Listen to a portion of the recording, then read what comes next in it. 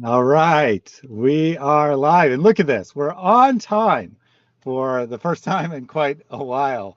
Mary was not delayed, and neither was I. It seems that every week one of us was delayed for some reason or another, but here we are on time. So, welcome back to Reasoned Answers. It's as good as waging war against Allah and His Messenger. As you can see, I have the soundboard working again today. Don't really know why it wasn't working last time, but it's up and running. So happy about that. We have an exciting show today. We're going to be talking about the origin story of Islam. We're going to be analyzing the Sahih stories as well as the so-called less reliable stories to see if we can come to some historical truth. But even if we just went based on the Islamic texts alone, or the accepted Sahih narrations alone, sounds a bit suspicious, this story. Mary, what would you like to say as an introduction? I would like to say that the reason that Muhammad reacted as he did to whatever happened to him in the cave made perfect sense in the context of the time and was exactly how absolutely anyone, if you had described the scenario, would have reacted. And that there's nothing like unusual or confusing or perplexing about what happened in terms of if you had described it to any ancient person, what would they say happened? They had no question, and I will give you evidence for that. Excellent, excellent. So I had a funny clip to start it off. Oh, there it is. I had forgotten to load it up, so give me 1 second to load it up. But while I am doing that, we had a uh, comment from the beloved people of the chat that we all need to convert to Islam because Una has found the most amazing hadith. She says, I found a hadith that is guaranteed to make you convert to Islam. Sahih al-Bukhari 55:17. Truly inspired. Let me just read this hadith for everyone. Narrated Abu Musa. I saw the Prophet eating chicken. You ready to convert, Mary? Oh, definitely. And by the way, I went into detail as to what that hadith is, what the context for it is, because it's actually an abbreviation of a longer one, on a recent stream of the Black Doctors where he was explaining his fundraiser for his trip to England. I was on there and they brought up the chicken hadith, and people were just like, why is that there? And I gave the full context. It's so much funnier if you have the whole context. It is hilarious because it has to do with oath making and oath breaking in Islam and with the complete uncertainty as to what was and was not permitted. And we also talked about Muhammad's reaction to rabbits and to rabbits menstruating and to the number of fingers that a lizard has. All of this ties in. Fascinating stuff. I encourage people to check that out. So for our clip today, oh, sorry. First, I had to read this comment from Una. Nice. Even Muhammad loved Chick-fil-A. So there you go. So for our fun clip that isn't related to today's video this time, have a recommendation from the audience. It's probably at least a month ago that someone pointed out this video. Just got a chance to check it out. This is Mufti Menk, our beloved purveyor of apples, giving some or advertising for his new app, which will help you with nikah. Let's hear what he has to say. My beautiful brothers and my amazing sisters. Oh, sorry. You know what? I loaded the wrong one. I loaded his. So he took a lot of flack for this video, and that was actually his explanation for the video, not the original video. All right, so here's the actual original video. Sorry about that. I was like, wait a minute, that's not how he starts the clip. 150 million flowers. We will help you to find that one. Introducing the future of matrimony. built on the same core values we know and love, but ready for the new generation. But what does that mean? Meet the artificially intelligent Wahi, your messaging companion. An AI that learns your likes and dislikes so that your matches get smarter. Everyone's identity is verified, including their images. All your data is protected for peace of mind.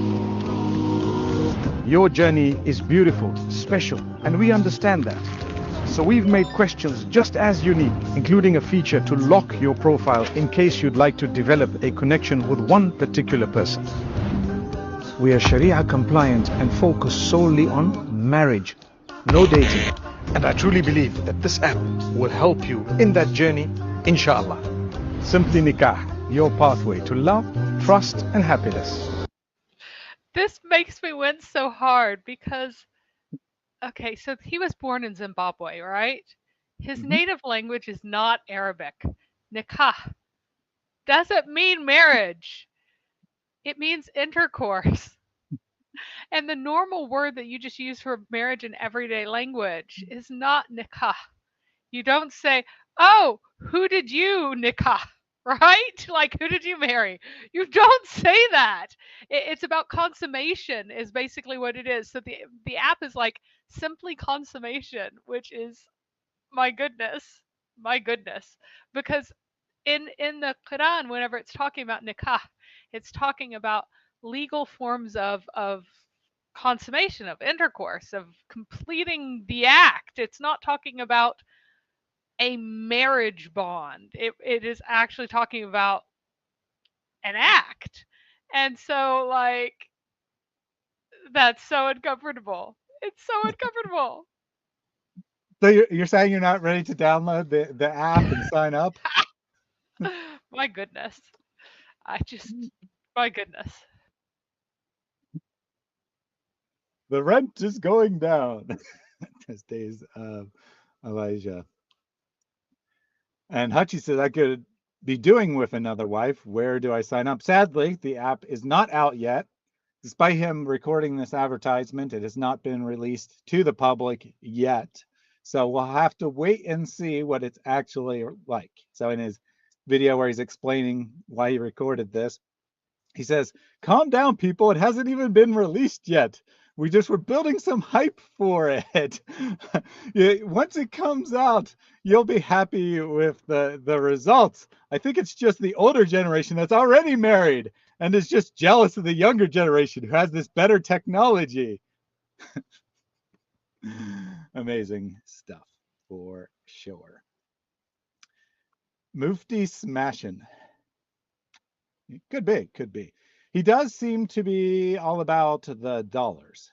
You know, whatever he can do to increase his own wealth, which is already quite substantial by any standard, really, he's happy to do. If that means putting his name to some new dating app because they gave him a bucket full of money to endorse their product, well, who cares what it does for his reputation as long as he's got his dollars. And it has AI. Everything's AI, even though nothing is actually nothing that's been produced is intelligent. It's just predictive modeling. It does not think, it is not intelligent, it does not actually evaluate things, right? But AI is a new cool hip term. And everything's AI. Everything's AI. It's gonna be crypto. You're lucky it's not crypto. And a few months ago, it would have been NFTs. It would have been the NFT nikah. Blockchain dating. Yes, seriously. And so after you've dated someone, you can keep their body count because it's written to the blockchain. And everyone. So supposedly, since I watched a little bit of his explanation video, supposedly the way it is AI is that the AI reads all of your conversations that you're having with a potential, someone pursuing marriage, in theory, and then warns you if that person is suspicious. Like it'll be like, hold on, this guy who's been messaging you, he seems to be giving off some red flags. You should probably consider that's what he says that the AI is going to be used for. Yeah, because I can't how imagine any good AIs are at possibility that. of false flags there, both directions, Yep. falsely warning you about someone who is actually genuine and not warning you about a stalker. I mean, the AI is definitely going to know whether that person who's typing messages is legit or not. But that's what he says it's going to do. So look for that coming to an app store near you soon.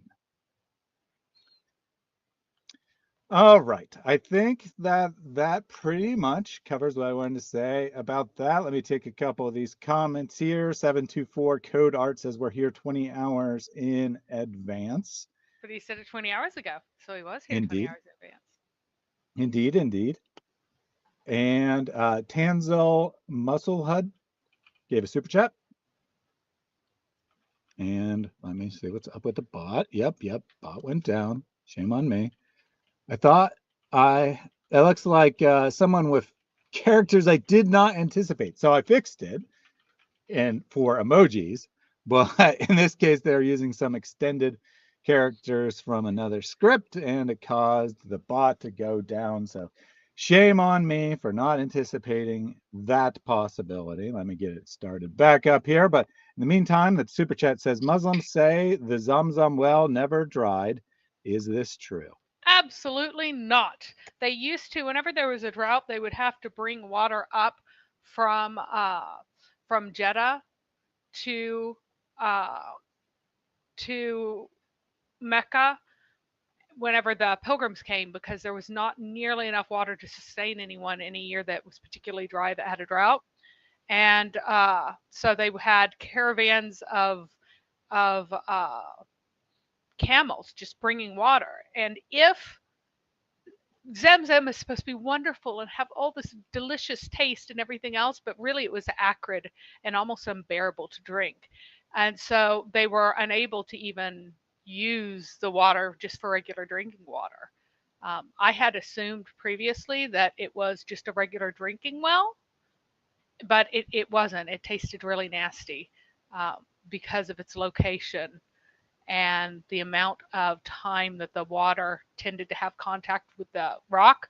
So it was not like, perhaps it is true that at the time that they were hauling water up from other places, the Zemzem had small amounts of liquid in it, enough to take tiny sips and go, oh, I feel the magical effects. But it never supplied enough for people to like use as drinking water. It just didn't. It was never used for that. So right now it is mostly fake. They take it from Jeddah, from desalination plants, and it's pumped all the way to Mecca. And in Mecca, they pump it into the earth and right back out again, and pretend that it's somehow been transformed into Zemzem water. And they then perfume it and add stuff to make it taste like special. So they're doping it with stuff to make it feel special. So that's what's going on. And Mary, you're mistaken. They can't dope it with anything or add anything to it to change it, because water is always pure. You cannot contaminate it, but you also can't enhance it. This is the knowledge of Muhammad, and I would hate to think that he could be wrong. So let me try calling up that super chat again. Brothers and sisters, why to lose this great opportunity? Remember, when the person is on his deathbed, the last minute, he will ask Allah Jalla wa'ala to be delayed for 1 second. To do what? Not to pray, not to do other things, but to give sadaqah. Because sadaqah, you can give it just like this, in 1 second. All right, there you go. It's working. So thank you very much for that super chat. And the Cosmos said, congrats on your 20th super. So there was a little thing that said to congratulate Tanzel for making his 20th super chat anywhere on YouTube. So Cosmos did that. I also wanted to address this from before we started. The infinite genius of no pain, no gain says, I wonder how Christianity started in the first place, considering Jesus may not have likely existed. You put your not in Only a very idiots say strange that. place, I mean, but that's obviously just what you're trying to imply is that it's not likely that Jesus was a historical figure. Very interesting. We'll let Muhammad Hijab handle this one. You crazy? I think yeah. he might be crazy. No But Adam, legitimate, reputable historian thinks that Jesus didn't exist. That is an extreme fringe position that is roundly mocked by even the hardest atheists as being utterly stupid. and here it may have likely been probable, according to our genius here. Adam Stewart handled this. He said, and would you use that same criteria to suspect any other historical figures of that time? To which No Pain, No Gain said, if these historical figures are believed to have been a divine or performing miracles, then yes. So anyone who has claimed to have performed miracles can't possibly be a historical figure. Of course, Adam says this is ridiculous. That would you apply this criteria to anything else? Alexander the Great, by the way, Is claimed believed to divinity. perform miracles. Yep. Alexander the Great claimed to be the son of Zeus after he went to the Zeus Ammon place in, oh gosh, what was it called?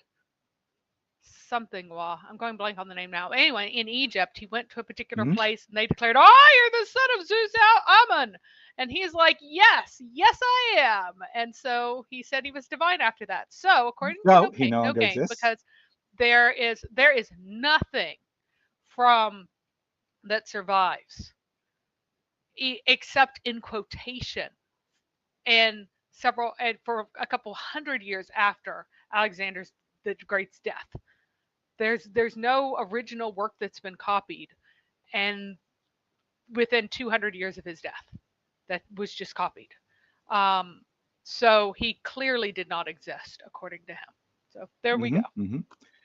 Indeed, and not just Alexander the Great, but a good percentage of ancient kings considered themselves to be divine. It was fundamental to the entire Egyptian system, for example, that the pharaohs were divine. And yet, apparently, that means that we can't believe any of them ever existed. It's highly probable that they did not exist because they were claimed to be divine. And then No Pain, No Gain in his final comment says, each historical figure is assessed on their own terms. So you're kind of a dumbass to use the criteria or compare Jesus to others. So he's kind of a dumbass for having a consistent standard for all historical figures. This is what atheism leads you to, unfortunately. Can't take you seriously. Just can't take you seriously. And finally, as Adam points out, they're modern claimants, right? They're modern people who go around saying that they are divine, saying that they're working miracles, saying that they're prophets, all kinds of things. Apparently, by the standard of our amazing atheist friend, they do not exist. Such people cease to exist when they make such a claim. And I think Trinity Matrix summed it up well. Christ was a real figure. How stupid can a human being be? Quite stupid. Finally, one comment on topic here. Andrew Martin says, I'm of the opinion that Jibreel was a demon. We will see. We will see. All right, I brought up your presentation. So we are going to talk about what happened with Muhammad when he was in the cave. And this illustration here is directly applicable to that if you know what the entire thing shows. So here are the main sources that aren't Islamic sources directly. So I'll be referencing Calder, who wrote about 4 particular terms and their use in Islamic sources, and Hinth and Tahanath are related, and Bir and Tabarar are related, They're different forms of the same word. So this is two root words with 4 forms that he talked about. And then and that is a link for you guys to read if you are interested. I will stick it. Whoops. I would stick it in the chat, but it looks like I have to actually go Open to the chat. here and copy it. Unfortunately, it doesn't let me just click. All right, from current slide. And then, so you guys can see this for later if you would like. You can make an account and read the entire thing. Another one was Goitine's essay on Ramadan that I'll talk about a little bit. And Kister is a very major one, and his was the definitive coverage of this before more information came out, which is Tahanuth, an inquiry into the meaning of a term. And here again, if you guys want to read it, you can read it. So just in case Dr. Murky Brains shows up later, we have put 2 scholarly sources in the chat here. Actually, and according it's 3, to him, or not in the chat. You're right. I didn't put the other one in. But anything that any scholar ever says, you have to be a complete entitled moron to not believe it. So if he comes, he needs to believe both of those sources. And the third, which there's no direct link to, so he unfortunately won't be able to read that one. I think it would be way too much trouble for him to go to a library and look up an article or book, whatever it was, that way. I mean, we can't expect him to do that much effort. I doubt he would even click a link to be. No, he wouldn't. He doesn't like. The funny thing is, I love when he's in the chat because he says dumb things right before I talk about people. And Muslims will say this stupid thing, and because he's behind, like he'll type it in, like before he hears me say it, even though I've already said it. It's hilarious. He's very predictable. So he is our prototypical, Dr. M is our prototypical Muslim who says the obvious Da'i script that makes no sense whatsoever. So we're going to start out with a very brief review of Muhammad and his familial situation at the time of the arrival of his inspiration, his Wahi. He had 4 putative living daughters who were attributed to him. At least 3 of them had already undergone pagan female genital mutilation and were betrothed to people. And the purpose of early betrothal, a lot of times, it basically gave you a backup family. You already promised to someone, so if you kidnap that person, you're violating multiple families and not just one.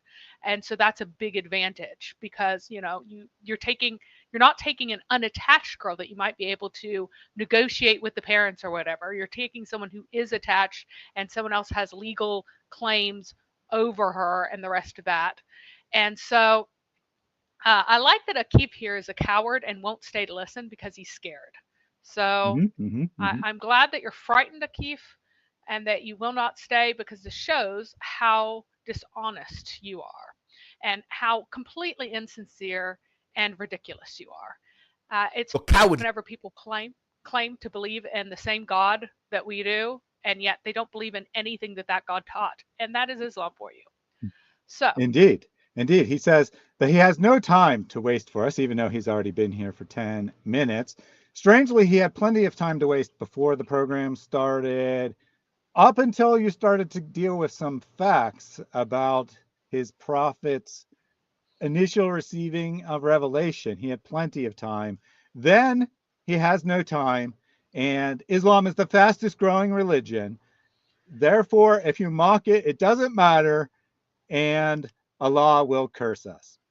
So there you go, right? There you go. That's his amazing argument. Plus, he said earlier, which I had saved and was going to bring up at some point, but sadly, since he's leaving, I guess we won't get an explanation. He says, we don't even know who wrote the Gospels, so how do you trust them? Of so course Mary, we do. It was Matthew, Mark, Luke, and John, and anybody who says otherwise is extremely foolish. It is extraordinarily let's foolish put it this way, to say right? anything else. If someone who is not a Muslim just blindly repeating a line But if someone is of a scholarly opinion that say Matthew was not written by the companion, to use the Islamic word, of Jesus named Matthew, what would they say about the authorship of, say, Sahih Bukhari? Would they say that that goes back to Muhammad? Absolutely not. They would say that the entire thing's fabricated and it's part of a revisionist history to make sense of the previous prophet. In fact, they would not assert that the Quran itself goes back to Muhammad, much less to Allah. So they would assert that it is the production of a process of redaction, is what they would say. That was the process of the caliphate's redaction of previous materials, which is actually literally true because it's in the Islamic sources. Like that is what the Islamic sources say, but that's fine. So. Mm-hmm, mm-hmm. And as Jack Ray says, it's funny when a Muslim recycles old Dawa from like 10 or 20 years ago, the ones that got shut down so much that the mainline Dawa dudes avoid them. I mean, today it seems that their main argument is not, well, to be honest, I've never heard an actual apologist give an argument that Islam is growing past, because it's just so incredibly stupid that no sane person would ever use that as an argument, since growth rate has nothing to do with truth. And probably 80% of the time Islam has existed, it wasn't the fastest growing religion. And it's only the fastest growing if you make an arbitrary distinction and say, well, I meant major religion or something like that, because some religion that some guy founded a week ago has doubled from him to him and his one friend. It's growing at 100% every week. This is way faster than Islam is growing. So you'll have to make some stupid arbitrary decision about what counts and what doesn't count as a religion. But even if among major religions, different ones are fastest growing at different times because it's due entirely to differing birth rate. Right now, Islam happens to have the highest birth rate of any major religion, partially because it's the religion of the cheapest or of the least industrialized, poorest countries, partially because Islam by nature turns women into nothing more than child-making machines, and partially because it happens to be younger on average, and people who are younger are more likely to be having children than people who are older. 10 years ago, Islam was not the fastest growing religion. It happened to be Taoism. I did a whole research on this ridiculous meme, and 10 years ago, Taoism was the fastest growing religion. Does that mean that it was the true religion 10 years ago? Apparently it does. All right. Let's we gotta pick up the pace though, or we will not get through, because we're half an hour in. Just and I have 42 slides. I will stop with all of the distractions now. If Muslims want to distract, they're going to have to come up after Mary is done. Before you go on, though, I did want to ask you what Wahi means, in case people in the chat don't know. I already have. I said it was inspiration, and it means to inspire in like an ant was inspired to say things. So it's kind of a general sense. It's not always heavenly. All right. Okay, so what we have here, sorry. So I talked about the early betrothal. One of the reasons is that you would have another family who would, whom you would insult if you tried to carry off a daughter. It's also because what happens if somebody dies all of a sudden? Because life was short, it was uncertain, it was difficult, it was, and it was, you could suddenly lose all of your wealth in like a strike. So how do you provide security for your daughters? Well, if they're already betrothed, then they can go off and live with the family of the people who they're betrothed to, and they can finish raising them and then marry them to their son. So it was a way of providing security for your daughter. Now, because there was a puberty ceremony for young women, that indicates very strongly that they did not have prepubescent intercourse, nikah, which was the final stage in a contracted marriage. Instead, they had early marriage contracts with the actual intercourse after they had gone through the ceremony in the council house Uh, and then after that, they would be eligible for actual consummation. We don't know how long after, but at some point after that, they could have consummation. So, in inspiration, it just means that you're inspired to say something. So yeah, it's a the Wahi is not a restrictive sense, even though it's usually used today in Arabic. It's almost always used in a restrictive sense in the Quran itself. Um, it's used in a non-prophetic sense. So uh, when it's inspiration is much better than revelation, because revelation kind of demands that something is coming from that's truly revealed, whereas inspiration can mean that, oh, I'm just inspired to play the piano or something, right? You can say that and not mean that something came from God, because it's a more generic word. I tend to go more toward that, because that is the more general usage of the word and how it's used there. So, if you so all four of the daughters seem to be at home with him. His wife's oldest daughter, Hind, was probably already married off and out of the house, because she does not feature like at all in any of the traditions. There's a record of what happened to her, who she married, that she had a kid, that the kid ended up not having any kids, and so uh, died without issue after that. But there's no record of her ever interacting with Islam in any way. Her son Hala was also a legal adult at this time, and he either didn't live with Muhammad or he moved out soon after he declared prophethood. He did not become a Muslim. He did not believe in Muhammad until after Muhammad conquered conquered Mecca, and at that point he's like, "Oh yeah, I'll become a Muslim now." Now Muhammad's putative, again attributed son with Khadijah was already dead. We know for sure one son, perhaps more, but definitely had no living sons with Khadijah. At least one of them was dead, perhaps more. And then at least one other child of hers, at least one other son of hers was also dead, perhaps more than one, with her previous husbands. Because remember, she had had two husbands before Muhammad, and she probably married him when she was about 28. And HSNM, get on topic and quit distracting in the chat, or you can I got sit it. in time out. Yeah, I got it. He's It's fine. like distracting everyone, and he is not listening. I don't think he has his No, volume. I just told him that he needed to start paying attention, and we would talk at the end, and he said that he would do that. So we'll see if he sticks to his word or if he continues to try to distract.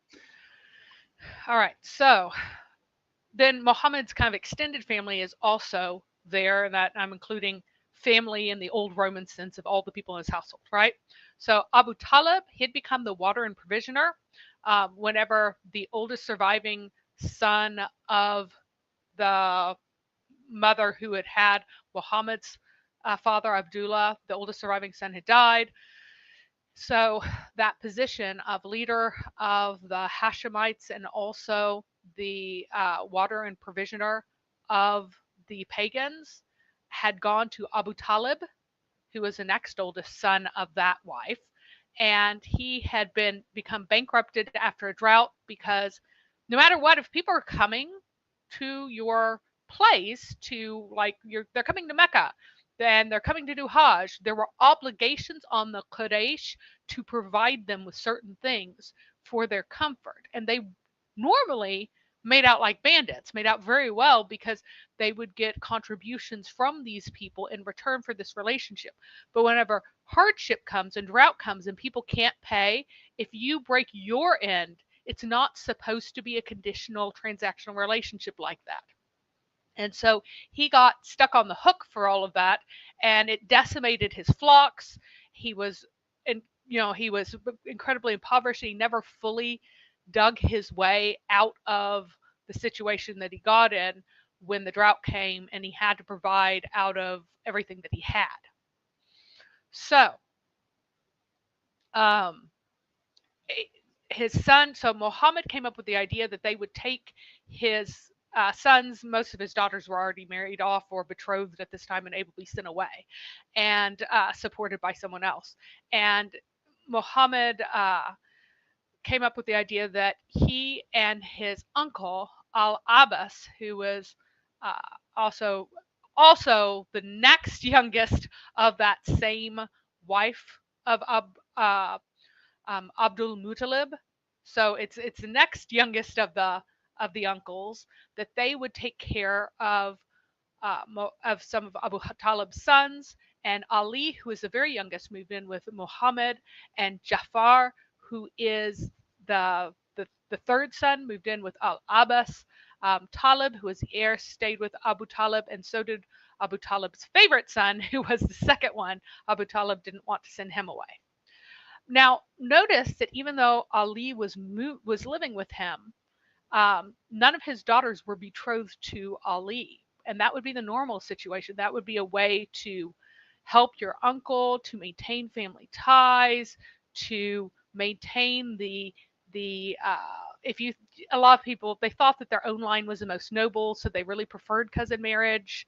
And so you would normally expect him to marry one of his daughters to Ali, but that did not happen until after, even though Ali was old enough for betrothal at this point.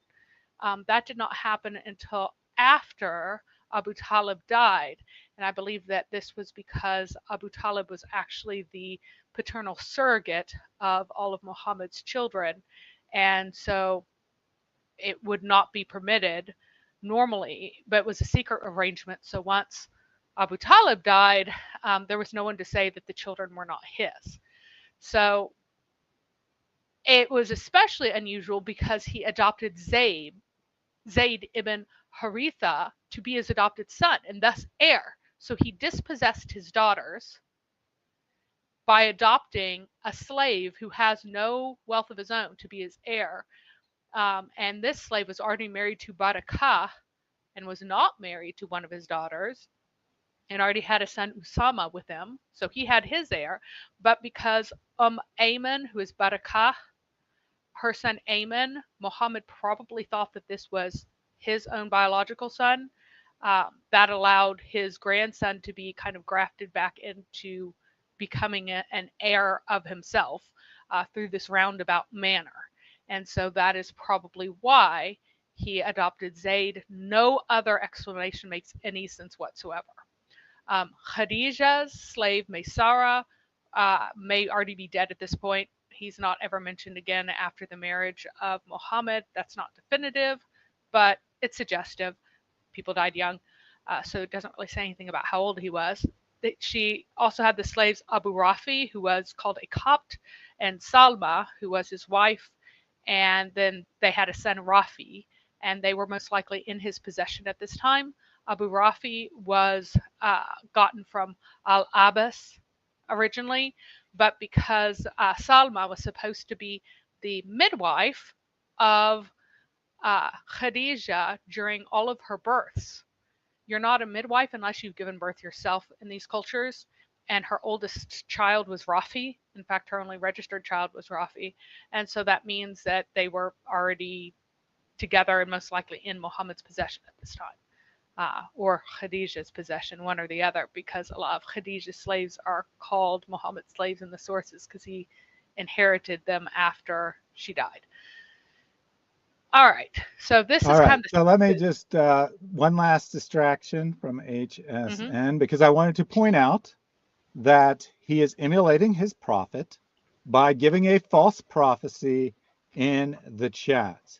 He says, I already know that Thaddeus can't answer this. I'm going to demonstrate that to the rest of the stream.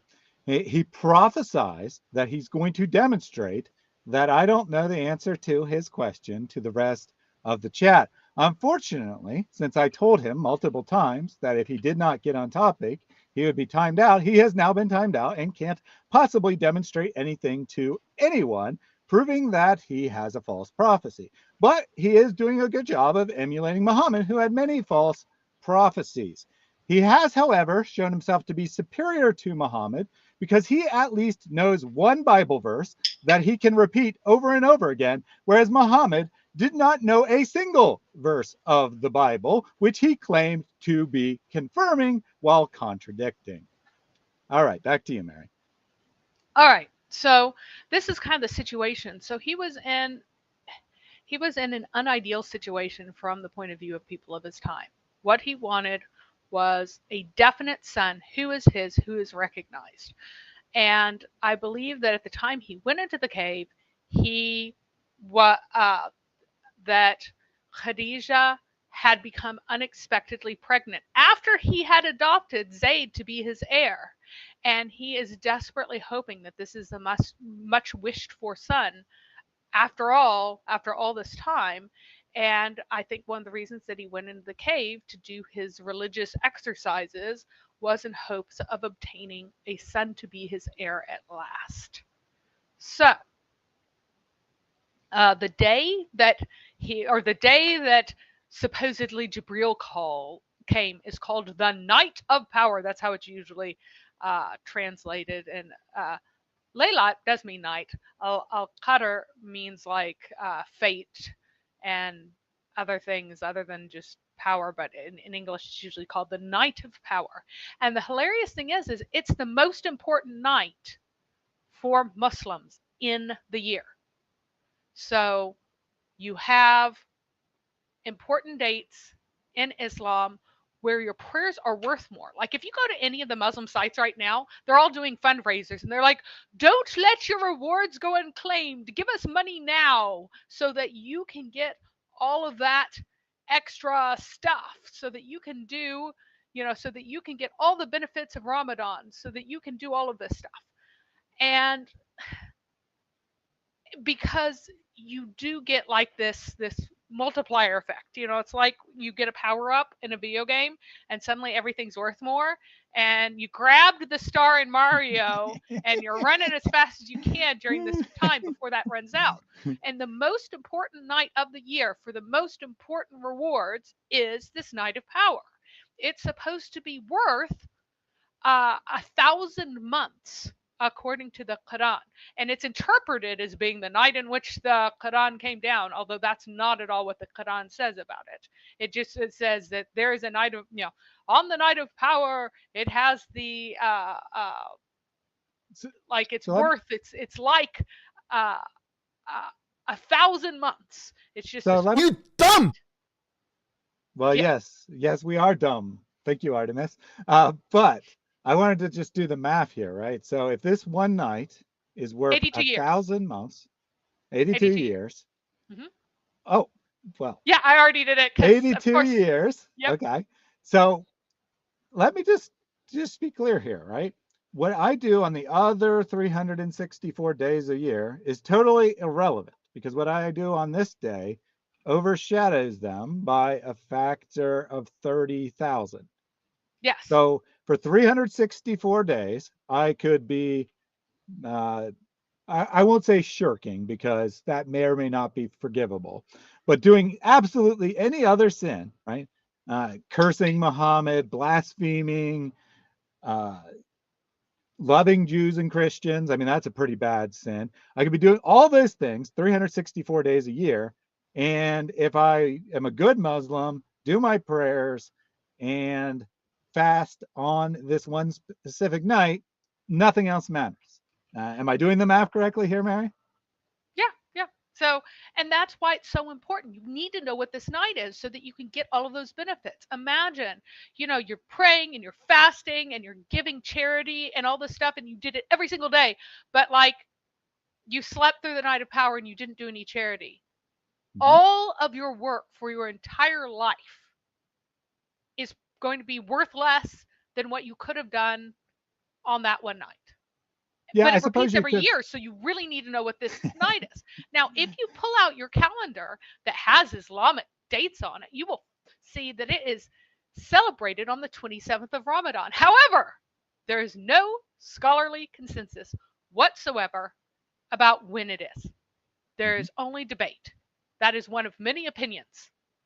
So this is a specific, what I'm quoting here is Yeah. from, yeah, go ahead. Imagine this, right? That Yeah. you believe by divine ordination that this night is so important Mhm. that you forget what night it is. Well, that's because honestly, the assignment of the Night of Power to the night that the Quran came down happened long after Muhammad died, and so nobody ever bothered to recall it because this is made up. Bluntly, Well, this is yeah. made up later. But Yeah, this is I evidence. think that if people actually believed this at the time of Muhammad, they definitely would have remembered that night. Yeah, yeah. So it's made up, but it is consensus that the night of power that's worth 1,000 months, that is in fact the night that the Quran was first revealed. So there is this consensus about that, even though it's totally made up. That is the consensus. That is what the Islamic point is. That is the belief that this is when it is. And so that it leaves this completely ridiculous situation. Now, it is important to note that this is good evidence that Islam's theology was made up as you went along, and it was not concocted by a central authority at a particular point in time, because you wouldn't do anything that stupid. Like, this is ridiculous for you to concoct the idea of this great night that gives you tons of benefits if you do nice things, and then but nobody knows what it is. Like, that shows that this is a naturally evolving false religion like so many others. So yes, they won the salvation lottery but misplaced their tickets. So this particular, so Yaqeen Institute, if you've seen, it's this like semi popular progressive ish, but actually uh, not heretical Islamic Institute, right? It's trying to be all smooshy and warm and fuzzy Islam and wonderful, Hmm. soft, gentle, whatever, but it's not heretical like some of the really leftist stuff is. So it is real Islam, but it's trying to be like this. Oh, we just believe these wonderful things and these five, that kind of thing, that type Yeah, of well, Islam. they do a good job of trying to put an intellectual spin on it. I mean, given what they're working with, I will say, unironically, that they are doing an amazing job. Now, it ends up being garbage, but given what they're Because working with, source material is so bad. right, Yeah. given what they're working with, I find it hard pressed that someone could do a better job of trying to get something coherent out of Islam. I agree. I agree with that. But they put up an entire translation of Sharh al-Sadr by Ibn al-Iraqi, and that's the most definitive discussion of the question about the night of power, its virtues, when it is, et cetera, et cetera. And this is what Yaqeen Institute says in their introduction of this book. So it says this book begins by exploring, and this book is from the High Middle Ages, or actually the late Middle Ages. It's about to be the Renaissance is when it's actually from its time period, but it's dealing with earlier material. And he says the book begins by exploring the tafsir of the chapter of Al-Qadr, reflecting on the origin of the name Laylat al-Qadr, its virtues and events. Then it delves into frequently asked questions regarding its timing by comprehensively narrating majority and minority scholarly opinions and providing proof for each opinion from prophetic reports. Notice, proof for each from prophetic reports. So this wonderful isnad, science of isnad, left you with a complete, utter garbage mess of complete contradiction considering this. And so the book presents a total of 27 opinions on the timing of Laylat al-Qadr. These opinions may be categorized as follow. The occurrence has been abrogated, one opinion. The timing is entirely hidden, one opinion. It is a fixed night every year, 23 opinions, and it shifts from year to year, two opinions. The number of opinions actually exceeds what this book lists. Ibn Hajar al-Asqalani, Asqalani, for instance, reported 46 opinions in his commentary on Sahih al-Bukhari. The disagreement is lightly semantic, as most opinions agree that its exact time is not definitively known. So the 23 who say that it's on a fixed night every year says we don't know when it is. Now here is the quote from Yaqeen Institute, who's trying very hard to make this not be the world's stupidest religion. The varied opinions, a prompt reflection on the wisdom of keeping the exact timing of this night unknown to us. Now, here's the funny thing. There is no wisdom. It's just what human beings happen to record, right? That nobody knew. They didn't pay attention to it at the time because this stuff is made up later. If it had been important in the time of Muhammad, people would have remembered when it was because people would be celebrating it every year. Anyway, What you're saying is that hadith science is bunk? You can't yes, trust it? indeed. It is Well, very in that case, I have a response. Not science. To hell with science. nice. So they're trying to cope like, why don't we know when this very, very important night is? The apparently conflicting reports from the Prophet, his companions, and their successors, not the actually conflicting reports, even though that's what it is, all right? The apparently conflicting reports demonstrate the purpose of this ambiguity is to encourage Muslims to exert their utmost effort in worship. The wisdom is applicable to most opinions, whether they posit that it may occur on any night of the year or any night during the entire month of Ramadan, or one of the last 10 nights, or one of the odd nights among the last 10, and that specifies some more of those 23 opinions. These are other options, right? Of which day it could be among those 23 who said it was a fixed day, right? After listing the 46 opinions, Ibn Hajar commented, all of these opinions which we report, one from the third one onwards, agree that the possible occurrence of the night, or agree that it may occur and encourage seeking it. So you're supposed to look for this night, you're supposed to find it, and you're supposed to do good things on it. But you don't know what it is. Keep in mind, you're supposed to seek this night to do good things on. But you can't know when it is because nobody's sure. It's just wasn't recorded at the time. It wasn't observed at the time, clearly, because that's why it wasn't recorded. Then he added, these are all that I could gather from the reported opinions. Some of them can be amalgamated with others, even if they seem different.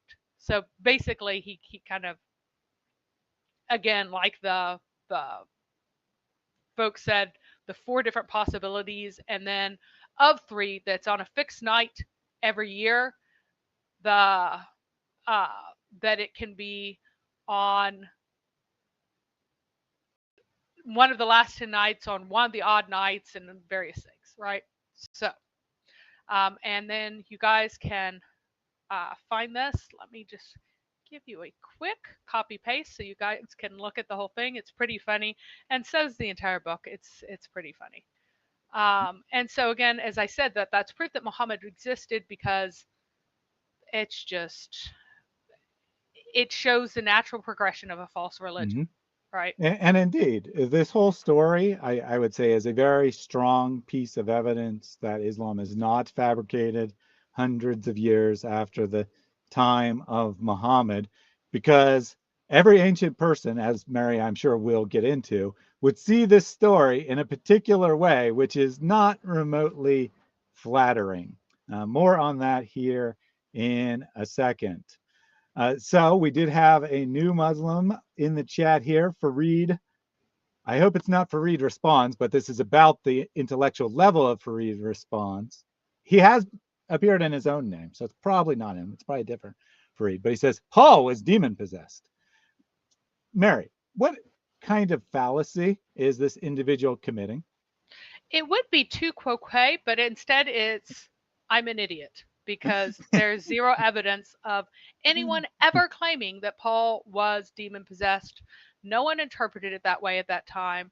Not the other Jews, not the Greeks, not anyone. There's no one, either Jewish followers of the way or not, Gentile followers of the way or not, or anyone. No one interpreted it that way at that time. But he thinks, oh, I can just make baseless accusations. Now, the question is, Fareed is especially stupid. To the Jew, I became a Jew. To the Greek, I became a Greek. That's a demon. Fareed, are you honestly that stupid? That this is an honest question. Do you think that that Paul says he is shape-shifting here? I just want to know if that's what you think is what's happening. Or is he saying that he is adaptable to customs of different places so that he can talk to and relate to people? You dumb! Yeah. Just very special. Oh my gosh, Fareed, thank you so much for this. So HSN. No, Fareed, we are not appealing to silence. What? Again, this is the extremely low intelligence of Muslims. So an appeal to silence would be no one ever gave any opinion on Paul. No, there are many recorded opinions about Paul. Oh my gosh. They is it have just very like random? specific opinions about Paul. So Fareed, you are possessed by a demon because there has not been an official. No one has testified analysis. otherwise. Yeah, no one has established otherwise. Your imam is controlled by a demon. Every caliph was controlled by a demon because this is Fareed logic. Here we go. Now, in fairness, Mary, I think that more likely he doesn't actually know what appeal to silence means. No, and is just randomly pulling a fallacy out of his hat and Yes. just saying it without having any clue what this means. And then you tried to apply it as if it could possibly make sense, but I doubt that's what he meant. I think he just said some words and hoped that it had something to do with the conversation. And now, so HSN has come back from his timeout and he's cried. Yeah, the thing is so fake. Oh, HSN has busted me. I faked the laugh. That was 100% genuine because I actually found it to be that hilarious, but you know, whatever. So I faked a laugh, in your opinion. Great response there. But anyway, he's come back and he's crying about people insulting Muslims in the chat. And he keeps asking me if this is within the rules. So I would prefer that people not insult, but I give people leeway. And he is being very insulting. He didn't call anyone a name, but he's being very insulting. And he has that leeway, as I pointed out to him. But instead of giving any argument against anything that we have to say, he's just busy here. Distracting. That's why I put him in timeout because he's distracting again and he's crying. Throwing a fit. He's not even trying to distract anymore. He just, I feel sorry for me. Oh, Fareed, So, come Fareed, on. You have to be smarter than this. Fareed. Okay, so apparently he does than actually know. Well, at least this actually does prove something. It does prove that he at least was actually trying to use argument of silence. Yeah. Now he's totally misusing it because an argument of silence would be something like, no one said X, therefore it must be false. Well, that is not remotely what Mary said. You're the one making a positive claim. So an example of an argument of silence that's actually applied to the Bible would be, oh, no one mentions the massacre of the innocents, therefore it couldn't have happened. That would be an argument of silence. Saying that no one claimed Paul was demon possessed, which isn't what Mary said anyway. But even if it was, that wouldn't be an argument of silence because you're the one making a positive claim. You have to provide evidence for your claim. You understand the difference? You're making a claim that Paul is demon possessed. You were asked for evidence, and your evidence was that he was a shapeshifter because he changed from being a Jew to a Greek. Which is hilarious. All right, let's get back to the topic because this is where we're going to spend a good deal of time is the tahanuth of Muhammad. So tahanuth is a really difficult word for Islamic scholars. They don't know what it is. Right? They don't know what it means. They don't know what it is. They don't know anything about it. And so they have to gloss it and try to explain it. Yeah, just real quick on that point. Yep. Because you've been arguing why this must be, or why this is good evidence for Islam being not a later fabrication, but something coming from Muhammad. Would someone invent a story on a word that's archaic and no one knows the meaning of? No. Or no, and this is part of the reason is that they have the story is original. Yeah, they have a record of this thing. They know it's called Tahanuth, and they have no idea quite what it means. Like they're like, what is this thing? We don't know. And so here is our gloss of it. This is what we believe it means. It was reported to be a pre-Islamic activity in Mecca, and it seems to be not really well known or else very embarrassing. These are the two reasons that people could be confused about it. Either A, people really didn't do it that much to the point that everybody knew like all the details, or it hadn't been done that long, or whatever. There's just this uncertainty surrounding it. Or the actual thing is so embarrassing that people didn't want to talk about it later, and so it got forgotten. These are the two possibilities that are rationally why you wouldn't know what this thing is. And that's why one of these two are the rational reasons that they might have a hard time like explaining it later on. So it is true that Muhammad made up tons of religious words to sound religious and enlightened. However, I don't think that this is one, because there is a general agreement that Muhammad isn't the first dude to do this. Like no one says that he heard from Allah that there's this wonderful practice called tahanuth, and he said that it means such and such. Rather, he is doing something that pagans had previously done, and he is doing this activity that pagans also did when this happened. And if it came from Muhammad, there would be no reason in the world not to say that Allah came and told him to do this, and so he obeyed, and then this happened.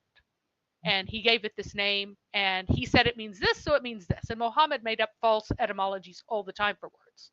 So I do think that this is authentically pre-Islamic because of the kinds of confusion and difficulty there. I think we can have confidence in that fact. Yeah, I would agree. Our confidence level falls for some certain things, but our confidence there is very high. So there are two different descriptions of it, okay? And it occurs, and this is actually from Kister, because the font was actually clearer here than it was in my copy of Ibn Ishaq. I just copy pasted from here rather than Ibn Ishaq because it's a bit clearer. But it says that this word occurs first in the famous tradition recorded in Ibn Ishaq, which is the beginning of prophethood, right? And it says that the prophet, says the tradition, used to sojourn, and that's Ujairu,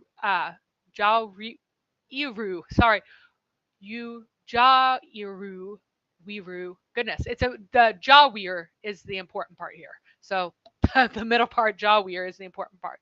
Used to sojourn on Mount Hira for a month every year.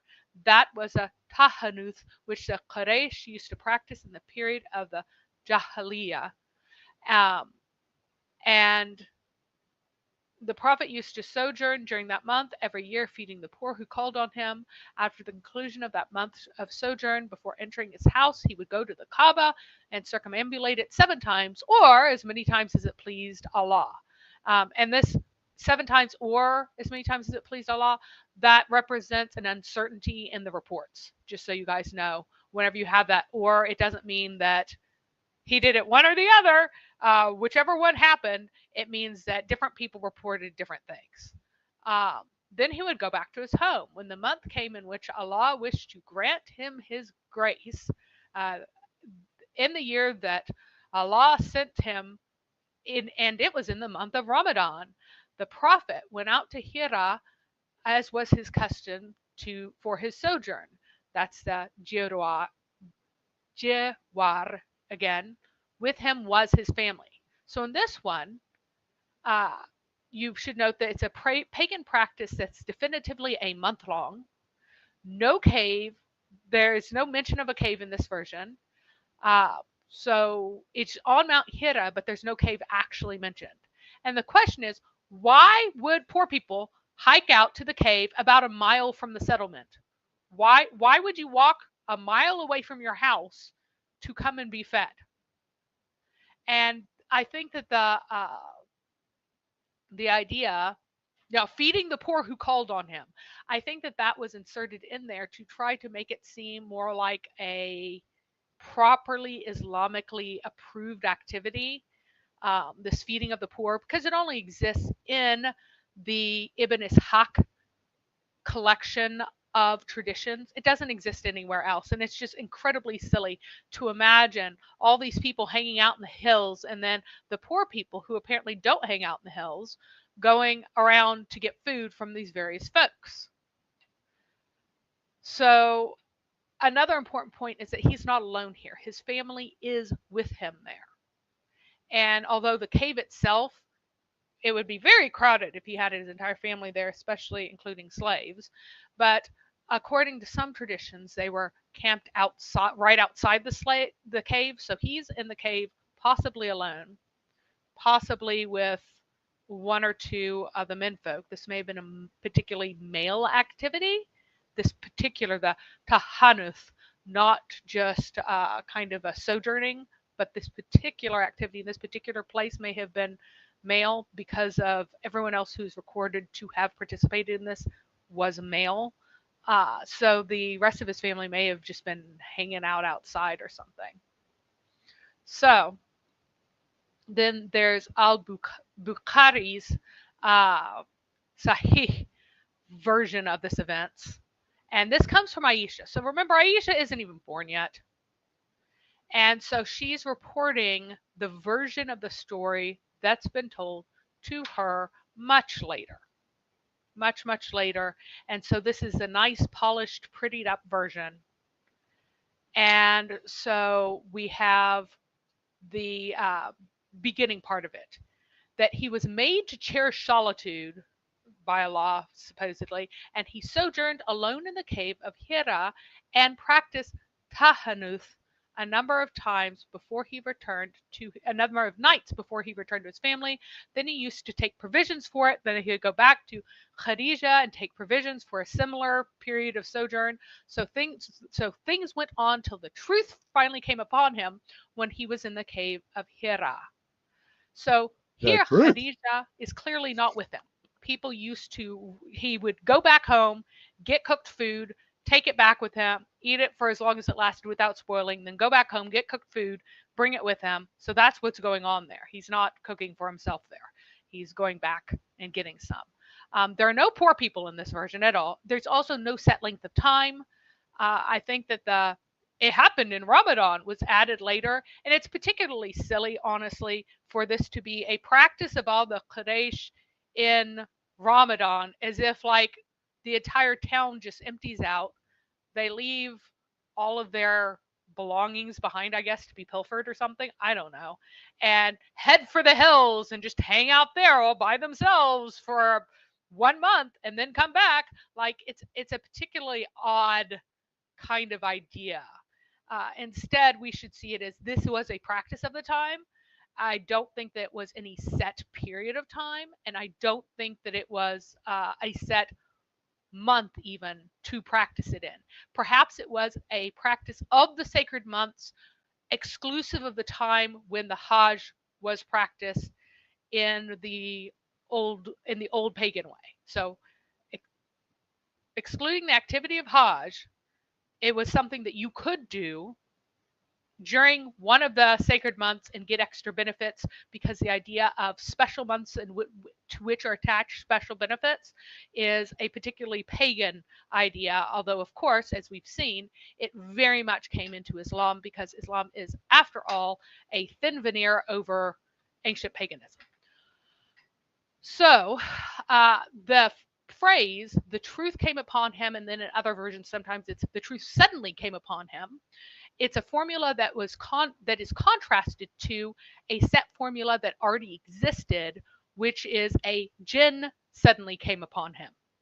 So, yeah. So they're here. This is actually a polemic assertion that what happened, they're pre-programming you that the truth is going to come upon him.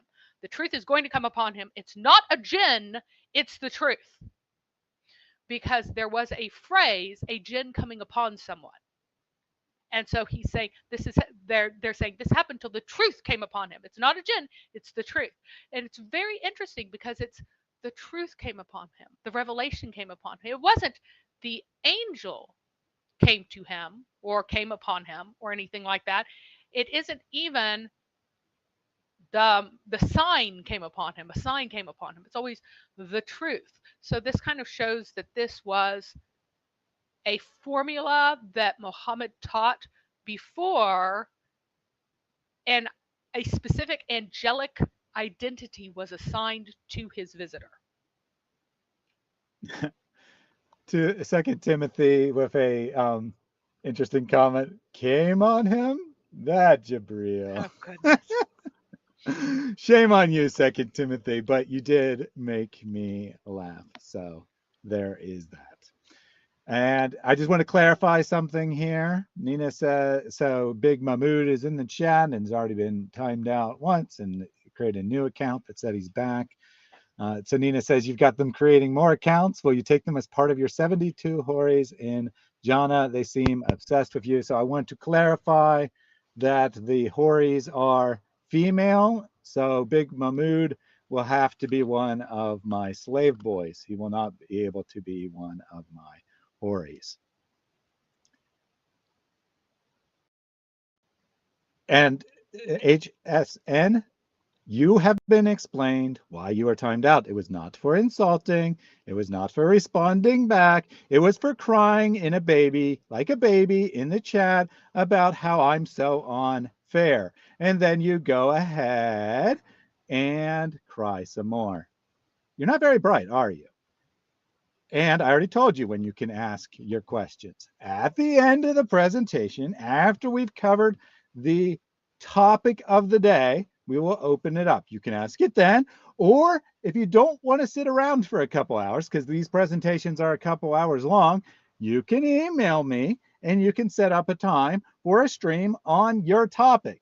But the topic of today's stream is not HSN asks the same questions that every Muslim ever asks and has no idea that we have good responses to him because he never listens. He just plugs his ears when anyone responds and pretends that he's never been answered. That's not the topic of today. I know that's what you think the topic should be, but it's not the topic. If you want that to be the topic of a stream, feel free.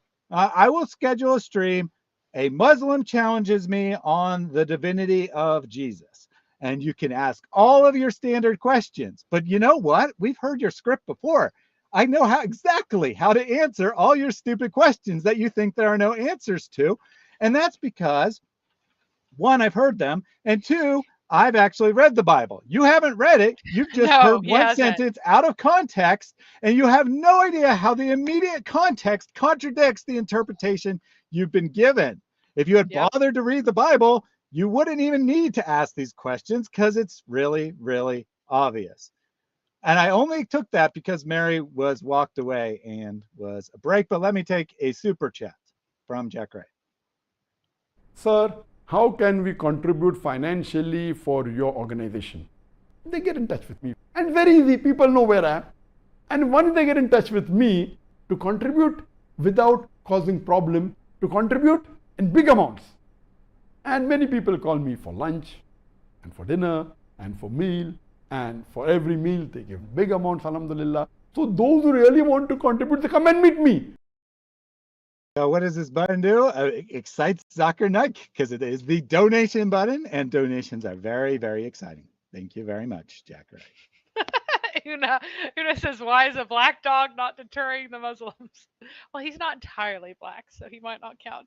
His expression was so stricken when I walked out of the room and told him to stay. He's like, but you're leaving me all alone, you cruel woman. All right. So the question is, what is this thing? What is tahanuth? What is it? And what you find out is that there's a lot of disagreement about the meaning. Like there's a general consensus on the idea of it, but it's not anything you couldn't extract from the context, right? If you just use context clues, you'd come up with this answer. But as far as like what the literal word means, there's a lot of questions. Now, ta is a particle that turns a verb into a noun. and the shada, that means the double in there, right? That's part of a frequent pattern with ta forms. It's called tafa tafa Allah, which I can't even say, and I don't know how to like lengthen it in that way. It's really difficult. But anyway, it has a particular name. It's a particular kind of form of the ta form. It's a subform of the ta form that's pretty common. And so I'm not really sure if you can say that the kind of verb is semantically, the kind of verb that it is semantically, like its meaning contributes to the form choice, whether or not the shada has any kind of semantic significance. Because I was looking at other examples, I'm like, all of these could mean like a large or repeated action, an expanded action, a lengthened action, the repeated action, and action involving more times, more people, something like that. But it's not definitive. It may just be kind of like whenever you go, sheep and sheep are both plural, and foot and feet are go singular to plural in English. There's no reason for it at all. So it could be something like that. There's no reason, as in no semantic reason. Like the meaning of foot is not why you go from foot to feet. It just has to do with the history of the language. So can't really say that there's any meaning there. But we should be able to find the root rough H, in, n, and th should be our root, and there's no roots like that in the Semitic roots repository. Now, that doesn't mean that there absolutely is no Semitic root that exists, because the Semitic roots repository is not yet totally exhaustive. It's still being worked on, but it absolutely means that this is not a common word, because all of the common roots have been in there. All of the even reasonably frequent roots have been in there. So this kind of suggests that might not be the kind of word that you think it is from looking at it, because it's not in this database of Semitic roots. So that's a second clue after the scholars going, yeah, well, here, we're going to gloss this weird word that nobody quite knows what it means for you. Yeah, so I guess the possibilities are that it is a Semitic word, but it's extremely rare, or that it's a foreign loan word. One of the two would seem to be the case. Yes. So the stupidest explanation, which is given by Western scholars, and this just hurts me. It's so stupid. I'm like, occasionally there are things that there's nothing so stupid that some scholar somewhere won't say it. This practice was about escaping the heat of Mecca for those who could not afford to go to Taif during the hottest month, because Ramadan used to be a very, very hot month of the year. It means the scorching or the burning, and silly people are like, oh, it's called that because it's about the scorching of sins. No, it was named that by pagans because it was a hot month, right? So, you might like to go to Taif during Ramadan because Taif is higher in elevation. It's much cooler than Mecca. So it'd be a nice place to go. They're like, oh, well, this is like, they'll go up into the closer mountains because they can't afford to go all the way to Taif. And so they just escape the heat of Mecca and hang out there. And it's just painful. And they would empty out the city. I do not think that the mountains are that much cooler, first of all. Second of all, Mecca wasn't a city. It was a teeny tiny town. It wasn't that much hotter than the surrounding desert. The mountains right around Mecca are not all that high. You have to, keep going a good distance to gain enough elevation for it to really make a big difference. So it's just a particularly silly and embarrassing explanation that no modern folks take seriously. But in the early and middle 20th century, you got things like this. So we'll move on to less silly things, and we'll go to the Islamic scholars who are actually less silly. And it's kind of interesting that Ta-Nasaka is recorded in place of Tananutha in certain places, and in certain hadiths, it's just the word swapped out, and nusuk just means a ritual practice. So it's like Tahanuth was too weird for people to remember, and so they replaced it with another word that does not at all have, it has one letter in common of the same root. It's a totally different word. Um, it just looks more similar because the word form is similar. Like running looks like coming, but they're Mhm. not actually similar at all. It's just the form of the word is similar, right? Um, and so that again shows the discomfort of people with this weird word that people are using. And there's a debate about the origin, and a lot of that uses replace the letter uh, approaches. So they'll gloss it with another word in the same form that has some of the same letters to like make them feel more related. Again, like coming and running. So Ibn Ishaq called it taburur, which means the holding of pious exercises. That's the word, that's the form that comes from bir, which is pure, or, and then from that by extension, pious eventually. Uh, and there is a relation between uh, tahanuth and tabarur in the in Sharia and in other things, because we'll see that tahanuth means to incur an obligation in a lot of circumstances. Ritually, you have an obligation now, a liability placed on you, whereas tabarur is to be free of an obligation, to be purified, to be cleansed, to be blameless. So once you incur a liability, you do a thing and then you become blameless.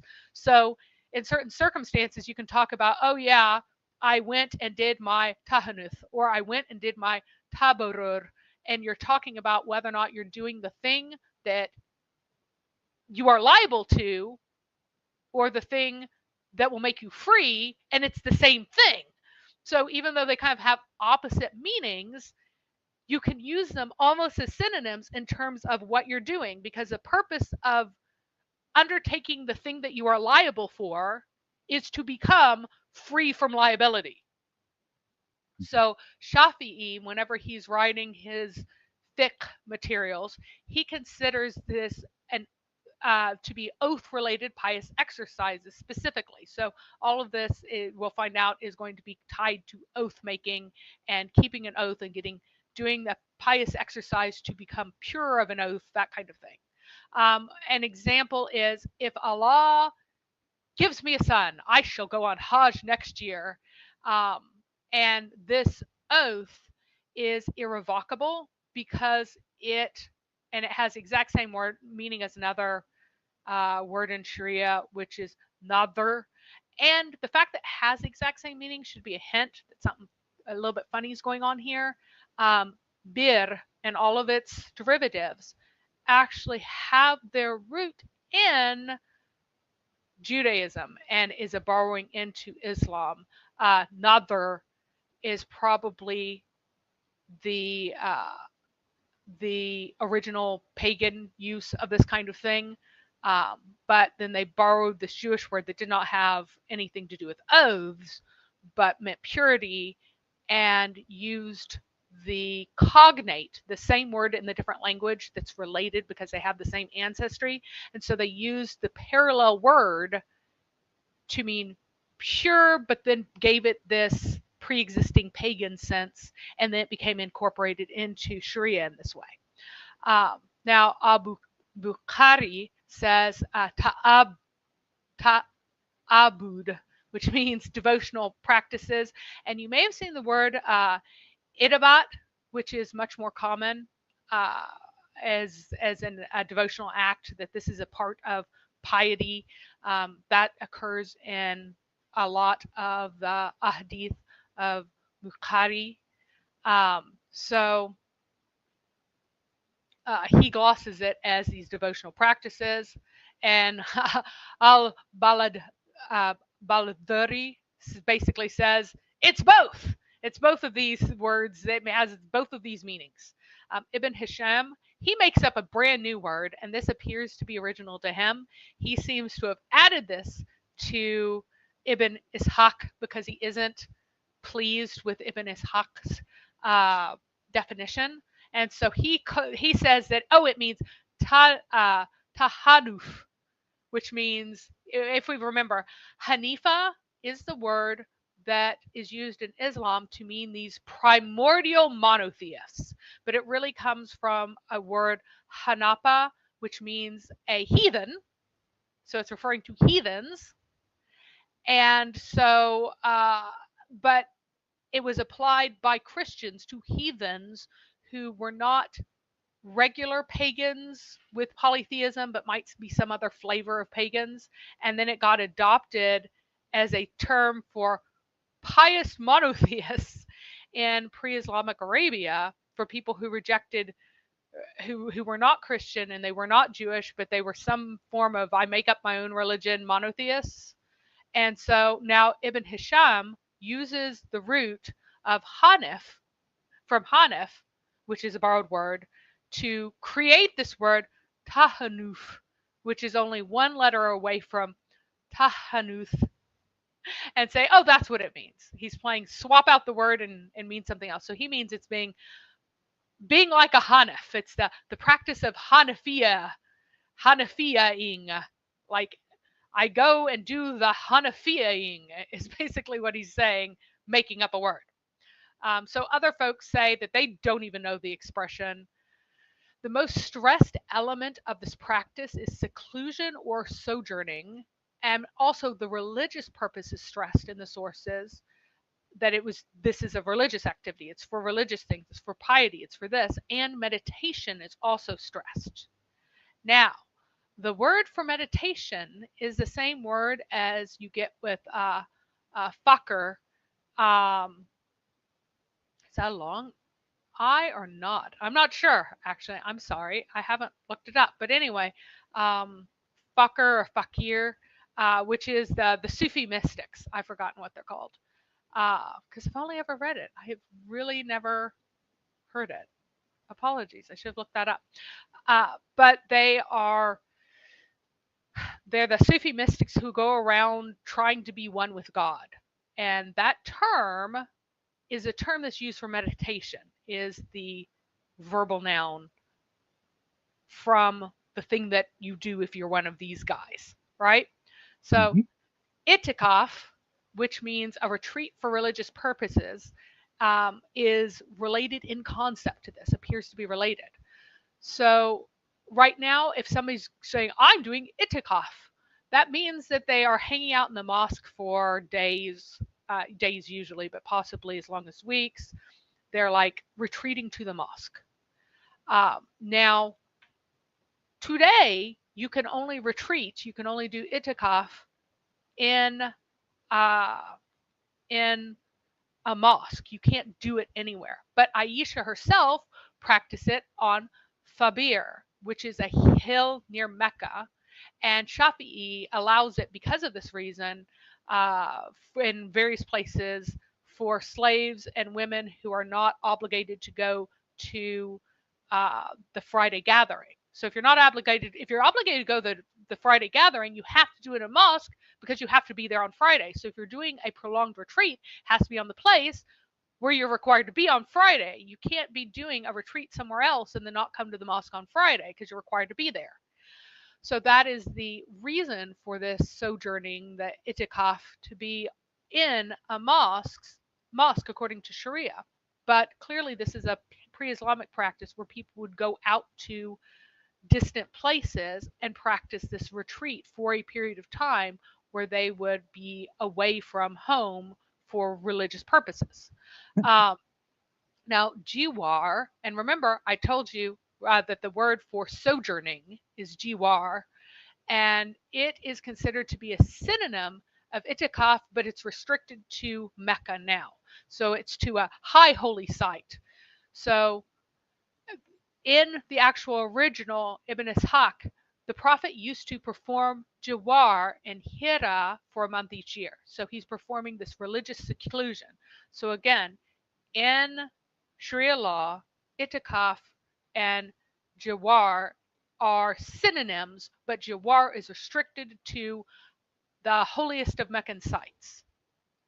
So, this shows kind of the pre-Islamic layers of this, and as well as going, hey, look, they have words for it. Like jiwar is like legitimate Arab word. Nobody is confused about its meaning. Everybody knows what it means, like its literal meaning. Everybody's fine with it.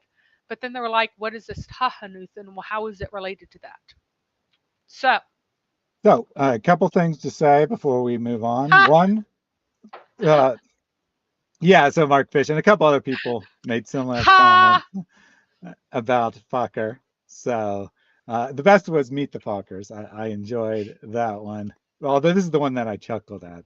I never thought I'd hear Mary say that word. But I wanted to point out a couple things. One, we have a huge number of Muslims in the chat today. It seems, and none of them have even, well, one exception, which I'll get to in a second, none of them have attempted to address the topic.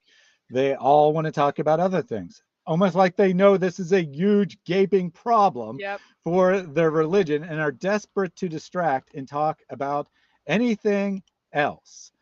yep. Well, I know that the word is fakir in English, or faker is even more often what it's called, faker, which is hilarious, kind of faker, Well, faker right? is, that might be even funnier. I mean, to be Yeah, honest. and that's what it's called in English, but I don't know whether or not it's a long I or a short I in Arabic. I haven't actually seen it written out in Arabic, so I don't know what it is. So apologies, because I didn't look up, because a lot of things, like we look at it and we put like uh the country of Qatar, people like to call it Qatar, but that's like Mhm. absolutely not what where the emphasis is on the wrong syllable very often, because we just like see it as kind of this exotic word and that's how you say it. So I'm So, actually, this is hilarious. yeah. So, Fareed, I'm discussing Islamic sources right. and different opinions of all these different Islamic Which he experts. calls Do you not waffling and empty know assertions. who Ibn Hisham is? Do you not know who he is? Mhm. Ibn Ishaq So he says that al-Bukhari.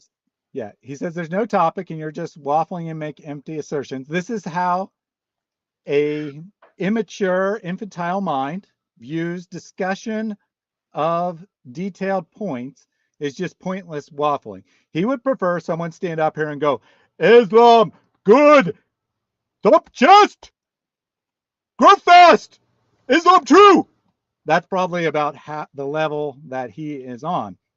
However, amazingly, even Mohammedans can figure out what the topic is. Fareed can't, but Mohammedans can, and he actually made a point that is at least tangentially related to the topic. So, since he did for once and wasn't just crying, thought I'd bring it up.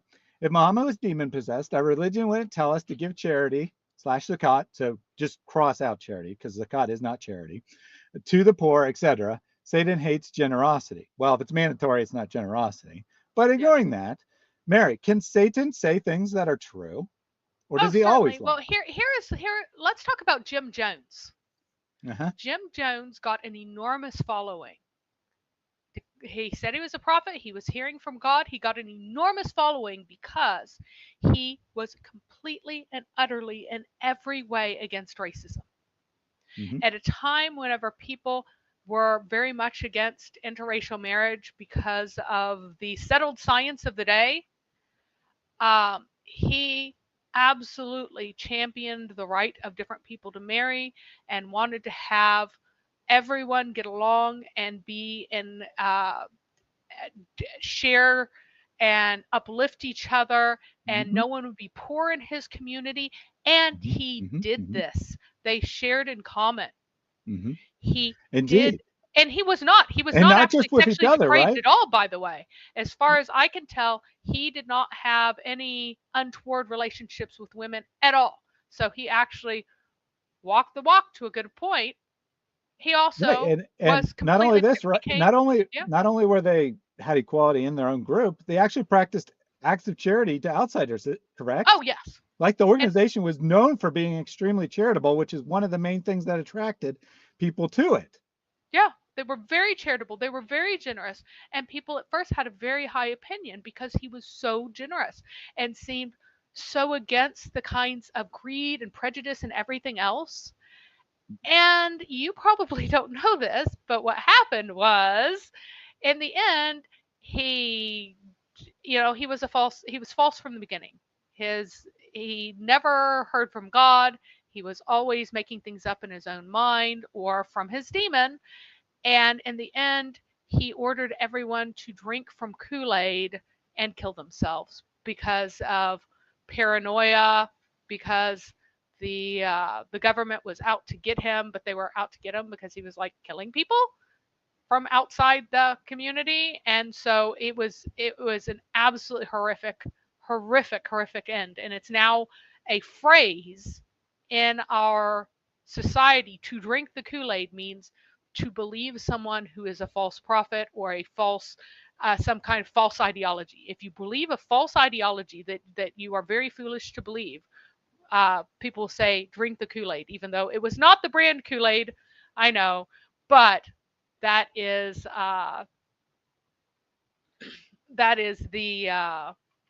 Mhm. Yeah, but origin drink the of that punch phrase. doesn't really have the No. same ring to it. So numerous people pointed out various groups that are generous and charitable. Seems that they all are from God, including Satanists and atheists, right? Atheists give to charity. Plenty of atheists. Not every atheist, of Well, course, but atheists actually give the least of anyone, like well, literally, if you're, but yeah, but some some individual atheists, atheists are generous to what they right? believe. And generally, atheist leaders, even if they don't necessarily practice it and their followers don't necessarily practice, generally atheist leaders would say it's good to be charitable. So therefore, it couldn't possibly be wrong because they're generous. Of course, Big Mahmood would never apply this criteria. I mean, Christians are very generous. Does he think Christianity is a true religion? Of course not. So he's just coming up with excuses, but at least he tried to be on topic, which is more than I can say for literally any other Muslim here. Every single other Muslim the entire time has done nothing but try to change the topic because they're desperate to change the topic because they don't have any answers, because it's obvious that Muhammad was indeed attacked by a demon as per his own thoughts Testimony, on the yeah. matter. So we have a connection between Tahanuth and the word hinth. And hinth is used as the verb from which Tahanuth is derived, theoretically, in later traditions. So in Sharia law, hinth means to fall under liability or obligation, or even to incur liability because of breaking an oath. If you've made an oath or you're in danger of breaking an oath and you have liability from an oath, then you are now you now fall under Tahanuth. And if you go to Kister's article, he glosses it as free from sin, and it's a terrible gloss because it's kind of actually the opposite of that you are under liability. The liability is not sin and not wrong unless you actually do break it, but you're kind of in danger of possibly breaking it. You have to do something. Now you're under obligation. Now you must act, or something has come into effect of it, because of this oath that you have taken. Now, if this is a pre-existing Arabic word, then tahanuth could mean something like fulfilling an obligation or oath to which one became liable. So again, you might say, if Allah does this, then I will do that. Or I will do this until this date. If such and such happens. So they're almost all conditional. There's some sort of condition, the condition has become fulfilled, and so you're liable. And sometimes you can say, you could do it in such a way that the condition will happen. If you go, I will go to Mount Hira on Wednesday. When Wednesday happens, then you're under the obligation. Until Wednesday happens, you're not, because it hasn't happened yet. But something else has to happen, and then you're liable for it. So Here are a couple examples. If a man says to his wife, "If I speak to you again, you are divorced," this is a time when the marriage has not been consummated. If he repeats this phrase to her 3 times, she is once divorced, and he is haneth in his oath, and he ceases to have legitimate rights over her. And the reason why he has to say it 3 times is because the marriage isn't consummated. Some really obscure, archaic law or point of Sharia law. But you notice, if I speak to you again, you are divorced. And he goes, if I speak to you again, if you are divorced, he said it again. So that causes the thing to start to occur. Because by saying these words again, he is speaking to her. And then another one says, if having divorced her once as a result of his vow, he takes her back, which he has a right to do because it's the first divorce, right? And then speaks to her, even though he's sworn not to do it 4 times, he does not become haneth. He doesn't fall under the consequences of his vow because he's already fulfilled it. So he has achieved freedom or purity from his vow when he divorced her the first time. And then now that he's fulfilled the terms of the liability that he came under, he's free to speak to her again because that vow is over and done with. That's what's happening here. So again, it's very intricate and obscure, right? So Shaybani, clearly performing care for advanced level students, gives us a difficult problem. It's worth reconstructing a simpler case. A man says, so-and-so shall not leave without my permission. So-and-so leaves without his permission. The man is haneth.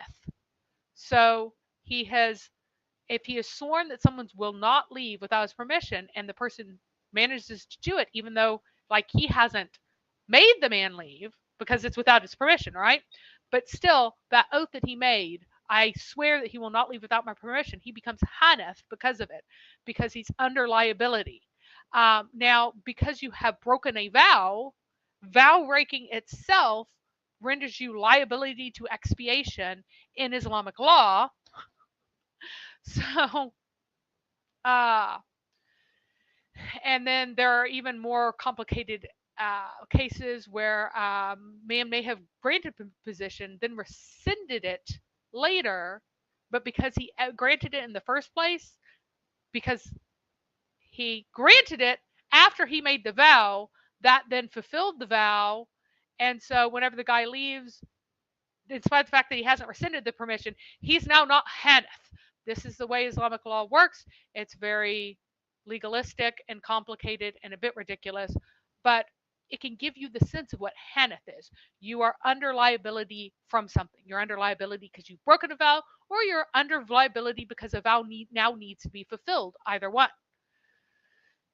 So again, here is a fuller version of the part from Ibn Ishaq. He used to perform jiwar, which again, that is a sojourning in a place as a result of a vow. In Hira for a month each year, this was a practice to which the Quraysh made themselves liable by vows if you give it this understanding.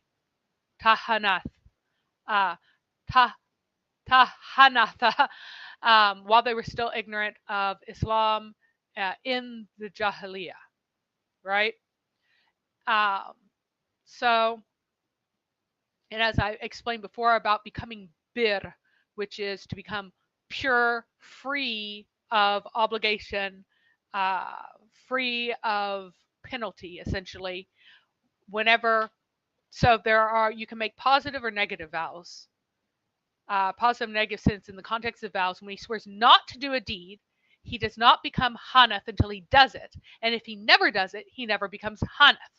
If a man swears that he will do a deed, he is committed, or he immediately becomes haneth. He becomes liable and can only free him from the state, that is, become bur, by doing what he is sworn to do. However, if this is a pre-existing Arabic word and Arabic practice, no one should have been confused by tahanuth, yet confusion among early scholars was universal. They all had to explain it. So clearly they didn't know, like people didn't know what this was, and it entered into Sharia and was very formalized later on. But at the start, people don't know what it is, and that's why they need to gloss it. So here's a difference. Just before Yeah, you go on that point, this is actually pretty important here, like that the Muslim scholars don't have any idea what this means. It's just a couple things. It's just like what we've suggested already, that this is indication that the story is really early, that it has a genuine basis, but it also suggests that this practice is very not Islamic, right? Whatever Muhammad is doing, it doesn't have anything to do with formalized Islam, or he would have made that clear in his later command. So Muhammad is practicing some sort of pre-Islamic religious, i.e. pagan, ritual when he gets his revelation from Jibreel. Very interesting. And apparently All right. you are typing Yeah, I'm done. vigorously. Oh, whoops. All right. So, Mahmoudaz, back on topic, dude. You're Yep. trying to deflect again. You even managed to distract Barry for like 10 seconds. That's quite an accomplishment there. Well, I wanted to shoot down one particular thing. You have to understand in Eastern cultures, if someone asks you questions, you have to give the correct answer, not the true answer, the answer that is socially correct. And so you cannot ask people cross-culturally whether or not they're happy. It does not work. You do not get true answers. But you can do things like you can find out the rate of people who suffer from chronic diseases related to poor mental health. Because if you put people under a lot of stress, there are particular physical symptoms that will come about. And some physical symptoms are just that are often mental health related, just happen at some rate because of bad luck or sickness or whatever else. But there is a strong link between mental health and those sorts of things. So women who are under constant horrible pressure have chronic debilitating pain at much higher levels, who are miserable because your mental state actually affects how your nerves react. All sorts of things can affect how your nerves react. That is one thing that can affect how your nerves react. And so if you look at the rates of chronic pain among women, for example, in multiple marriages, even within the same culture, those who are in multiple marriages suffer from much, much, much more chronic pain, chronic fatigue, digestive issues, which are related to just your body being worn out by how horrible you feel.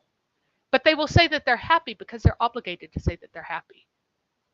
They are, their stomach is constantly upset because they're so under so much pressure. Of course, that's not the only source of IBS, but when you have differential rates with people eating the same diets, that's where it comes from.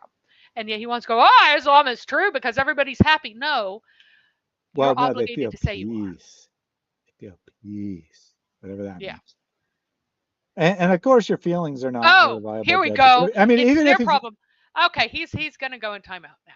yeah, I mean, So even if he says well, I'm going to leave this for a while. yeah, I'll put him in timeout later because I want everybody to see it. It mostly only seems to affect women. Actually affects children too.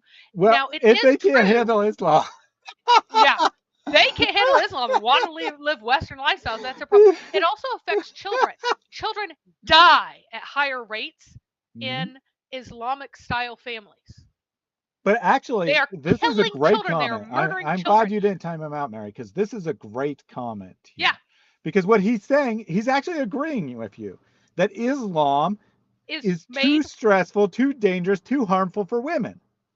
That it's only for men. That's what he is saying, because men are in power and they get to abuse and do whatever they want to women. So they don't have that kind of stress. Therefore, if the women can't handle it, that's their problem. Amazing testimony for the Muslim peace men, that he Muslim men feels are in Islam. perverted, uncontrolled animals who are unable to keep their penises in their pants, and this is a proof of Islam. So women need to cover up if they don't want to be targeted. If you don't want Muslim men to rape you, you should cover up, according to Mahmoudaz. And we should believe that this is a true religion because Muslim men run around raping any woman who isn't covered up. And if you don't cover up, then you just want to be raped and you deserve it. That is what he is saying right here. And did you see his next comment about that?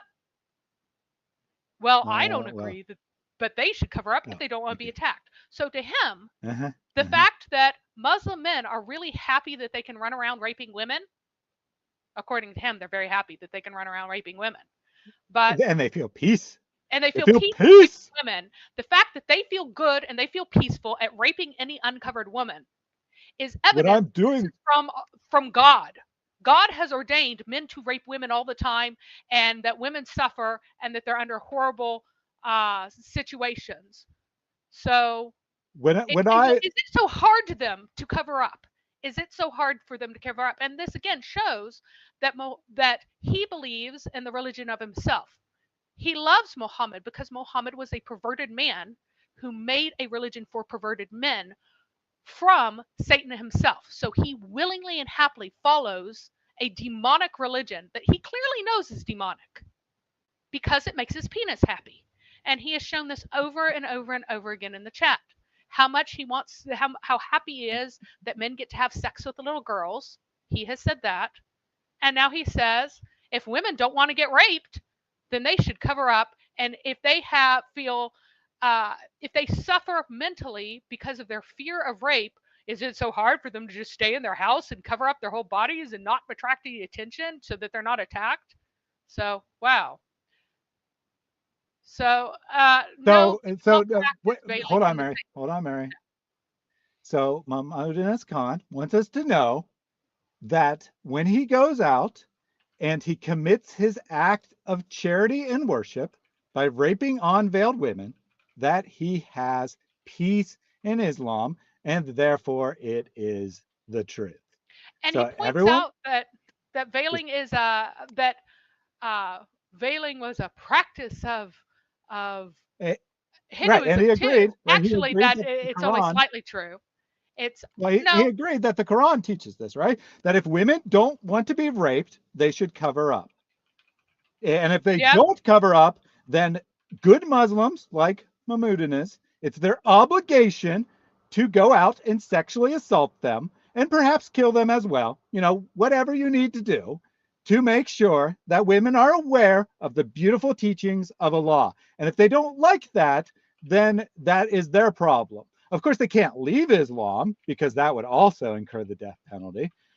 But it's their problem because they don't like Islam. They're going to be the majority of inhabitants of hell. And thanks for all of the raping and pillaging and murdering that Muslim men do, Muslim women get to expend eternity in hell. And this is what gives him peace, because those women are totally not needed, because Allah will create him sex slaves that are eternally virgin. So who needs women? Their only purpose is to stick your penis in them anyway, right? Right? So who needs women? It's their problem. Allah chose in his infinite wisdom to curse them. Therefore, men get to do whatever they want to them. Alhamdulillah. And Matt points out, if Islamic veiling works, why is there so much sexual assault on Hajj? Also, why can't women cover their faces on Hajj so they don't get assaulted and groped in the inside the Masjid al-Haram itself? They're circling the Kaaba, and men are grabbing their private parts. Men are grabbing, groping, assaulting them as they circle around. That happens every single year. Every time a group goes to Mecca on Hajj, they are warned, never leave your women alone. Never let a woman get in if you're taking a taxi, don't let her get in first. The man has to get in first. What happens if a woman gets into a taxi before a man does? During Hajj in Mecca, the taxi driver drives off into the desert. He invites other men to come and rape her and then dumps her back in Mecca afterwards. So that's what happens. So no, that is completely untrue. So. And Andrew Martin, this last comment on this says that Muslims are like male ducks. I understand the reference. If you don't understand the reference, I am not going to explain it to you, because it's better if you look it up for yourself. And he will not answer the question. I told him to answer the question. he's like, "Ah, but Jewish women cover their hair. Haredi women do." Do Haredi unmarried girls cover their hair? Is this about you need to cover up because men are going to rape you if you don't and you deserve it? Because that's what Islam teaches, which he is honest about because he is from Pakistan and so he isn't westernized enough to realize how disgusting that is. So, do Haredi women cover their hair before they are married? Can they? That's another question. Can they? Did medieval women cover their hair before they married? Did medieval women seek to completely cover every little bit of their hair? Did it matter all that much? Did fashions change come and go? Oh, so now he says that women deserve mistreatment because of course he is a total Oh my gosh, women absolutely gossip. disgusting person. Men murder more. Men murder more. Men Oh yeah. commit the vast majority of violence in any society. Mhm. If you Mhm. have a murder And rate rape? of 0.1%, or excuse me, 0.1 per 100,000 per year, if that is your murder rate, men will do it like several times more than women. If your murder rate is 45 per 100,000, men will do it several times more than women. Men are more violent than women, period. Men Mhm. do more murders, they do more rapes, they do more assaults, they do more burglaries. Young men do the vast majority of antisocial behaviors. You And know, gossiping. especially I relevant, especially feel, yeah. hold on, Mary. Especially relevant to Islam, men make up almost all of the pedophiles in the world, something like 95%, with about 3% unknown. So 95% men, 3% unknown, 2% women are adults targeting minors. Of course, as we know, Muhammad Yunus has no problem with that because his prophet did the same. He doesn't think there's anything wrong with that. He probably thinks that if the children don't like that, then that's their problem. Yep. Just like if the women don't like it, that's their problem. Yep. So, anyway, Indeed, so most here crime is, is yeah. committed by men, regardless of the type. With a few very specialized things being the exception, but almost every crime down the line, is majority men. And this is evidence that women are horrible and need to be abused by men, according to Khan. All right, I think You know we've had what? enough of this. Honestly, if he doesn't repent, I will not cry at his funeral. Because if there is anyone completely deserving of what is coming to him, he truly is. And so are all the others like him who love the abuse of women because they are. Hey, Like Fareed they gave a love the source. abuse of everyone. So, yep. Fareed gave his source. He said, "My source is trust me, bro."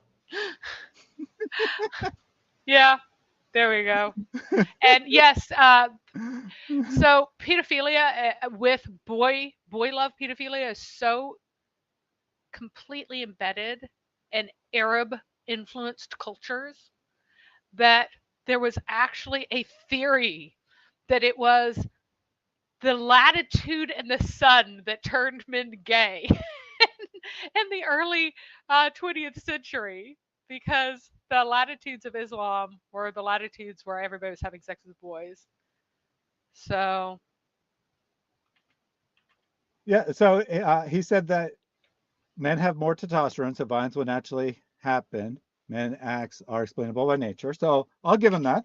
But I mean, that's not the only reason. But let's say it's a reason. I think there's a good argument that testosterone is the reason. Why doesn't Allah understand this? Why doesn't he do something to control men? If you say that the restrictions of women are to prevent their nature as gossipers, then why doesn't he do anything for men? Why does he encourage men to go out and kill and commit violence? What is wrong with your stupid, idiotic God that he doesn't understand the biological nature of men that he supposedly created? According to you, not according to me, according to you, Allah does not understand the biological nature of men and thus only creates restrictions on women. Very interesting. And while he says that encouraging women are being controlled because men are stupid and evil.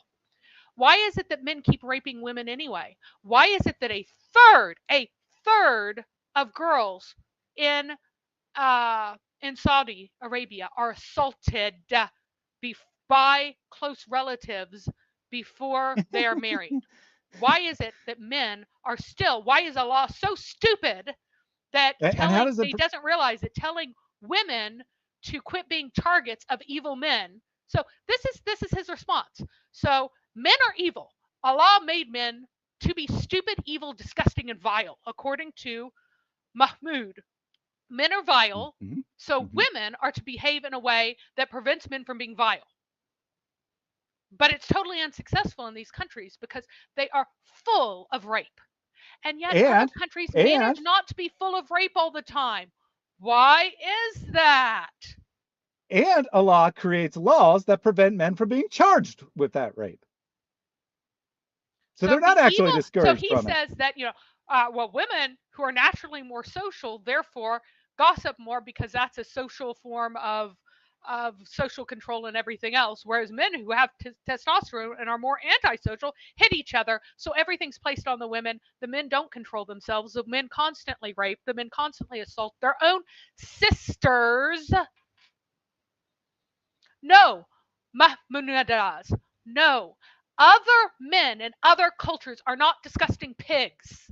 I Hey, could take Mahmoudinous? off my clothes and run through Times Square naked and I would not be assaulted. In fact, I saw a completely loony woman who was wearing nothing but a bra and panties that were made of lace and completely see-through because she was insane. She had mental problems and she skated right through Times Square and she didn't get assaulted. Why? Because in spite of even the number of Muslim immigrants in New York City, it's still a westernized enough country that we don't have spontaneous mass gang rapes as you do in your countries. Hmm. Your Allah makes men be disgusting. Hmm. Indeed, and he encourages them to punish women Yes. for not covering up.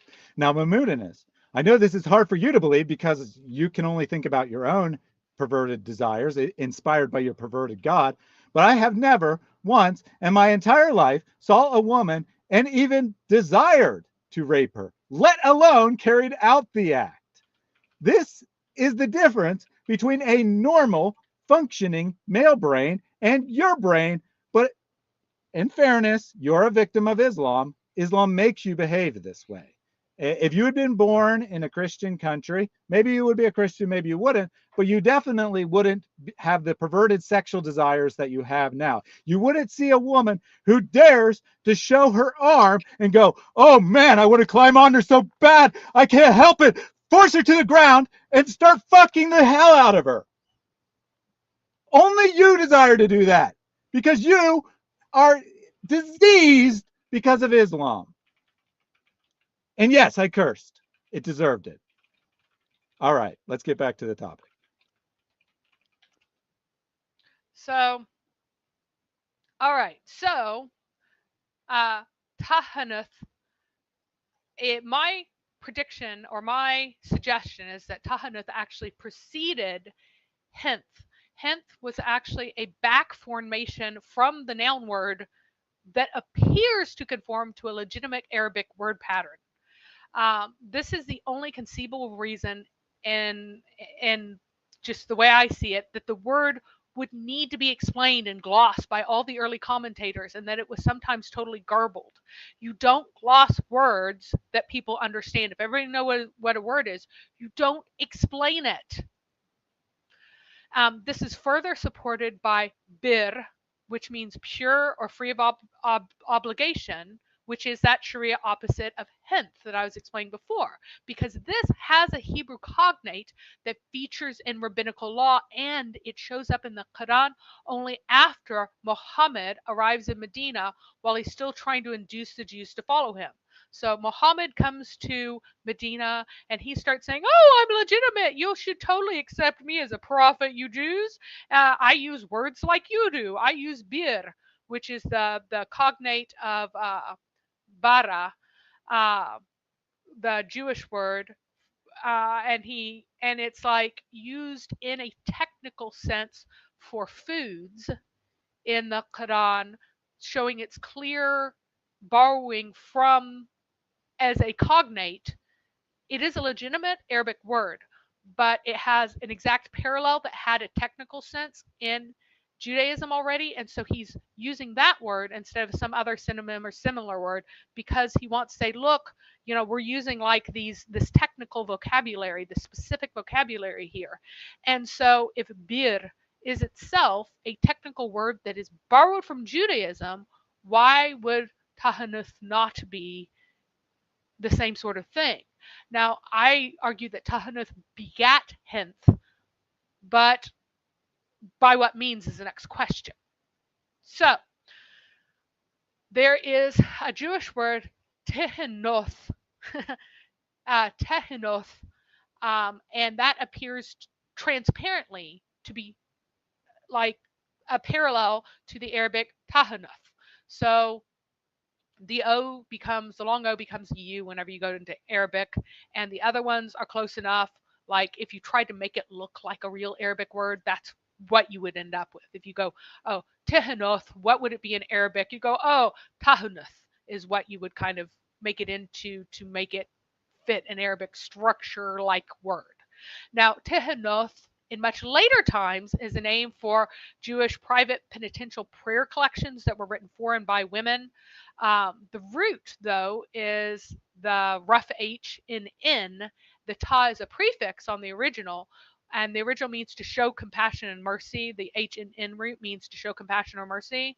And then the ta version of it was to ask for, like to supplicate for compassion or mercy. It's another noun form. And the ut or oath is the plural form.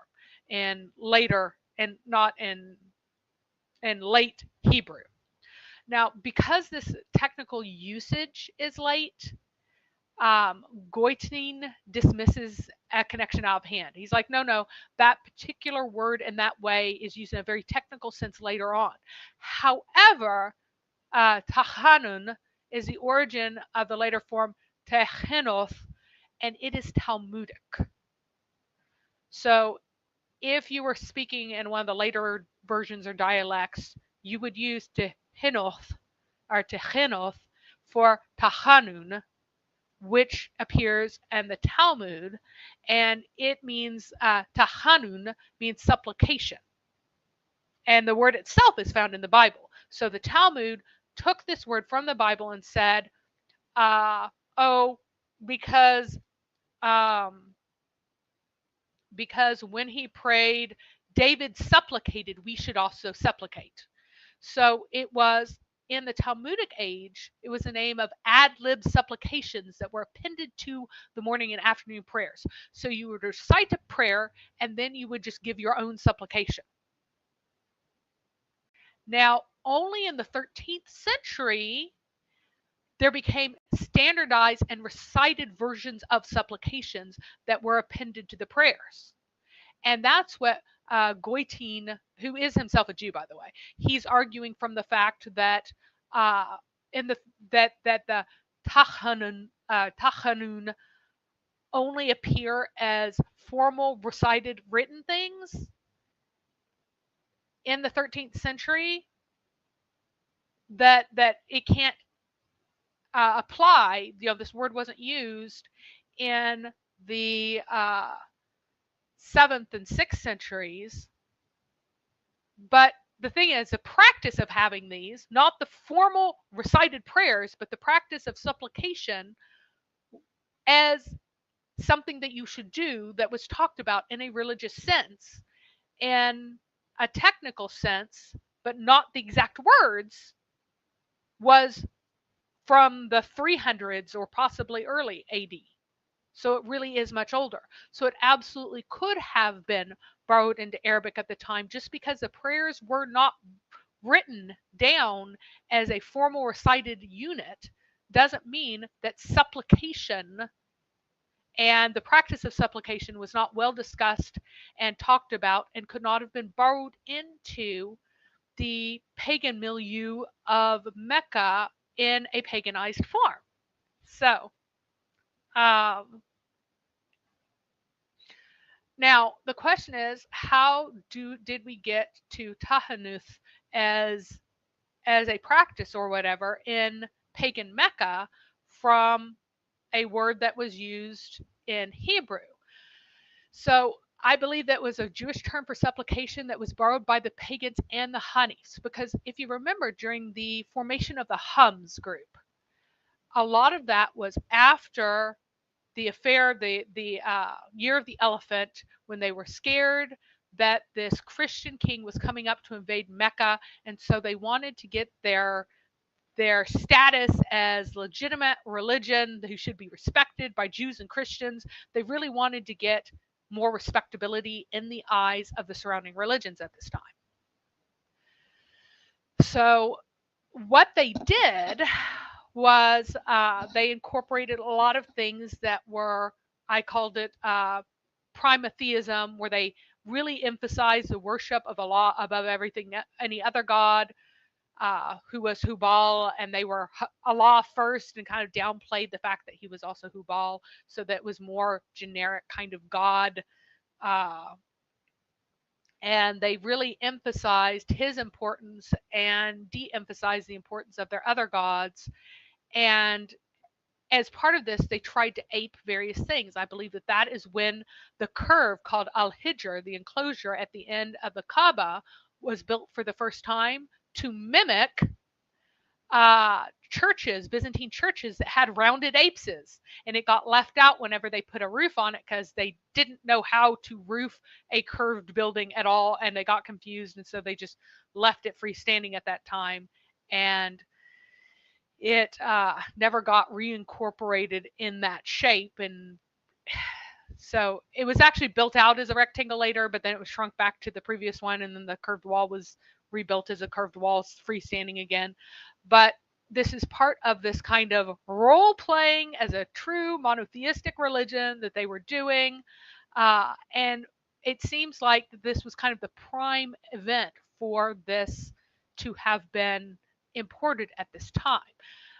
The connection to oaths may have occurred because of syncretism with pagan practices, because a lot of the pagan practices were related to oath making and oath taking and all the rest of this.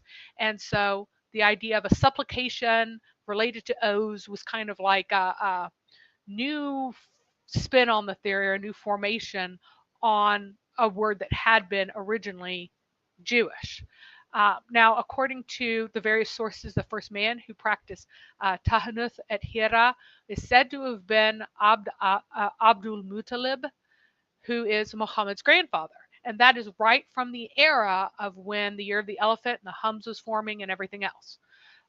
And this is Al-Waqidi was in the Isnad for this particular thing. He's the one who seems to have written it. He says that he was the first who practiced it at Hira. And then again, they gloss it once again as tabarur, or tabarur, which again is to become free of an obligation or to become purified. When the moon of Ramadan appeared, he used to enter Hira and did not leave till the end of the month and fed the poor. This shows, again, dependence on the Ibn Ishaq tradition. He was distressed by the iniquity of the people of Mecca and would perform circumambulation of the Kaaba many times. Yeah, I'm sure that he was distressed by the iniquity. He was a pagan like all the other pagans. So, whatever. So, if we, and then there's Baladuri, who gives more information about the Qurayshites who used to practice it at Hira. And he says, this one says, when the month of Ramadan began, the people of Quraysh used to leave for Hira and stayed there a month and fed the poor who called on them. Again, imagine the entire town just camping out on this little hill. A little bit silly, but there's probably an element of truth to this, that this is probably about the era it's from. These intending Tahanuth used to leave for Hira and stay there for a month and feed the poor who called on them. When they saw the moon of Shawwal, that's the next month, they descended and did not enter the homes until they had performed the circumambulation of the Kaaba for a week. The Prophet used to perform this custom. And then there are a bunch more that are connected to the person of Hakim ibn Hizam, and that is the dude who gave Zayd to uh, Khadija, who gave Zayd to Muhammad, if you remember. Anyway, actually, is that him or is that his son? Let me look that up really quickly because I'm Hakim ibn Hizam and then Zayd really quickly. Yeah, okay. It was that was specifically his nephew. It wasn't son or father. So this was a nephew who gave Zayd to Khadija. And he said, whenever he embraced Islam, he asked, "What is your opinion about the things I used to do, practicing tahanuth in the period of the Jahiliyyah? That is, doing good to my people, freeing slaves, and giving alms. Will I be rewarded for it?" And Muhammad said, "You embrace Islam, having the credit of the good deeds of your past.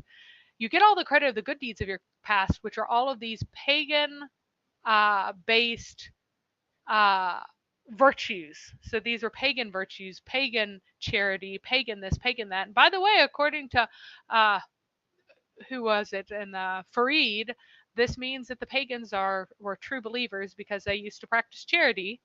And there are many examples of the pagan Quraysh who were famous for their charity before Islam. So they had the true religion then because they practiced charity, and their demons would not have told them to practice charity. But yeah, this is typical Islamic answer. Oh, you get credit for all the good deeds of your past, and you don't get held accountable for any of the bad deeds. So anything good you did, that will be counted as rewards and Jannah, and any of the bad you did, Allah will just not care about it. So there's also a very, very, very important point that Hira is where Zayd ibn Amr lived after his expulsion from Mecca. And remember, Ibn Amr is one of the 4 famous pre-Islamic Hanifs, even though there were a lot more than 4, who had a peculiar religion, rejected Judaism, rejected Christianity, and kind of made up his own monotheism religion of one, which Muhammad also did till he got followers. But Zayd ibn Amr didn't get any specific followers, so he had his own little false religion that he's out in a corner doing, but he's doing it on Hira.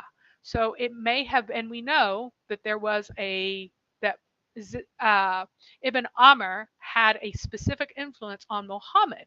And the event of the bag of meat, which is recorded by Ibn Ishaq, where Muhammad had come from Taif with Zayd ibn Haritha, who is his slave. So Muhammad comes back with his slave, and he passes by Ibn Amr on the high ground above Mecca. And this high ground that he was on was, in fact, Hira. And he went and sat with him. I had with me a bag of meat from our sacrifices to our idols, which the slave was carrying, and I offered it to him. Then there's an insertion that I was a young lad at the time, which is not possible because Muhammad did not own Zayd until Muhammad was married to Khadija. So you could say he was 25 or more likely 21 at the youngest. So he was no young lad. But anyway, I said, and this is just to avoid embarrassment because here he is, he's an adult and he's sacrificing to, I think it's Alat over in Taif because he just came back from Taif. That's where Alat's particular shrine is, and he's sacrificing to the idols. He's like, "Eat some food, oh my uncle." And he replies, "Nephew, it is a part of those. Is it a part of those sacrifices of yours which you offered to, or it is a part of those sacrifices of yours which you offer to idols, isn't it?" When I answered that it was, he said, "If you were to ask the daughters of Abdul Muttalib," that basically means your aunts, "they would tell you that I never eat of these sacrifices and I want nothing to do with them." Then he blamed me and those who worship idols and sacrifice to them, saying they are futile, they can neither do good nor harm, or words to that effect. And he said, "After that knowledge, I never stroked an idol of theirs, nor did I sacrifice them, till Allah honored me with his apostleship." And while I think that addition also is nonsense because early on he's told to stay away from idols, like multiple times he's told to stay away from idols. Why would Allah be telling him to stay away from something he never took part in? But uh, he, that he wasn't taking part in at that time, it would be an extraneous sort of uh, direction. But this shows that Ibn Amr influenced Muhammad. Ibn Amr thought that al-Hira was particularly important, and Muhammad performed his tahanuth on al-Hira, which Ibn Amr had lived on. By this point, Ibn Amr had left Mecca and would never return, and they made up stories about what happened to him later, even though they had no reason to believe it.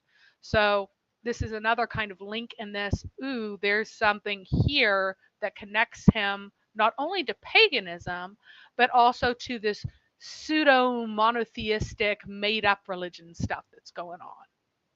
So we can pause here for a little bit. All right, let Take me any take a chats. couple. Yep, let me take a couple comments from the chat. Which you asked at a bad time because I was in the response of typing something. Anyway, super chat from Juju B. O son of Adam, spend. I will spend on you. Give, then I will give you. It's difficult because you know what? These are my last few. As it is, the price is going up, the rand is going down, this is happening. Excuses.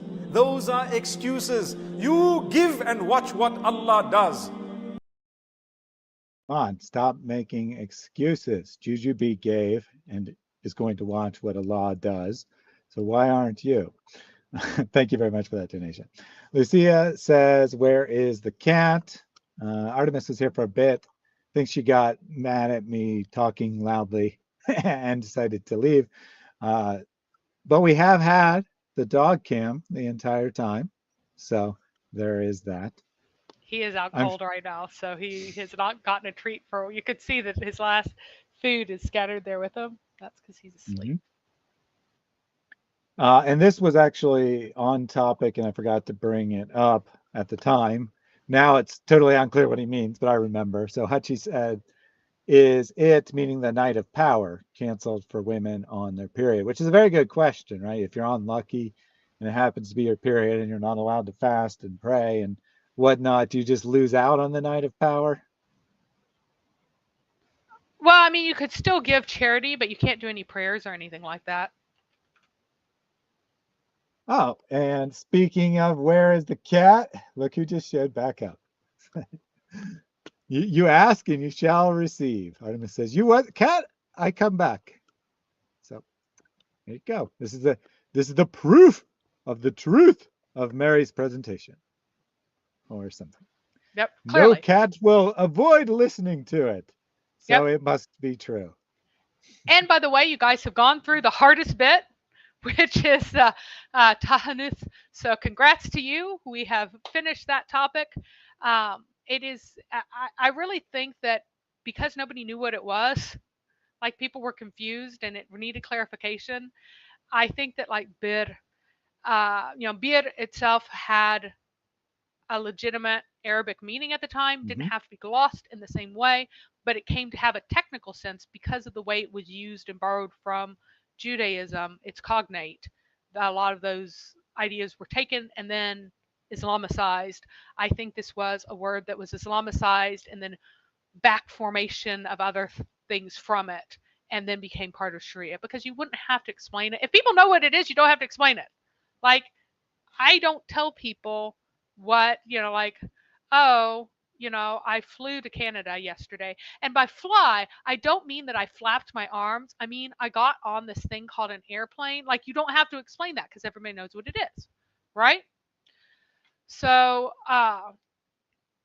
here is, you can't pray on the day of power. What a wonderful religion. Girl power. Yeah, nice. That's Islam for you. It's absolutely disgusting, just like our Pakistani in the chat, who is a disgusting human being. So Wad did something correct for the first time in his life. He tagged himself and said, "It's not the first time you do this. Please be careful." Amazingly, he was actually correct. Wad, this is not the first time. So his other comment that I had up on the screen there was, and keep in mind that he said this a couple seconds after arriving. Mary, your information is based on unreliable sources, unreliable narration. my sources are the Islamic sources.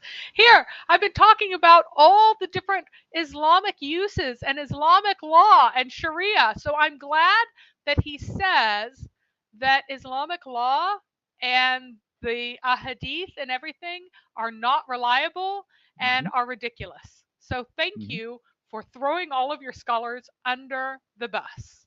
Yeah, and I think his own reply to himself is perfect. That is not the first time he came in here, left a comment that ended up undermining Islam and embarrassing himself. So he should take his own advice and be careful with what he is saying, because you literally were quoting, well, you're quoting Islamic scholars, you are quoting Sahih narrations in Sahih Bukhari and Sahih Muslim, and he comes in and he says, this is all unreliable information. Well, and careful, I've bud. been Be talking careful. almost exclusively about Islamic sources.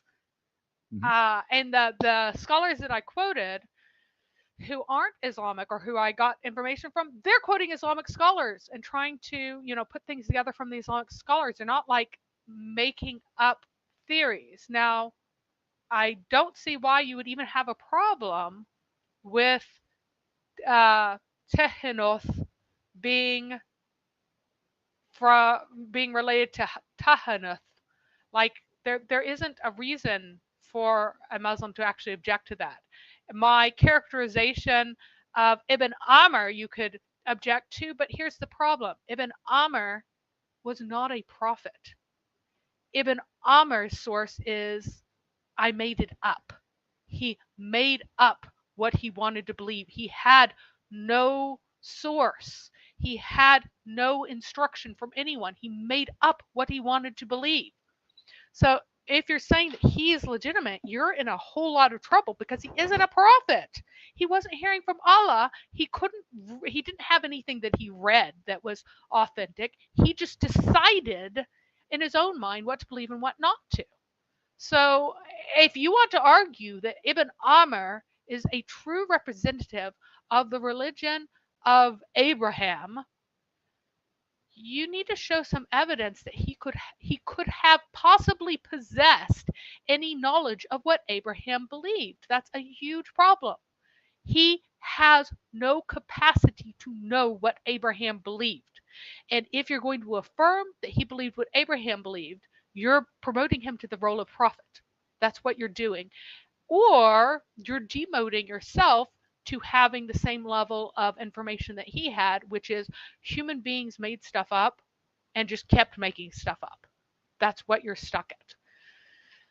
So, big question is, why on earth would he be doing this religious practice? One way or another, it's a religious practice, and it has to do with worship or pious acts or devotional acts and prayer and stuff like that. All the Islamic sources believe, nobody's disagreeing with that, except some of the particularly oddest people.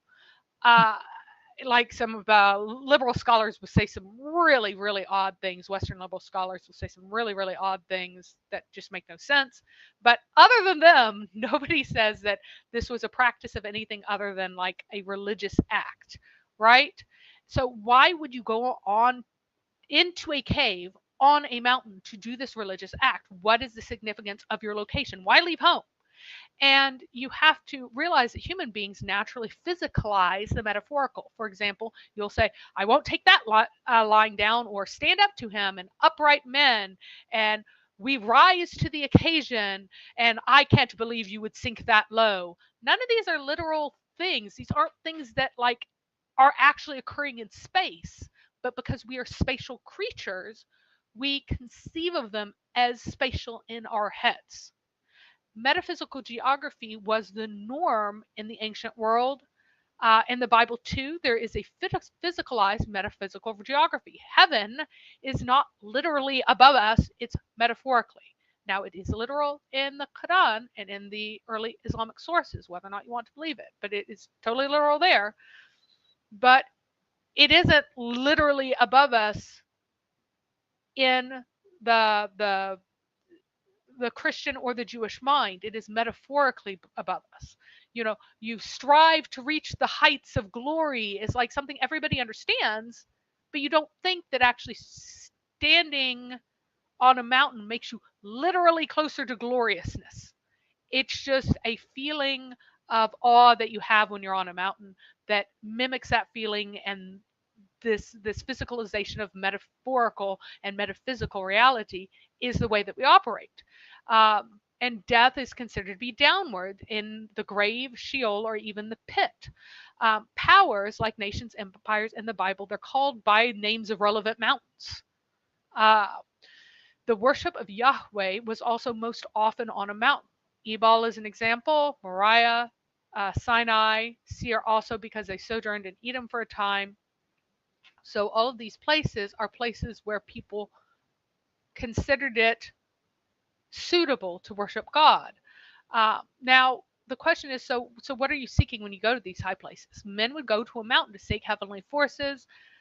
For example, even when people were in rebellion against God and were not sacrificing in the temple that he had built, the rule was that you had to sacrifice where the temple was or where the ark was, which was originally not a temple and then later in a temple. You're supposed to sacrifice there.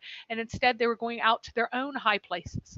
They're saying, oh, we still worship God, but we're doing it in our own way. But where did they go? High places, because he is heavenly, above, beyond, like the pinnacle of existence, all of these words, right? He's the highest, the greatest.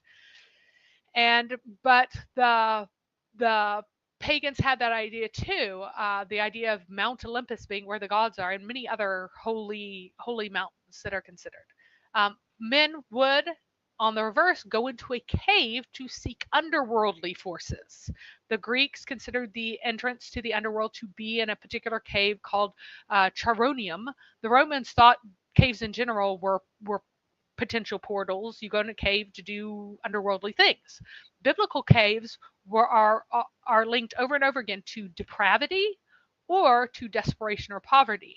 And whenever a man of God has to take refuge in a cave, there is a theological message that comes with that, and some of it happens after that that shows God is sovereign here too. Don't think that this is a place where other gods have power. Though I am the God above all, I am in control in this cave too. I control everything. And this is a theological message that you'll find quite clearly if you pay attention to David in the cave, or the small whisper, etc.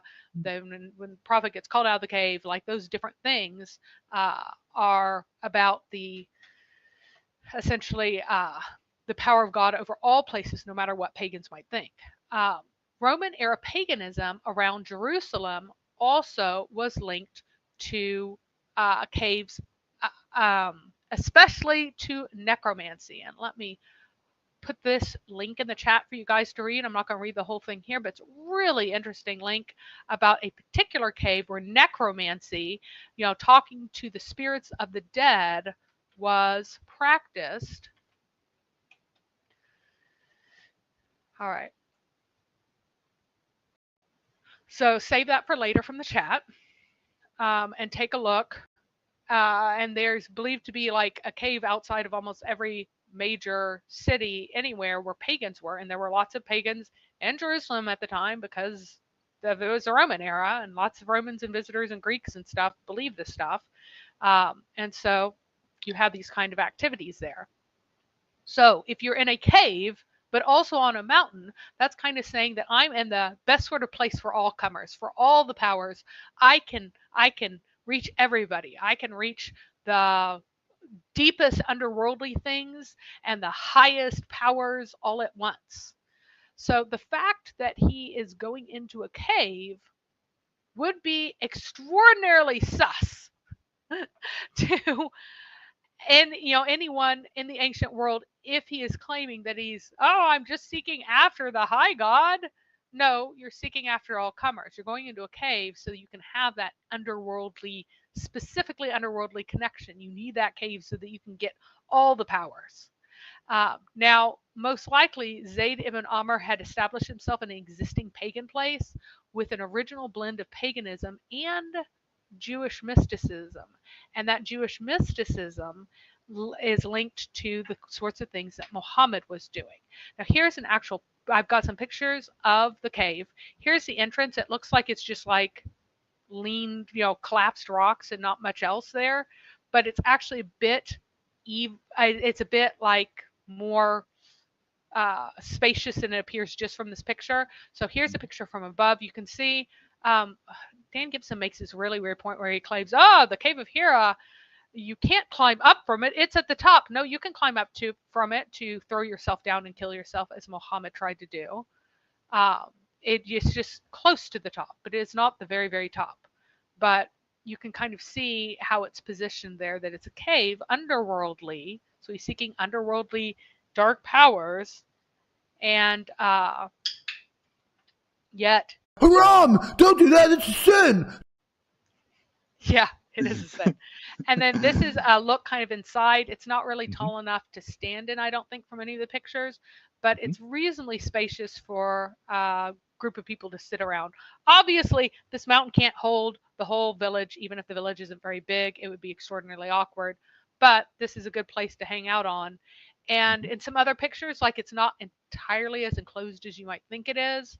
It's because it's got that looks reasonably spacious. Yeah, it's reasonably spacious. A lot more spacious than the entrance makes it look. Yeah. And if you go back to that first picture there, you can tell that this must be the legitimate, genuine spot, because it looks exactly like it did at the time of Muhammad, with the Arabic description of what this place is. I don't know if that's the verse that he supposedly received, or if it's written for the visitors' instructions, but either way, I'm sure that was original for sure. Yeah, well, there are... Hey, wait 1 second. I gotta yell at my dog. Give me a sec. I will do that. I will give you like 20 seconds as I take this super chat from John Wilson. I can't answer this question in a 20-minute interview, nor is it wise to do so, which is why I never brought this topic up myself. You will not find one lecture of mine about this issue. It should never be brought up in public. And I don't like these idiots, and they are idiots, wallahi. This is not something you discuss amongst the masses, ya akhi. It's not wise. I encourage anybody who is really interested to go deep to take the class. I do this class. It'll be 1 year later. John Wilson says, just waking up Jack Ray. He seems a bit slow with his super chats tonight. Indeed. I think he's only given one, which might be a record low for Jack Ray. Don't know what's up with that, but either way, it's not wise to discuss it in public, so we won't cross that red line that the Western scholars don't have. We'll be good Islamic scholars and never cross that line. We would hate for anyone to point out how we're the emperor with no clothes on or anything like that. And HSNM, you are so incredibly stupid or stubborn, one of the two, because I told you repeatedly that I would time you out every time you complained about my behavior. And what do? Every single time you come back from timeout, you complain about my behavior. That isn't the topic of this stream. I don't give a crap what you think about me. Whether you think I'm the worst Christian in the world, whether you think I'm making stuff up, whatever, I don't care. I could not possibly care less what you think about me. But you just want to whine and cry like a little baby in chat. Well, you know what I have to say about that? You're crying with alligator tears. And I have no tolerance for crying. So every time you cry about me, you will be put in timeout again. If you make a point about the topic, you'll be good. If you insult people, you'll probably be okay. If you come and you cry, you'll go to timeout, like I told you, and then you went to timeout, and then you came back crying, and you went to timeout, and you came back crying, and you went to timeout, and you came back crying, and you went to timeout. I've done this continuously for over an hour, and you're still here. How insanely stupid do you have to be? he just needs to stay on topic and stop crying and B, distracting, because that's all he does. He cries and he distracts. And I did allow our buddy Big Mahmood to distract, because he was just revealing how perverted he was and how perverted Islam is and how clearly it is the religion of Satan. So I wanted him to embarrass Islam like that. And that's the only reason I allowed him to distract, because I wanted to make a big point. But I thought it was important to we share all these occasionally, pictures, right? because this is the one we always see, is something like this, or people all crowd around it. We can't even see. Oh, by the way, all the other writing over here, it's just graffiti. So people come to the holiest place, one of the holiest places in Islam, and leave graffiti everywhere. There are all kinds of carvings inside it, like layers of graffiti that aren't supposed to be there. Like if you see on that rock in front, it's really hard to see because it's quite fuzzy. But on that rock in front, there's all kinds of graffiti of people writing their names and various stuff that is So we not have supposed to be to there. we have to celebrate when the mentally challenged manage to rub their two brain cells together and come up with something that's remotely on topic. So we will celebrate Mahmoud and his Khan here. He says there have been incidents where Muslim clerics have drawn out evil spirits from people. This shows Islam isn't demonic. A demonic religion drawing out demons sounds contradictory. Ha! Now, No. Mahmoud Well, and his Khan, I guarantee you that every religion in the entire world, including the most polytheistic pagan practice in the world, that believes in evil spirits, will have people claiming that their clerics or priests or whatever you want to call them drew out evil spirits. It's a guarantee, 100%, every religion. So why don't you get some criteria that actually rule something out? Your criteria rule out absolutely no religion whatsoever in the history of humanity for being a false religion. There's also a pretty funny misunderstanding of Christ when he says that Satan casting out Satan, a house divided will not stand. Yes, a house divided will not stand. The house of the rebels from God are divided and they will not stand. He's not saying that, oh, Satan will stand because he's not divided against himself. That's how so many people read it. No, he's saying that he's making another point and not even addressing their claim because it's stupid. He does say that those who attribute what he has done to the power of Satan are impossible to be saved because they've blasphemed against the Holy Spirit. He says that as well. But that particular statement is not a refutation of him, of the people accusing him. It is a different theological point, which Jesus often does. He often turns around and says something that is not actually addressing what people are saying because he has no desire to address it. So. Indeed. And Fareed, with the most ironic, amazing, dense comment I've ever seen in my life, toned down the victim complex. When all the Muslims have done, the entire chat is complain about being victims. Now, this is very important. That's what they call dawah. So I'm going to put. Oh, go ahead. No, I said, hold on, and then you kept talking, so then I just had to play it anyway because sorry. That's what they call dawah is.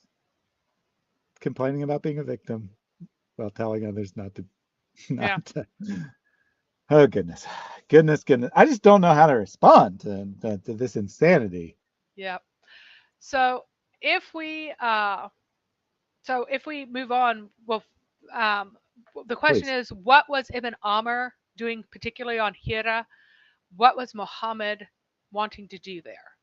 And I mentioned before that Muhammad's activities included tafakkur, which is the mystical meditation I mentioned before, and in English, fakir is what's usually called Sufi fakir. that word comes from, it's the same root as tafakkur. And Muhammad's mystical practice, so this is seeking oneness with God. So it's seeking oneness with God is what this mystical meditation is. It's seeking convergence with the divine, right? And this is what Muhammad is described as doing in the Islamic sources. These are not Western scholars saying Muhammad was trying to seek oneness with Allah or experience Allah or see Allah. No, these are Islamic sources saying that he's trying to unite with the mystical, unite with the divine. And that's what he was doing. Now, Muhammad's mystical practice in general included many elements of Merkaba mysticism. And I'm putting in the chat link to a particular video by Islam Critiqued. I'm not going to go through the mountains and mountains of evidence that he did over a period of hours right now. It's just not a good time for it.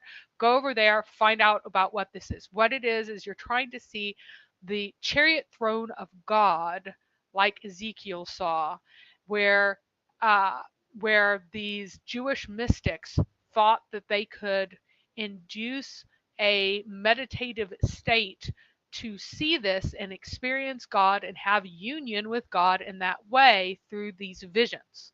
And that was their entire purpose. So they did mystical things where they would cover themselves up in a cloak. That was part of their practice.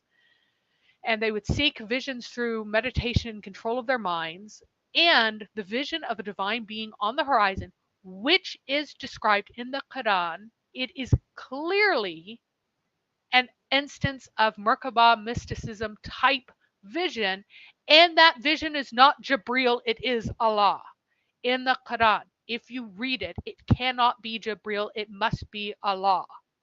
Okay? The explanation later on that it's Jibreel he saw on the horizon is completely made up. And we'll talk about what that was later on. We're just not going to get into it this time. These are just elements of Merkaba mysticism that's in Muhammad's practice.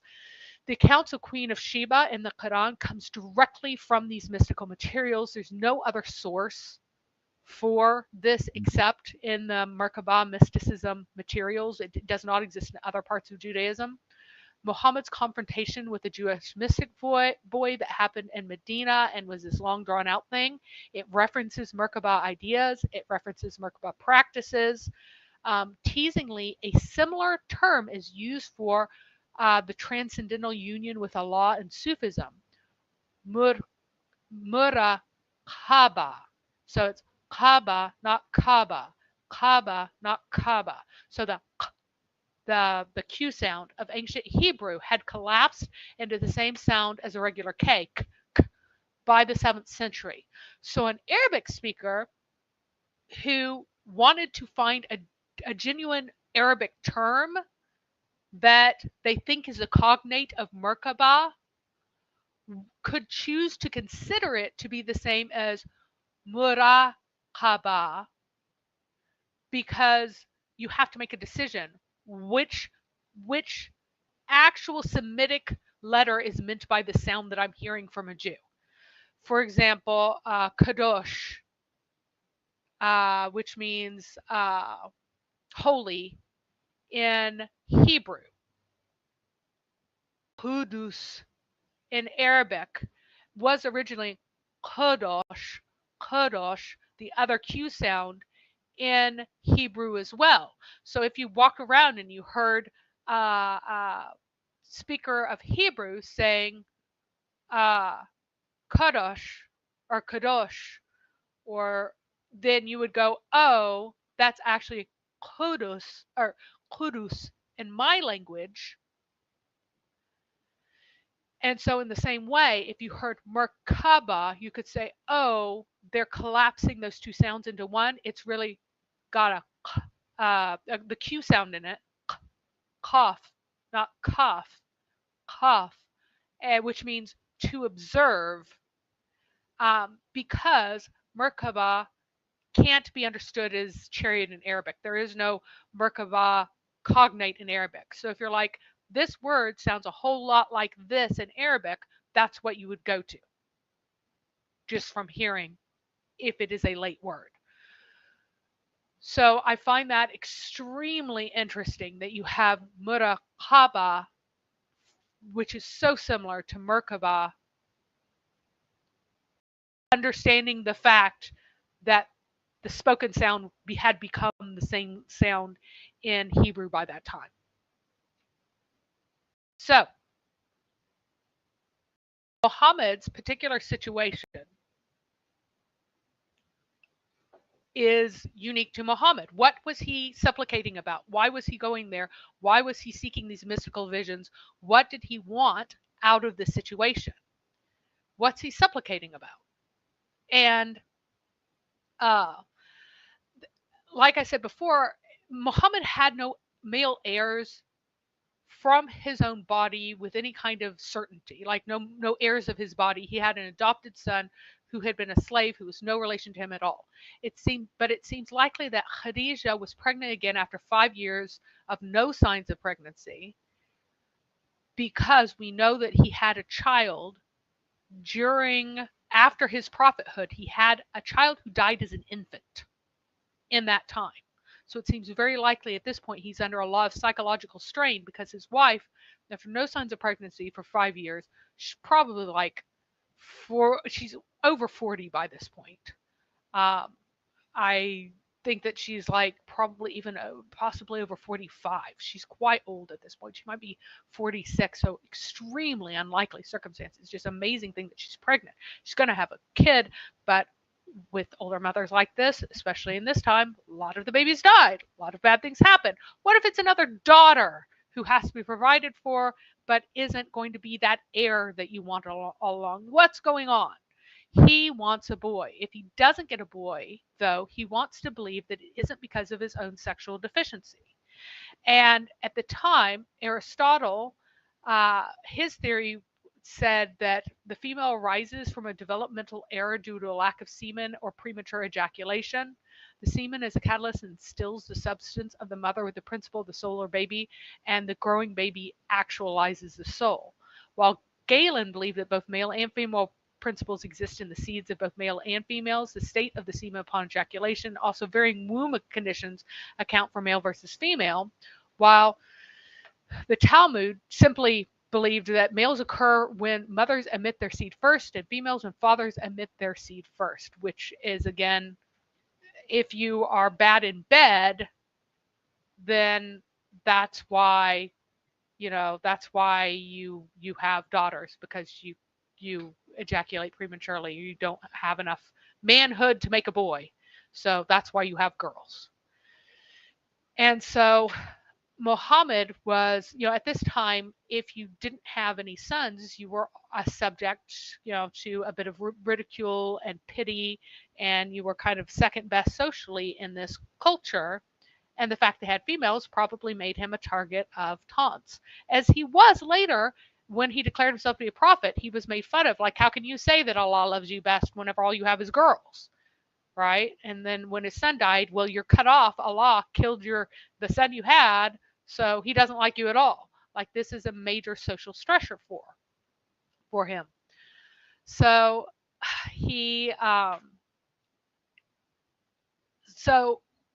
what we find is a message that's attributed to the shadowy cave figure, is that it's Allah who decides. It's Allah who forms the being out of the clot, or not Allah, it's your Lord. It's your Lord who forms the being out of the blood clot. And so it's up to him. It's not up to you.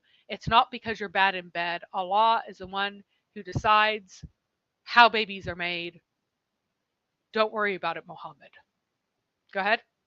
So cheeky shaky takes this totally the wrong way, but I had a good chuckle over it.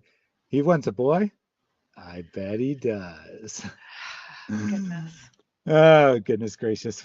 What am I going to do with you people? And it says, You mean this Quran isn't scientifically accurate? Yeah. Yes, Una.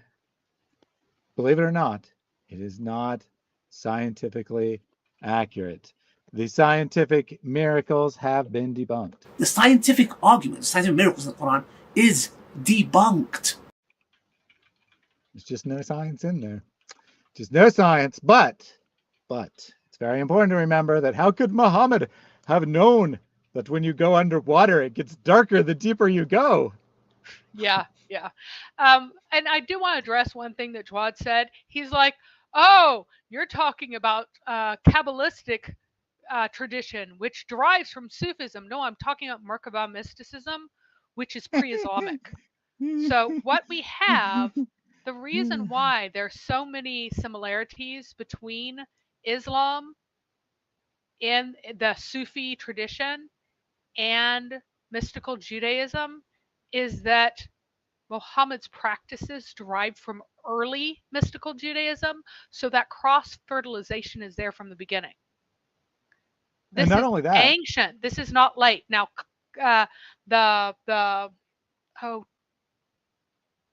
oh my goodness, I'm going blank. Zohar. The Zohar was completely made up in like the 1200s, and it was made up in a milieu that was heavily influenced by Islam.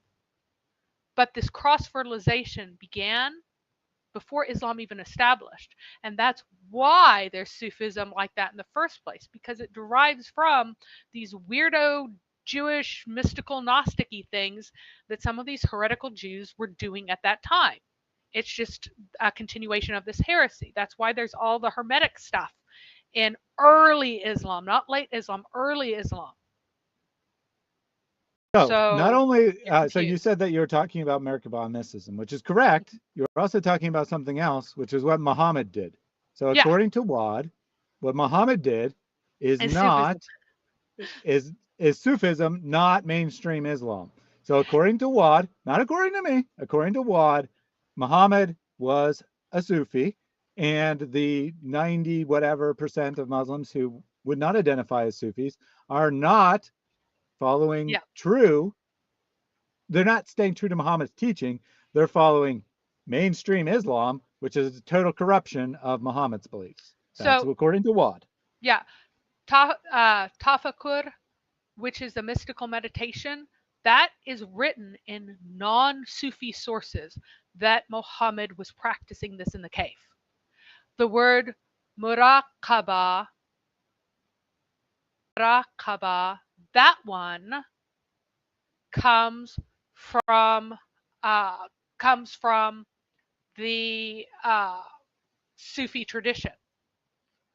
Oh my gosh! I don't care what the final form is. You just said. You complete goofball! I don't care about the final form of anything. I care about what was before what. And especially what was at the time of Muhammad for the purposes of today. Merkaba Who cares? Who cares what the final form is? Do you think this is a response, Wad? You're like, Muhammad didn't provide Kabbalist tradition. That was the final form that came later. He practiced Merkaba mysticism, which is what the Sufis do, which is not mainstream Islam. What the heck, Wad? Yeah. Are you trying to make a coherent argument, or are you just trying to make Muhammad look like the most incredibly stupid guy in the history of the world, with the possible exception of yourself? Which is it? And no doubt he's going to say something about how Thaddeus is being rude and angry because he doesn't have the truth, or something idiotic like that, like he always does. Oh, Cheeky Shiki made a good point. He's asking if this feeds into the Ibara Ishara levels that Lloyd discussed a while ago. Okay, so to understand Sufism, to the Sufis, there is this low level of religion for the stupid masses, which is regular Islam. And then there's a high elite level, which is Sufism and Gnosticism. This is what all the Sufis have always believed. However, people who reject Sufism, who are high placed and the fuqaha, they do not buy that. Like if you ask Ibn Taymiyyah, do you believe in the Ibara Ishara stuff? He's like, no, I think the Sufis are all heretics and we should set them all on fire. And Ibn Taymiyyah is obviously very influential. So according to Sufis, the inner level of knowledge, the high level, the sophisticated understanding is that of Sufism. It's also somewhat untrue to say that the common folk do not follow Sufism, because there are countless graves of Sufi mystics that very common people go to for the benefits that can be obtained at their graves. And they are pilgrimage sites and places of prayer, the graves of Sufis. And so it's not true that the common people do not incorporate mysticism. The magic of Islam, the fact that it's got a huge amount of magic built into it. It's a pagan magical system, how you control jinn and you control this and you control that by means of magical spells, which are formulas that you repeat, surahs that you recite. They have the aspect of powers of magical spells. All of this is baked in at the base level. And it's funny because, Ibn Taymiyyah does not deny the magical spells of Islam because, like, Muhammad taught them constantly. So the divisions are not that clear. The distinctions are not that clear. And the religion of the masses and the religion of the elite is also not that clear. It's impossible to cut out who ate the apple because of the fact that it started with Muhammad. He was doing these weird mystical things. He was doing these creepy things in the cave. He was covering himself up. He was blowing like a camel. He was doing weird stuff. And he said he saw weird stuff, and he talked about weird stuff, and he gave people spells to cause certain things to happen. So you can't get rid of it. But on the other hand, the Salafi really want to get rid of as much of it as they can while also completely relying on it. They rely on the magical effects of the recitations, what is the virtue of reciting Surah Al-Baqarah? Like, what is the virtue of reciting Al-Ikhlas or Al-Ikhlas? Goodness. What is the virtue of reciting Surah Al-Kahf? Like, what is the virtue of all of these? And they absolutely depend on these virtues. All right, so I'll explain why I laughed here in a second. But I want to take these comments first because they're more related to what you said. Merkabah. So Alexander raises a good point. He says, Merkabah speaking, this isn't even my final form. Good point. So Houston says, did I miss something about Merkabah being a similar word to Kaaba? So it's just a coincidence, right? There's no actual relationship between the two words. Correct, Mary? So no, there's nothing about Merkabah being similar to Kaaba. There's nothing. They have absolutely no relation at all. So nope. Yep. All right. So this. Yeah, I mean that answers sufficient. This is why I laughed here. Fareed says that you got your education from J. Smith University. Could he possibly say something dumber, Mary? Given your opinion as compared to J. Smith's? No, he couldn't. Fareed, I know you're new here. I know you were attracted because you were desperate to hear about how your prophet was squeezed by a demon in a cave. But we regularly oppose the conclusions of J. Smith on this channel. We regularly say that his conclusions are not justified in any way. And what Mary is saying is that this is a historical event, the exact opposite of what Jay would say. Jay would say this is a story invented 200 years later. And yet, because you can't come up with any actual response to anything, you're like, oh, Mary's just repeating what Jay Smith says. She's not knowing anything. I have refuted you. Yep. Amazing stuff. Amazing stuff. The Muslims in the chat are usually pretty useless, but today I think they've reached a whole new level. I have not seen them be more off base ever, probably because this topic they just can't handle. All right, so Muhammad was squeezed by something. Is this an angel from the God of the Bible? Yep. So let's find out how angels are described as appearing, what happens when angels appear in the Bible. So we have the word of the Lord came to Abram in a vision. This is understood to be the angel of the Lord, the pre-incarnate Christ, saying, do not be afraid. We find the angel of the Lord again going out to Hagar, saying, "Fear not."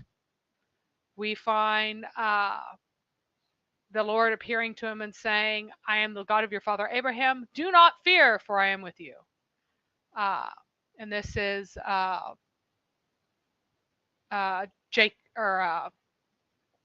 Israel, Jacob. And then in Daniel, the angel comes to Daniel and says, "Do not fear, Daniel." And then the angel says to Mary, Mary Magdalene and the other Marys and Salome, "Do not be afraid, for I know that you seek Jesus who was crucified." Angel says to Mary, the mother of Jesus, "Do not be afraid, Mary, for you have found favor with God." And Luke 2:10, then he says to the shepherds and the flocks, "Do not be afraid, for behold, I bring you good tidings of great joy, which will be to all people." Then in Revelation, this is Christ again. "When I saw him, I fell at his feet as dead, but he laid his right hand on me, saying, 'Do not be afraid. I am the first and the last.'" So it seems like if you encounter an angel, your first instinct may be, or Christ, your first instinct in glory might be to be afraid, but then the angel says, "Do not be afraid." And when you depart from the angel, you are not afraid. You've been reassured. The angel is clear, and theophanic vision is clear in what has happened, and you're not in doubt and terror. You are clear. Do not be afraid. Okay? So this is how angels, Old Testament, New Testament, that as you go through, this is how the experience happens. We do not have a single case of a prophet or another follower of God encountering an angel or a theophanic vision of any sort and then being terrified afterwards that they saw something other than that theophanic vision or an angel. Okay? Now, let's see what actually happened in the cave. First of all, let's be clear that Muhammad was asleep when this happened. Everyone, Muhammad was asleep. This happened when he was asleep. He was not sitting up awake and an angel suddenly appears. He was asleep. All got this? So we have in Sahih al-Bukhari, the commencement of the divine inspiration to Allah's messenger was in the form of true dreams. What are you doing when you're asleep? Dreaming. Oh, yeah, that's right. That's right. You are dreaming, asleep, dreaming. Then we have another one that where Muhammad explains that a good dream that comes true of a righteous man is one of the 46 parts of prophetism. So one of the parts of being a prophet is that you have good dreams that come true. And we also have other places where he says that the only part of prophethood that is left is true dreams. So this dream thing is really important. It's a portion of prophethood, and it's the only part that is left to people is these true dreams.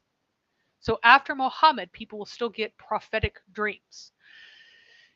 And then the commencement of the divine inspiration to Allah's messenger was in the form of righteous dreams in his sleep. Goes further, dreams in his sleep. He never had a dream, but it came true like the bright daylight. He used to go into seclusion in the cave of Hira where he used to worship.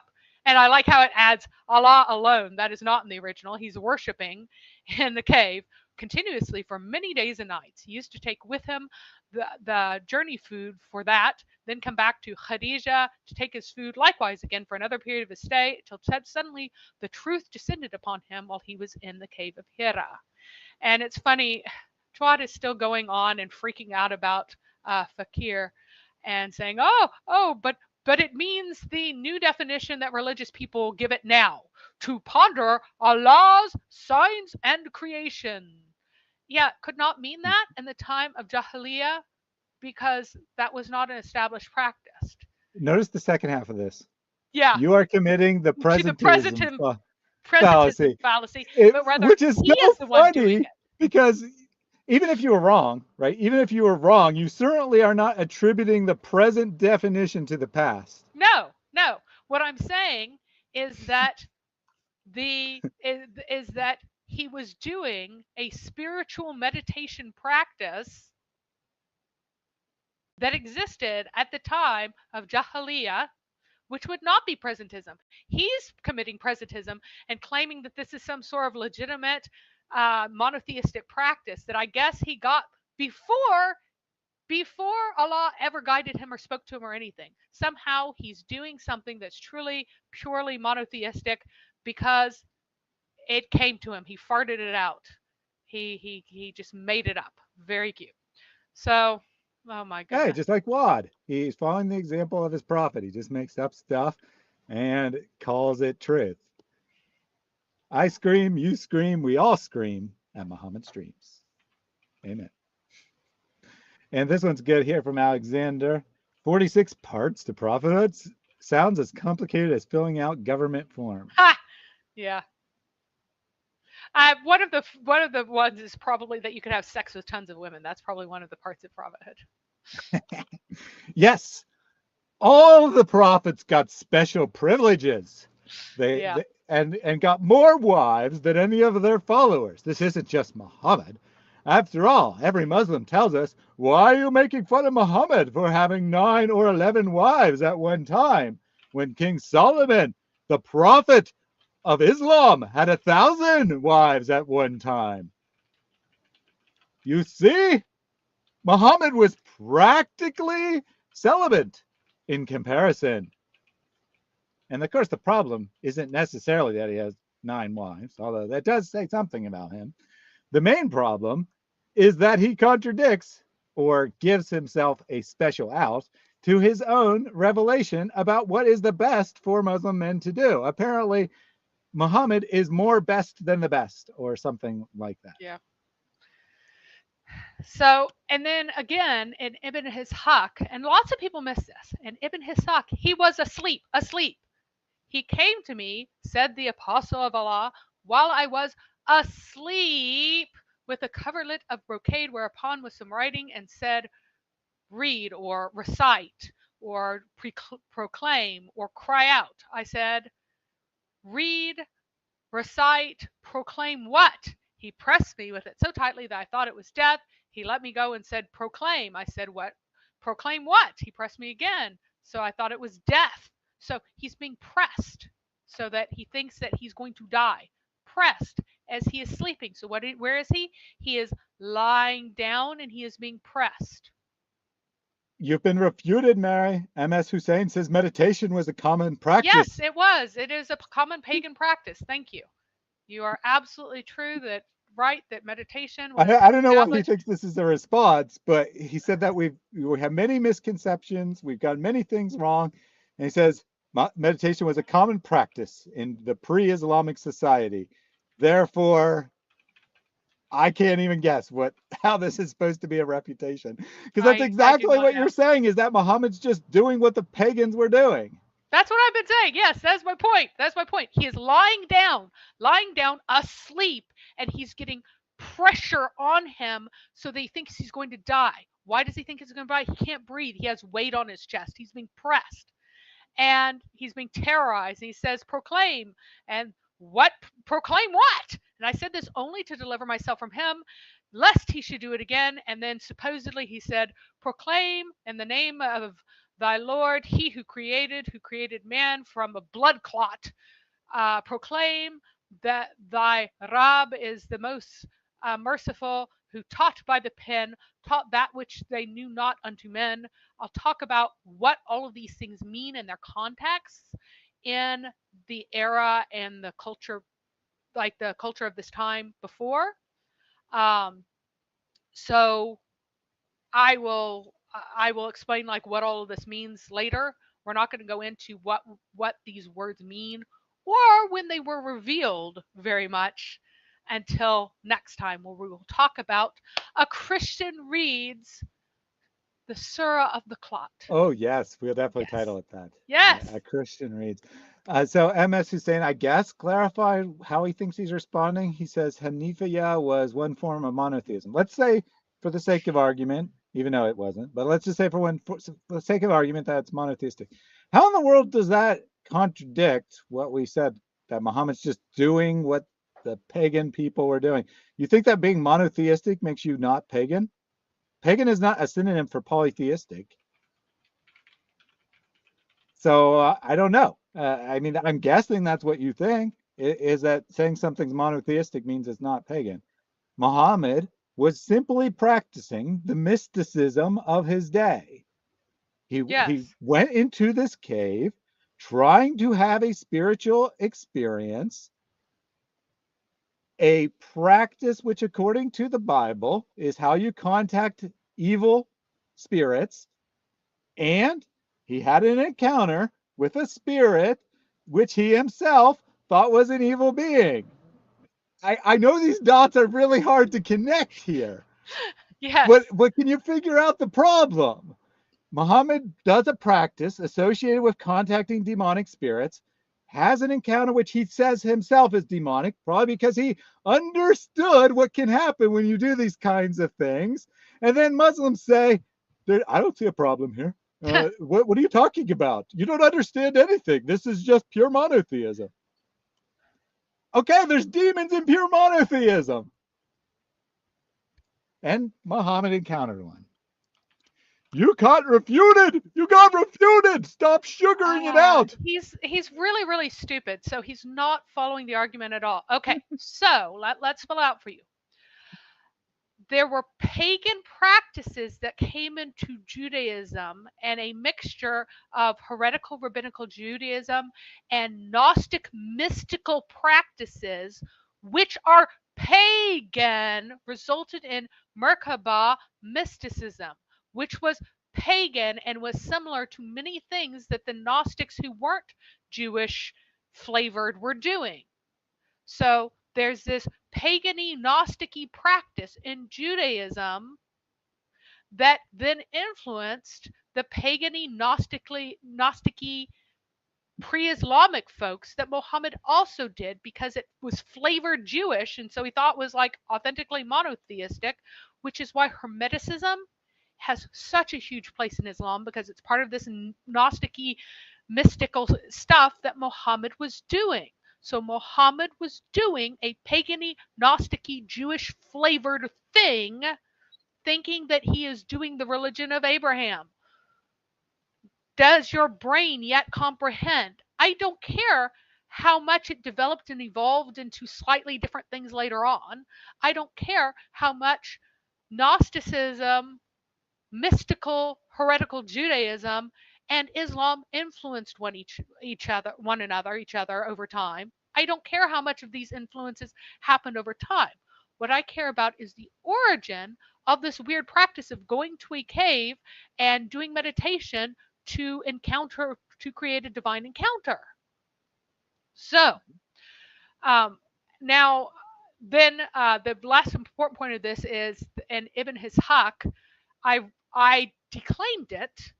And remember, he's not reading it, right? Because it's been recited to him and he's reciting it back.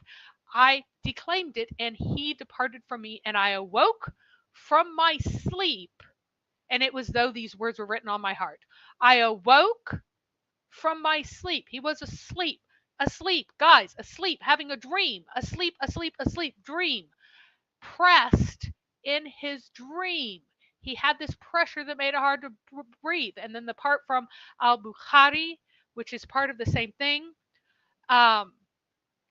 where he's saying, like, I don't know what to read. I don't know what to recite. And then he pressed me so hard I could not bear it anymore. He released me. And then the same thing happened multiple times. And then he finally released me. And then he said, proclaim in the name of your Lord. Since he doesn't read ever, it's pretty stupid if you're insisting that this is a read. But proclaim in the name of your Lord, etc., etc. So as a result of this, Muhammad was left terrified and certain that he had encountered a demon. Muhammad was in a cave, a place where you would be likely to experience netherworldly demonic encounters. He had a terrifying encounter while he was asleep of his chest being pressed and being unable to breathe. He woke up in terror and says, I have encountered a demon. Okay? He returned with the inspiration to Khadija, with his neck muscles twitching until he entered upon Khadija and said, cover me, cover me. They covered him till his fear was removed, and he said, oh, Khadija, what is wrong with me? Then he told her everything that happened. He says, I fear something may happen to me.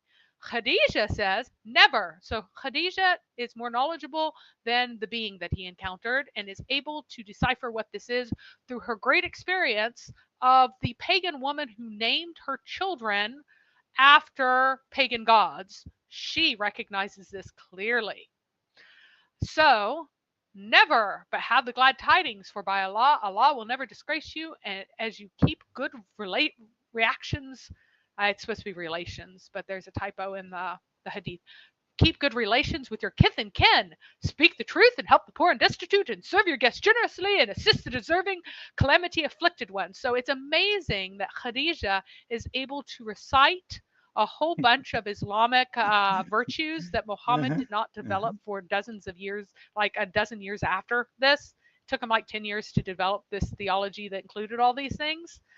Including the primordial womb theology had to be established before this could be developed. But somehow Khadija now has the position of the prophet and is able to declare these things that have not yet been established as theology as being things that Muhammad upholds and this is all from Allah. But anyway, one way or another, she's saying that you have not been possessed by a demon. Everything in your experience makes you believe this, but you are wrong. I, the pagan woman, know that this is from Allah. So back to Ibn Ishaq again. He says, when he woke up, he says, now none of God's creatures was more hateful to me than a poet or a man possessed. I could not even look at them. I thought, woe is me, a poet or a man possessed. Never shall Quraysh say this of me. I will go to the top of the mountain and throw myself down that I might kill myself and gain rest. So I went forth to do so, and then when I was midway up the mountain, I heard a voice from heaven saying, O Muhammad, thou art the apostle of Allah, and I am Jibreel. I raised my head toward heaven to see who was speaking, and lo, Jibreel in the form of a man with the feet astride on the horizon, saying, O Muhammad, thou art the apostle of Allah, and I am Jibreel. I stood gazing at him, and that turned me from my purpose of killing myself, moving neither forward nor backward. And then I began to turn my face away from him, but whatever region of the sky I looked, I saw him as before, and I continued standing there, neither advancing nor turning back, until Khadija sent her messengers in search of me, and they gained the high ground above Mecca, and returned to her while I was staying in the same place. Then he parted from me, and I from him, returning to my family. So he was like made invisible, even as Khadija's messengers went searching for him in this. And of course, this is a conflation of a number of different things that happen on different times. It's trying to establish the figure he saw on the horizon, who is clearly described as being Allah in the Quran, is now suddenly Jibreel. But we need it to be Jibreel, so this is a good place to establish that. But it shows Muhammad's desperation, his attempt at suicide, being turned from this point because he thinks he's possessed. And now religious poetry was considered to come from possession of a jinn. The jinn was not necessarily evil, but here he thinks the jinn is so horrible and scary that he's afraid to be possessed by it, so he's going to throw himself off a mountain to keep from having this poetry come from a jinn. Now, of course, the Quran is very similar to Saj poetry in all of its early parts. Later, it loses a lot of those characteristics, but it really is very similar to Saj poetry in its early parts. And so it is, it would be something that anyone would say came from jinn possession. But Muhammad did not know of any other sort of religious writing. Like, what other form should religious writing be except in jinn poetry? And so, amazingly, because it was established in his culture, that's exactly how it came to him, even though nothing before had any sort of resemblance to jinn poetry of the Arabs, yet the Quran really does. But Muhammad's suicidal fears returned multiple times after then. In Sahih al-Bukhari again, we have, he goes to Waraka, and then Waraka dies. After a few days, Waraka died. The divine inspiration was paused for a while, and Muhammad became so sad, as we have heard, that he intended several times to throw himself off the tops of high mountains. And every time he went up to the top of a mountain in order to throw himself down, Jibreel would appear to him and say, "Oh, Muhammad, you are indeed Allah's messenger, in truth," whereupon his heart would become quiet and he would calm down and he would return home. And whenever the period of the coming of inspiration used to become long, he would do as before, but when he would reach the top of a mountain, Jibreel would appear before him and say to him what he had said before. So this is two different times. There's a time right after Waraka dies where this happens a bunch of times, and then after that point, years after that point, occasionally, the coming of the inspiration would become long and he'd become suicidal again. And he'd need reassurance that he actually is a prophet, because he constantly has this fear that he's not. So let me just stop you for 1 second, Mary, because Fareed says that all he's heard is speculation. So I'm glad that Sahih al-Bukhari is speculation, and Ibn Ishaq is speculation, and all the ahadith are unreliable and untrue. So it is untrue that Muhammad was asleep and it was true dreams. It was untrue that he felt a big pressure on his chest. It was untrue that he tried to kill himself over and over and over again. Yep. According to Fareed, who, in fairness, probably isn't actually listening, but according to Fareed, Sahih Bukhari, Sahih Muslim, all of the Islamic scholars that come after, is speculation. Congratulations, Fareed. You just left Islam. Who ate the apple? I welcome you to the race of humanity, and I encourage you to start looking for the truth, because it's obviously not Islam. That's just speculation. So I suggest you start looking for something that's actually true. May I suggest you start by reading the Gospel of John? Just a suggestion. Yeah. So I'm glad that all the Islamic sources, and the funny thing is he's probably never heard these, so he could think that I'm just like making these up. These are the authentic Islamic sources, guys, because go and listen to 50 Muslims talk about Muhammad seeing the angel, and none of them will tell you that he was asleep and that he had felt a huge pressure on his chest. They'll talk about Jibreel clasping him or whatever, but they won't tell you he was lying down to sleep and had a big pressure on his chest and he can't move and he thinks he's going to die. I love you, Muhammad. You'll be the best prophet ever. Yeah, that's basically what they do. And they don't report it truthfully.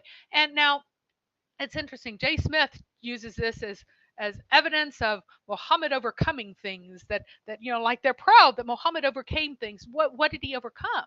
He overcame the terror and doubt that he is a false prophet and he's possessed by a demon. To have a prophet who constantly is afraid that he isn't hearing from Allah, but rather has been tricked by a demon, who is able to quell his fears, is not a story of overcoming. It's really not a story of overcoming. So, where is the demon argument? Stop rambling, Mary. Stop rambling by reading Sahih Bukhari to me. I don't see any demon here. Muhammad described it as a demon, literally said that I'm either possessed by a demon, a jinn, or I'm a poet, which means the same thing. But I can't see any demon in this story whatsoever. You're just speculating. You're rambling. This doesn't make any sense to me. Muhammad himself is saying that he's possessed, but that's okay. You don't see a demon. That's fine. So another point is that Muhammad did not actually see an angel. These are insertions later on because the story is completely incoherent. If he saw Jibreel the angel, right? If Muhammad had seen an angel, he wouldn't have thought he was possessed by a jinn. There is no point in the Bible, even before people are, they're scared at the appearance of an angel. They never think that the angel is a demon. They never think that the angel is a jinn. They never think that the angel is another spirit. They're just scared. They see an angel. They go, oh, that's an angel. Now I'm scared. If he saw an angel, he would not go, I've just encountered a jinn. I've been possessed by a jinn. He would not have thought that. In fact, and not only that, right? What happens after the people are afraid in the Bible? Does the angel just leave them afraid? No. Well, like I said, they said, do not be afraid.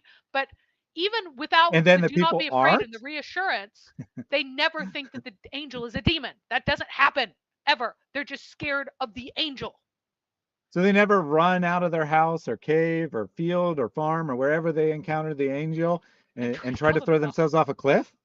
No, Surely that's in the Bible. Surely this absolutely is not. the same God. And Fareed, I'm explaining why it has to be an insertion. Because if he saw an angel, he would not have thought he was possessed by a jinn. Muhammad said, woe is me, a poet or possessed, and it's basically the same thing because poets were considered to be possessed. Woe is me, possession. I've encountered a jinn who has taken me over, who has attacked me. If he saw an angel, he wouldn't have thought that. That does not happen. In fact, Waraka also makes no mention of an angel in Sahih al-Bukhari, even though that is a very late version of the story from late in Muhammad's lifetime. It's undergone a ton of revision. Aisha's version is very late, but Waraka still makes no mention of an angel. He mentions only the namus, which means law, that came to Moses. It is falsely glossed as an angel. Oh, by namus, the law that came to Moses, he meant Jibreel. No, he would have said something other than law if he had meant angel. If he had meant angel, he would have said angel. He said law. So in all the early sources, even though they put some fairly silly things in Waraka's mouth, he doesn't say angel. He says law. This is the law that came to Moses. What you have experienced, seeing some sort of writing that you can't quite make out, and then being given a message in your ear about this writing, this is the law that came to Moses. He said that was the experience of Moses. Now, is this the experience of Moses? No. Moses was not asleep and had his chest squeezed with a bunch of pressure and thought he was dying and was given commands he couldn't understand. There's also confusion about whether Muhammad had any idea of any angel named Jibreel at all at this time. So there have been no angel, and there may have been no angel named Jibreel at this time. I will go into this in a moment, that the first angel, Jibreel, is a later occurrence in Islam than this first encounter. There is no Jibreel at this time.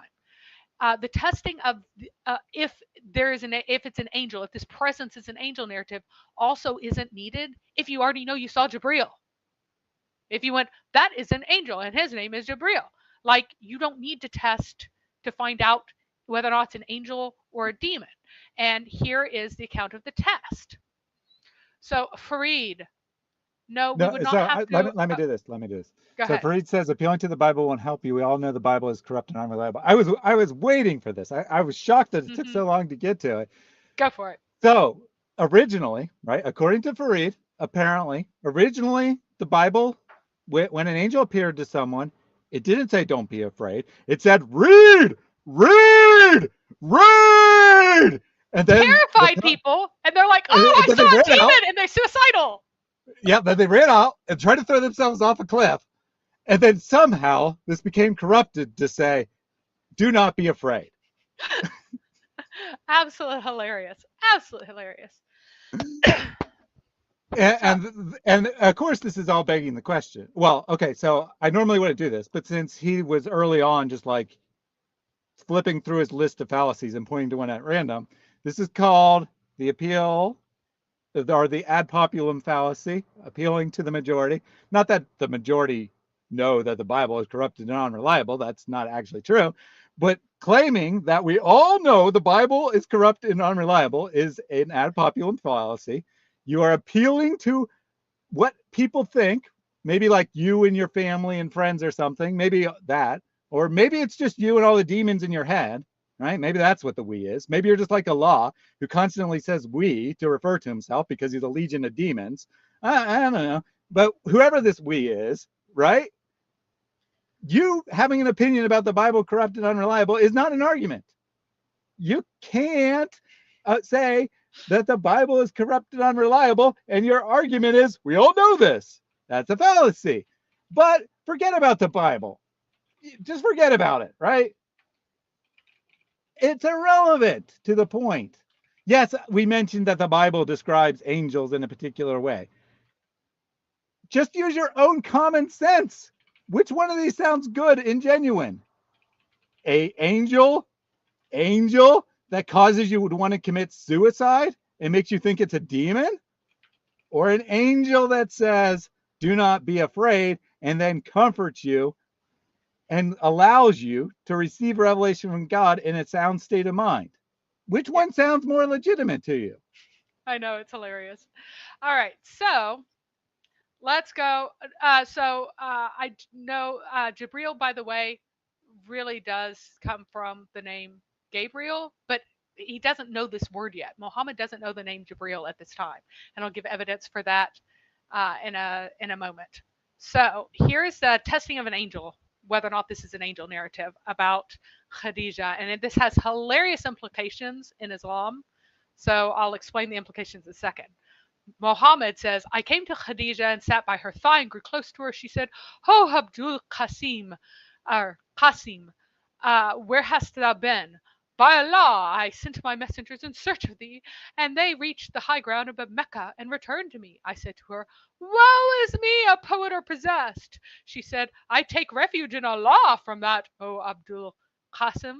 I don't know why all of a sudden she's a good Muslim whenever she actually was a pagan at this time, but she's now magically an excellent late Muslim.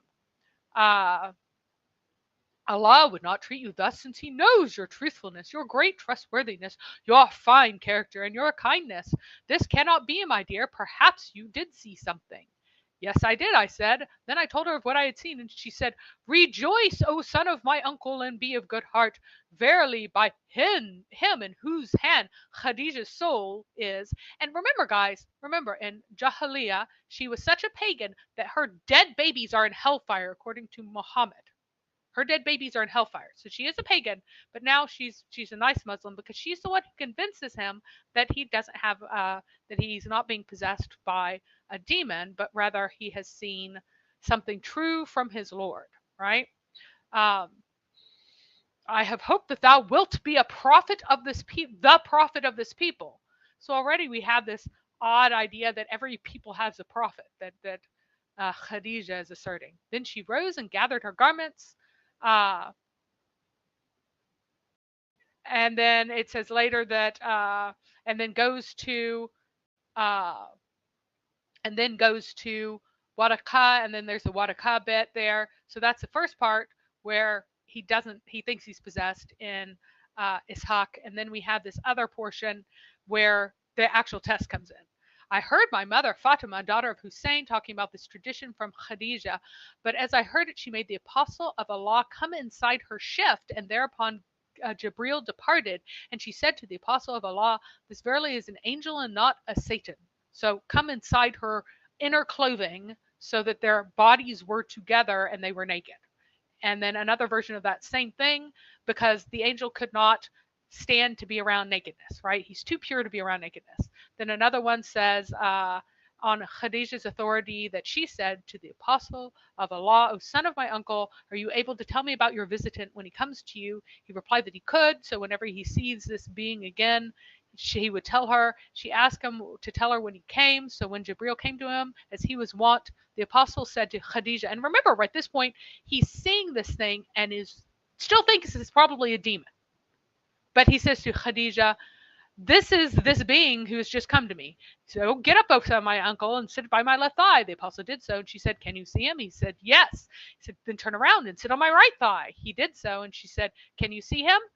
And when he said that he could, she asked him to move and sit in her lap. When he had done so, she asked again if he could see him, and he said yes. Then she disclosed her form and cast aside her veil while the apostle was sitting in her lap. So she pulls up her clothes and flashes her hoo-ha, and she says, "Can you see him?" And he responded, "No." "Oh, son of my uncle, rejoice and be in good heart.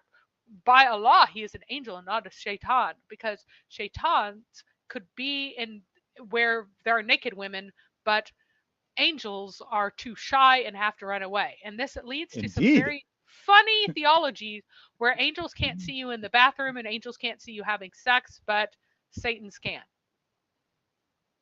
It's excellent. So yeah, I mean that makes perfect sense in Islam actually that Satan would like to watch you using the bathroom. After all, he climbs into your nose while you're sleeping. He pees in your ears. He causes you to yawn. I mean, Satan is doing all kinds of things. He's probably, heck, maybe he's in the toilet with his mouth open, getting some pure, uncontaminated water or something like that. I mean, who knows, right? In Yep. Islam, Satan is omnipresent and all powerful. Yep. So, well, unless you say Surah Al-Baqarah, and then if you say a certain spell before you have sex with your wife, Satan can no longer ride on your penis and have sex with your wife. but if you forget, then he definitely will. Yes. And I'm sure Satan that has sex on with your wife all average, the time. I'm sure on average, 1,000,000 Muslim men are having sex at the same time or something. So that means Satan is in 1,000,000 different places as at the same time because he's omnipresent. Yep. All right, just checking. So now here is evidence that this first angel was not called Jibreel at all. So here is apart from the Tabaqat of Ibn Sa'ad, and this is one of the most important pieces of Sirah literature too. It says, verily the apostle of Allah, sorry, one sec. Whew, sorry about that. May Allah bless him, was commissioned to prophethood when he was 40 years old. Seraphel, which is another rendering of Israfil, Israfil was with him for 3 years. Then he was replaced by Jibreel, who remained with him at Mecca for 10 years and at the city of his migration, Medina, for 10 years. The apostle of Allah, may Allah bless him, breathed his last when he was 63 years of age. So here we have Israfil, who is with him for 3 years. Then Jibreel comes only after 3 years.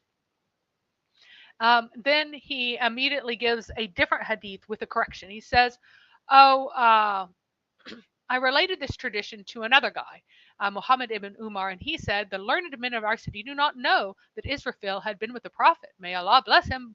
Verily the learned in those versed in the Sirah literature say, from the time the revelations commenced, that he, may Allah bless him, breathed his last until he breathed his last, none except Jibreel was with him. However, this is clearly untrue. There are a whole bunch of ahadith from a whole bunch of different people where he's talking about other angels that he's seen. So he said, I said to Jibreel, Jibreel, why have I not seen Israfil laughing? None of the angels have come to me without seeing them laughing. Jibreel says, we have not seen that angel laughing since the fire was created. So basically, all the other angels come and they laugh, but Israfil does not laugh. He has not laughed since the fire was created. Now this one is particularly interesting, right? Because the fire is created what? To burn Shaitan and the sinners. And Israfil stopped laughing, this supposed angel who comes to him, ever since the fire was created to burn up the disobedient angels. Just thought that was funny. And then so it makes you think that he is kind of thinking that this fire is related to him in some way. Al-Bayhaqi says, this one is from Al-Bayhaqi specifically, and then this hadith exists in a number of versions. And Zuhud, it's Jibreel who has not been laughing since the fire is created, and Muhammad questions him directly. However, in another hadith, Muhammad asked Jibreel about Mikhail, so about Michael. There are also editorial attempts to fix this. It's related on the authority, and notice that these versions of the hadith, there has to be other angels who are laughing in contrast to the one who is not.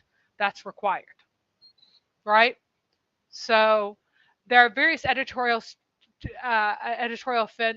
attempts to fix the fact that there's this weird Israfil who seems to be the one that was with Muhammad at the beginning, who was then Muhammad learns about the name Jibreel, because Israfil does not have any source in Jewish legend or biblical texts, either one. Whereas Gabriel, is actually mentioned by name in the Bible. So we have, and then the other angels in the Islamic sources are in tradition, extra biblical tradition. So who is this Israfil? Where does he come from? Why is there suddenly this seemingly made up angel?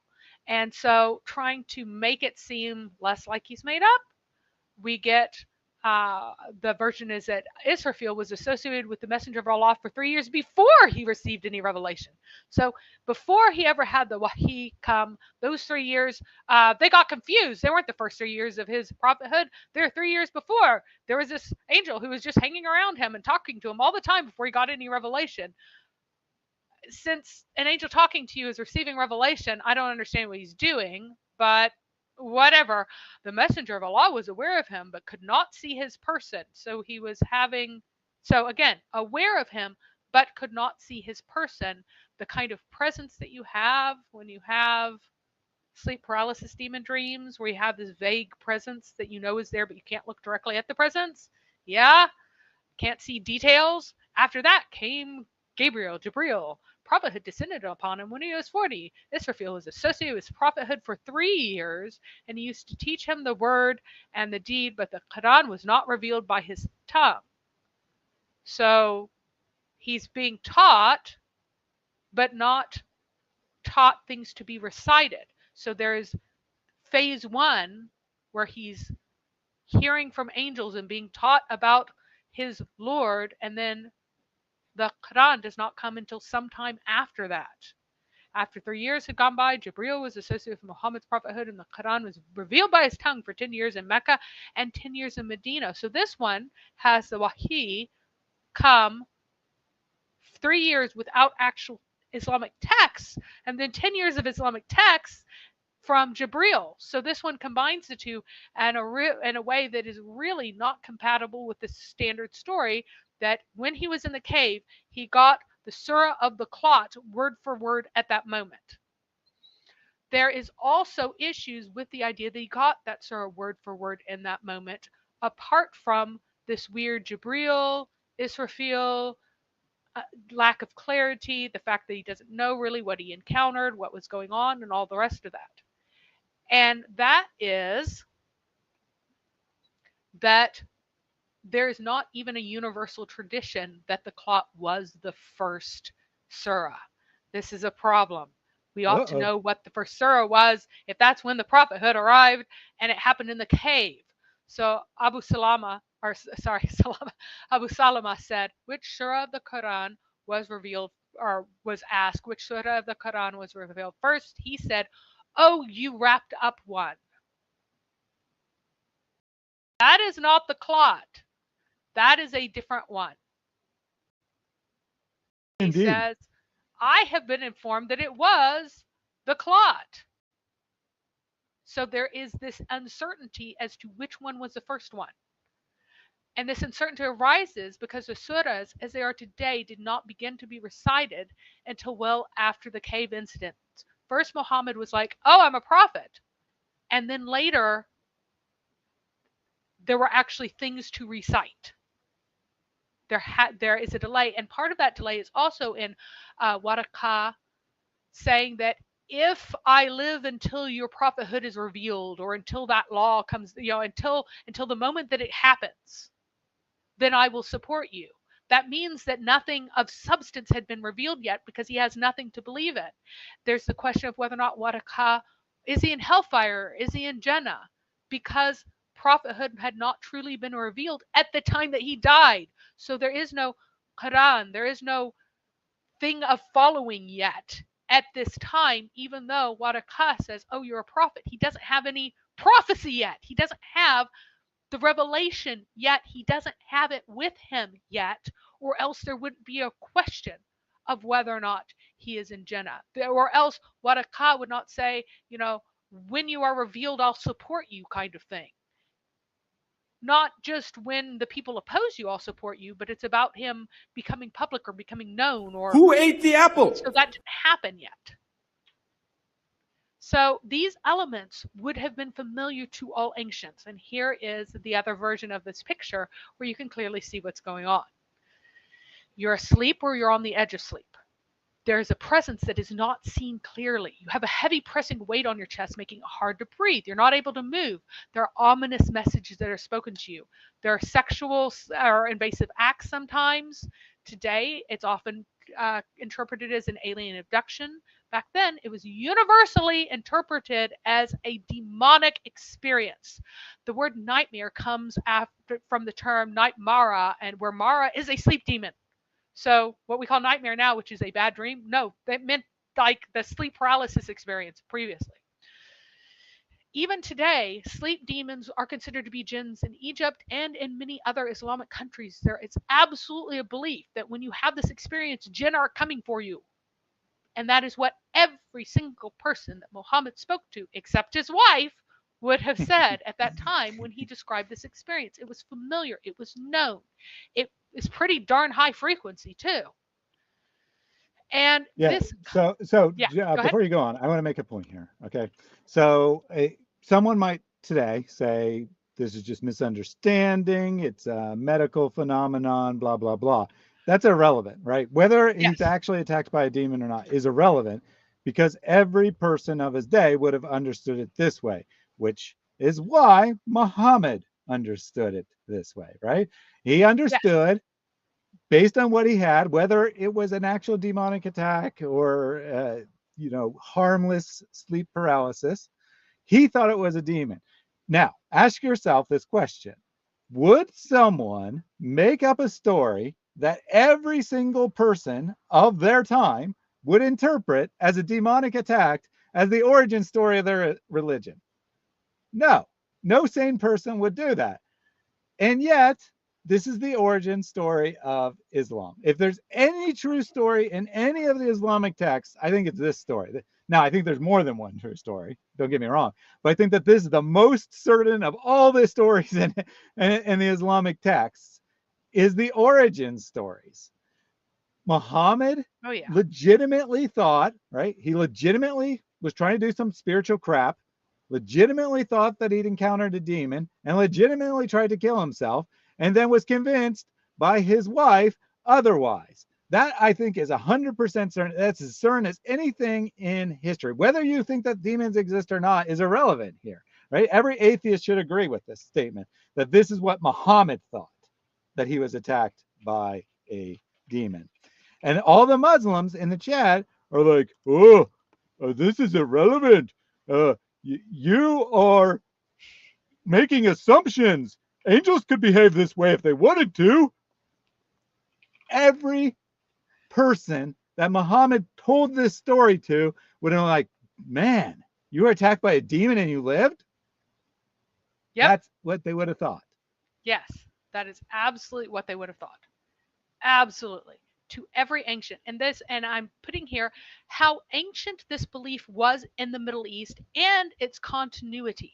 So it's ancient and continuous belief in this. So this is a quotation from a Sumerian poem about evil demons. So we have the wicked.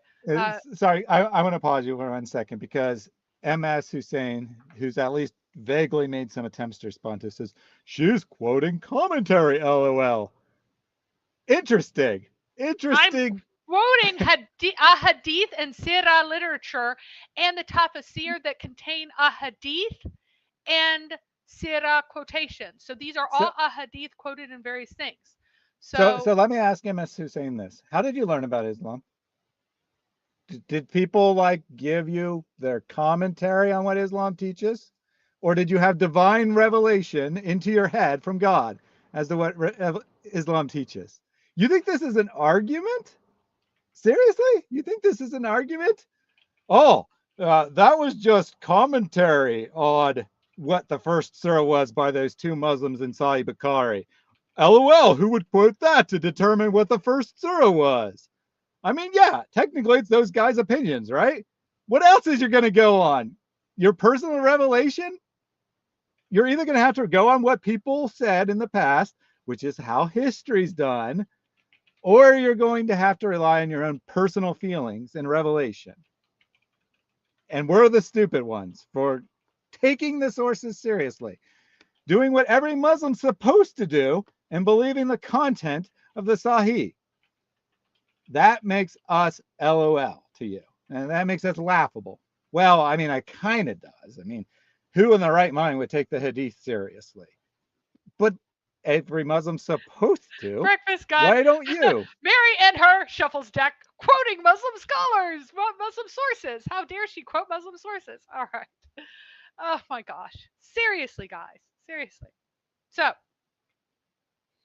Sumerian paralysis demons. Here's a poem about them from Sumerian translated to English. Okay. So, the wicked Utuku, who slays man alive on the plain, the wicked Alu, who covers man like a garment, the wicked Edemu, the wicked Galu, who bind the body, the Lame or Lamashtu, and the Lamea Labasu, who cause disease in the body, the Lilu, who wanders the plain. They have come nigh to the suffering man on the outside. They have brought about painful malady in his body. So these are all different varieties of demonic beings, right? And in Akkadian and Sumerian mythology, Alu is a vengeful spirit of the Utuku that goes down to the underworld Kur. The demon has no mouth, lips, or ears. It roams at night, terrifies people while they sleep. It's also believed that it may torment their victims for fun. And possession by the Alu results in unconsciousness and coma. In this matter, it resembles creatures such as the Mara and the incubus, which are invoked to explain sleep paralysis. And Akkadian Sumerian mythology associated with other demons like Galu and Lilu. So they kind of became combined. The Galu demons were ones who would drag people down to the underworld, to hell, and the underworldly hell type place. Okay. And so they kind of became, over time, because the religion developed over a long time, a lot of these characters kind of became collapsed into one. Now, note that black dogs were first called demons in Neo-Sumerian texts. They were Galu demons. They were specifically Galu demons. There's a good article called by Irene Sibbing Plantholt called Black Dogs in Mesopotamia and Beyond. So the belief that black dogs are shaitans, Galu demons, goes all the way back to Sumeria. It is 100% pagan, and Muhammad repeats that. Alu became confused with Lilitu, which is a female Lilu, and Lilitu acquired her characteristics in Jewish folklore. This is made up stuff. It's folklore during the Babylonian exile, or later, probably the Babylonian exile, accused of caught deaths and SIDS by smothering babies and of attacking men of their sleep. In their sleep, as a sleep paralysis demon, she was called Lilith. So Lilitu becomes Lilith in the folklore of Judaism. Lilith also became the name of a nocturnal bird because of the idea of a spirit wandering a plain, making noises in the night, like a night spirit wandering around, like an owl or something like that. A bird got the name Lilith in biblical times. So there is a verse that has a list of creatures that live in the desert at night, and one of these creatures is called a Lilith, alongside a jackal and other kind of ominous kind of figures who were scary.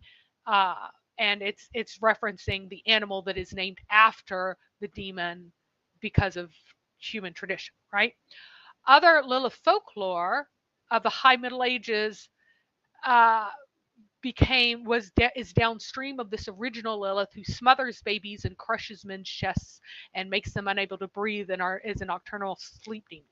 So Lilith becomes a succubus or an incubus. I think succubus is the male. So I think should be, I forget which was which. Anyway, she becomes whichever one of these is the female one in later legends. Like she starts out as a woman and then becomes one who becomes a sleep paralysis demon in punishment in these later folklore, but these are very, very late. At the time of Muhammad, you still had Lilith just as this sleep paralysis demon who was very well known. So again, the idea of sleep paralysis demons existed in this culture, very specifically in this milieu, as sleep paralysis jinn exist in Arab culture today.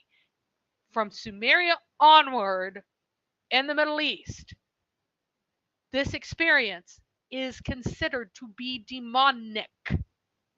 So Muhammad went into a cave, a place where you would look for underworldly contacts, had an experience that every single living person would say, oh, you were asleep and you had a heavy pressure and it said scary things and you couldn't really see very clearly and you couldn't breathe and you weren't sure what it was.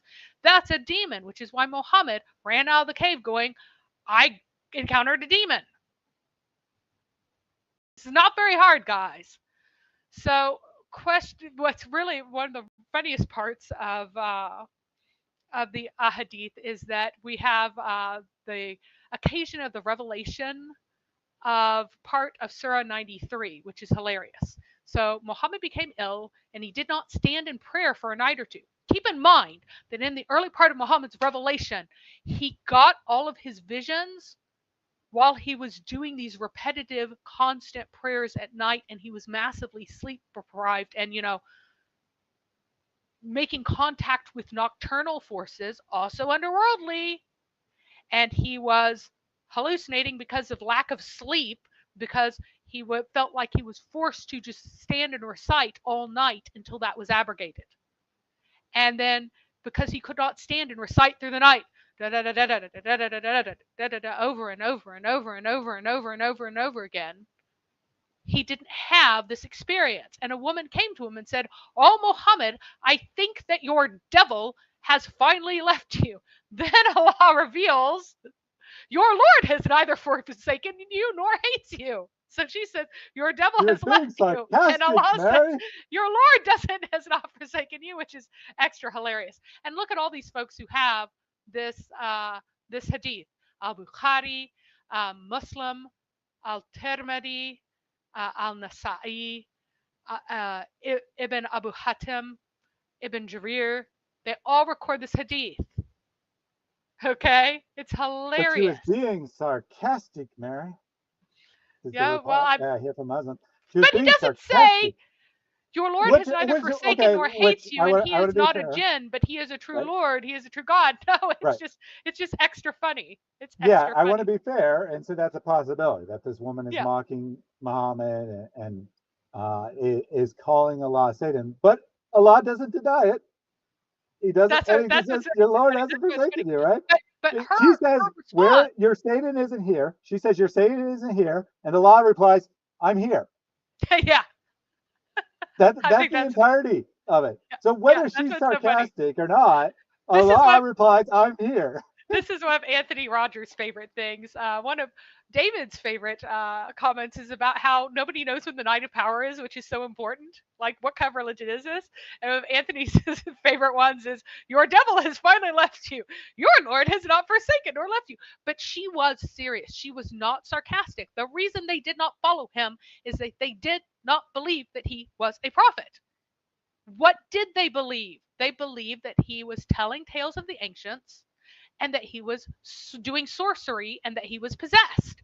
That's what they believed. And over and over and over again, there are accusations of this. So a woman creates a verse like the Quran, yes, or Allah creates a Quran like the woman's statement. So we have some other evidence of early beliefs that Muhammad was possessed. So whenever Muhammad was sent out as a child, there's a silly story that is actually repeated twice. It is a story that's actually associated with Zoroaster, or no, Mani, Manichaeanism. It was associated with Manichaeanism, that Mani was out and he had his chest opened and his heart washed and put back in. This story is repeated twice for Muhammad and assigned either to his early childhood or to later whenever he is taken away on the Miraj and Isra, to his flight to heaven. On one of these times, and it's duplicated. It's duplicated because it's a later insertion, or Muhammad told it several times. But whatever happened, something happened where they saw something involving Muhammad that made the woman afraid, so she wanted to give Muhammad back again to his mother whenever she was the wet nurse. And so she says, his father said to me, Muhammad's friend's father said to me, I'm afraid that this child has had a stroke, so take him back to his family before the result appears. She, Muhammad's mother, asked me what happened and gave me no peace till I told her. When she asked if I feared a demon had possessed him, I replied that I did. So Muhammad's own mother is like, what happened? She describes what she thinks happened, and his mother, Amina, asked, are you afraid that a demon has possessed him? And she says yes. This might link to the fact that Muhammad might have had periodic but not very common seizures from a young age. This might have been an early seizure. And so this is trying to paper over Muhammad's foster mother wanting to hand him back after he had a seizure out of fear of what would happen, and saying, oh, well, his heart was just washed. We're going to take this story from Mani, again, not a Jew, not a Christian, a story from Mani of Manichaeanism, and we're going to drop it into this story to give another thing other than him having a seizure as an explanation. So Mani said that you should give charity, therefore his religion must be true, therefore it's okay for Muhammad to borrow from him. I mean, get the same revelations as him. No, I don't actually know if charity is an important part of Manichaeism, but it doesn't matter because according to our friend in the chat, all religion has to do is say to give charity, and then it's a true religion. Yeah. And then there's a final, and Islamic charity is hilarious because you actually get a decrement from your good deeds if you accept charity. So you just move people's charitable deeds from one person to another. Wait. So when I give someone charity, I'm stealing their good deeds? Yeah, basically. So you can go ahead and run the stuff in a second. This is the last slide that I have. And it's just, I have read before the story of Muhammad and the thin black men who came and rode him all night, and that word is usually meant in a sexual sense. So Muhammad did have these dreams of these beings coming to him and other times in his life, and sometimes they were sexual in nature, his dreams and his fears and this invasive sexual type of thing. So it wasn't like he had one particular demonic dream. So if you go to 14 minutes there, that's where and I couldn't remember which. I did it as an opener in one of mine, but I couldn't remember when. So I just went to Christian Prince doing it. So you can go ahead and bring up the chats. I will be back in a second. Yep, I posted the link for any Muslim who wants to come up and refute us on this topic. I've had so many Muslims tell us that we're just speculating, that we have no evidence, so on and so forth. So I'd love to hear one of you discuss this with us live. And maybe someone will. I'm not going to speculate that no one will. John Wilson used the highlight function. Reminder, you can bring any comment to my attention by using highlight. My program will automatically add it to my queued comments list, so I'll be sure to see it. Whereas I may or may not see other comments. He says, the saying to shirk your responsibility takes on a whole new meaning in Islam. Very true. Very true. Frankly notes that they are really manifesting today. Indeed. Let me check something real quick. It doesn't show you the dislikes on the live page. I have to actually go to my YouTube studio. But I bet you this already has a bunch of dislikes, whereas typically the videos only get a couple dislikes. Oh, well, you guys can see what it's pulling. It says 3. That number is usually a little behind. sorry. Now I'm curious. Now I don't know what the like count of dislikes are. No, oh, nope, it is 3. So we have 3 dislikes from Muslims, but no response. And we had a bunch of Muslims in the chat. I'm surprised they didn't all dislike it. I guess some of them like learning about their demonic prophet. Anyway, super chat from Morkay. Who ate the apple? You ate the apple. The whole apple. Yes, the whole apple. You ate it. But a small seed, you left it. You put it back into the earth. What happened? Allah, through His power, caused that to grow and to give you how many apples? Thousands. So for $10, you can buy half dozen apples or so. So you should be getting 6 times thousands of apples in return for your donation. So thank you very much for that. Jason says halal counting. 1, 2, 4, 5, 6, 7, 8, 9, 10. I see no error in this statement. As Zakir Naik says, if you were hiring a mathematician and you asked them the question, what is 2 plus 2? And they said 5, you wouldn't hire them. I think if you asked them the question, what is 2 plus 1? And they said 3, you also wouldn't hire them. Zakir Naik saying this as an excuse for why Muslims will not allow people to propagate other religions in the country. Because, of course, Islam is equivalent to 2 plus 2 is 4. It's true by definition, I guess. On off-topic question here, but we're at the end. Cheeky Shaky says, speaking of architecture, is it true the Byzantines used to build their zoos to look like mosques? Not that I know of. I have no idea of anything like that. Zoos are not that. So a menagerie. Yeah, well, I think the Byzantine emperors, I think some of them had menageries, but I don't know of that. Yeah, that's probably not true. In fairness, that's probably true. Ken Johnson asked a very easy question. Why do Mohammedans marry children? Because Muhammad did, and he's the perfect example to follow. So if he did it, others will do it.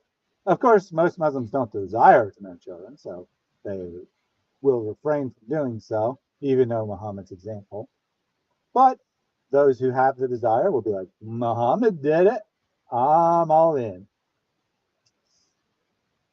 Talmudic Tunnels Construction Incorporated says an apple a day keeps the sleep paralysis demons away.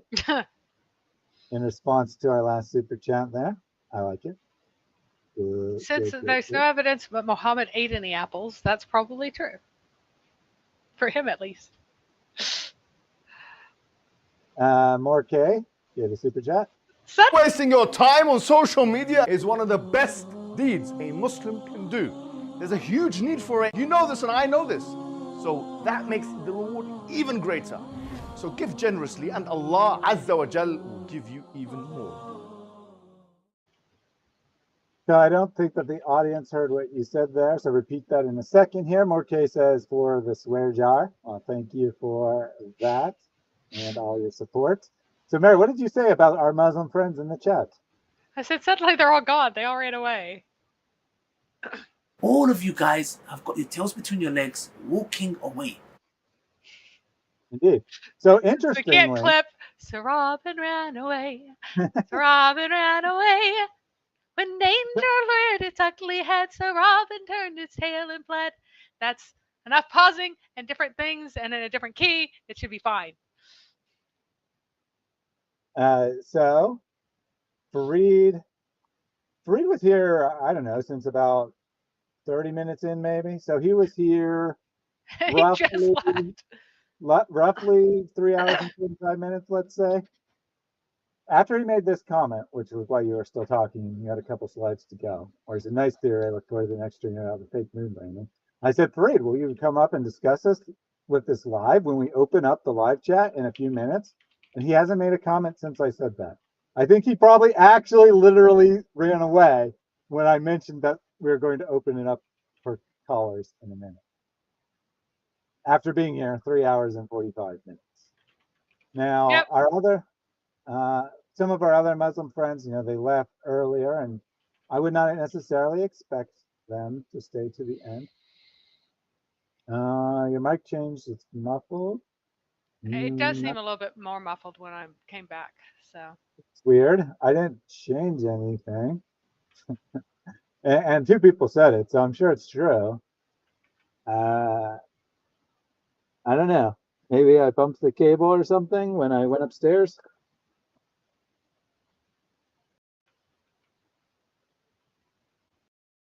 I unplugged it and plugged it back in. The universal solution to fixing everything. So. Yeah. I don't know. And we're almost at the end anyway, so you can deal with the mic not sounding right for a couple minutes. Brendan says it is done, and we are proud of it. It is done. The presentation is done, and we are indeed proud of that. And we're proud of that. Morkay says, I saw a news article of people in Saudi Arabia begging to bring back the pagan goddesses. I haven't seen that particular news story, but it wouldn't be any different than the people of Muhammad's time begging to pray to pagan goddesses. And what happened when that occurred, Mary? Well, Muhammad said sure, and then he later went, no, I didn't mean that, whenever people were kind of going, wait, we went through all of this for nothing? Like, seriously, we went through all of this for nothing because all along it is fake? Like, seriously? That revelation of being able to bow down to three pagan goddesses as intercessors to Allah sounds a little cringy to me. No problem. It's fine for it to be cringy. I love that one. I'm going to find as many ways to get that in as possible there, especially since our bestest friend Elizabeth says, Muhammad instructed himself to say, which shows that his Quran is limited to himself, his situation, his context, and his place in space and time. There aren't messages from a real God, but messages to Muhammad from Muhammad, who is pretending to be divine, leave Islam. Now, that is interesting, right? In the eternal divine word of Allah given to all the prophets, it has commands for Muhammad to say stuff. Guidance for all people. Legit. And it says, say, Muhammad. Because, how could we know that it's from God if it didn't say the word say before everything that Muhammad said? Oh, but it doesn't. Sometimes it forgets. Allah sometimes forgets. And these grammatical inconsistencies actually have a special term, along with all the other grammatical errors. And they're supposed to be evidence of the truth of the Quran, because a mere human would not make these errors if they were trying to forge something from God. It has to come from God, because a mere human would not have grammatical errors. They would fix them. The Snoopy, since I did that halal counting earlier, asked if no three because of Trinity. Yeah, the Quran says say not three, and of course that's related to the Trinity. Saeed has called in here. Let's see if Saeed has anything to say. So Saeed, why does the origin story of Islam describe the encounter of Muhammad in terms that every person of his day would have understood as an attack by a jinn or demon? Hello, guys. Well, I guess I should have said hello first. You're right. I should have said hello first. So hello, Saeed. Welcome back. So now I'll answer my question. Okay. He wasn't expecting anything when he was in the cave. He wasn't expecting anybody to come around him. Okay. He always there. How do you know Muhammad's thoughts, and how does that answer my question? Whether he expected it or not is irrelevant to how it's described. So I'm trying to. Number one, how would you know whether he expected it or not? And two, how does him supposedly not expecting it make it not language of a demon attack? Yeah. He always go over there for meditation or there. So what's that? Just to meditate over there, meditate, I'm sure you believe that. I'm asking what your source for him always going over to the cave to meditate is. Yeah, So, that was so the what is profit. so what is meditation? What's the point of meditation? What do you do in meditation? Is I that think religious he just exercise? I think he's just to remember God. That's all he was, because he was born into a the pagan mushrik. So he wasn't anything. He had to read, to memorize things. He doesn't have anything. So he just over go there and to remember God. That's all he Okay, was doing. I haven't so answered any of the so questions yet. according to the Sufis, by the Good. way, uh, takafur, which is the term for meditation, means turning your attention inward because you know in order knowing that this is where Allah Most High dwells.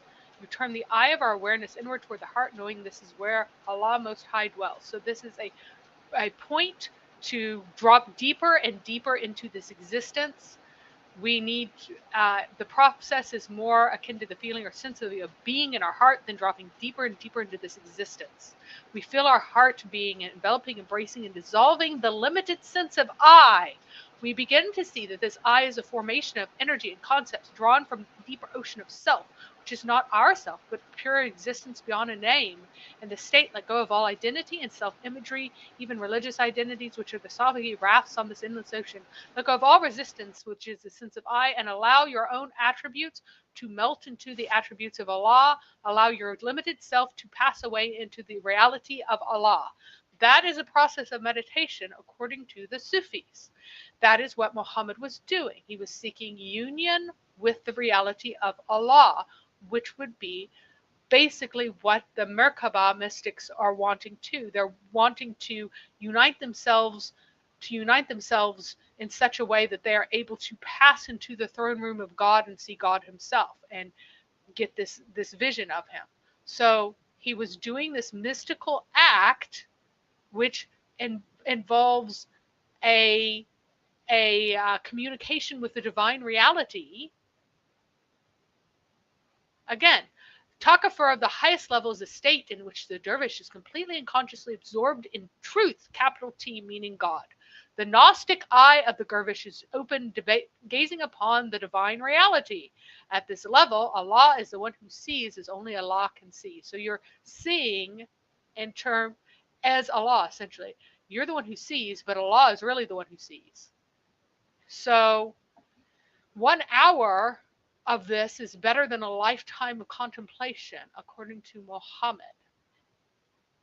So why would he not be thinking that he would have an experience of divinity if he is doing an activity that is a Gnostic influenced experience of contemplation to seek union with divinity?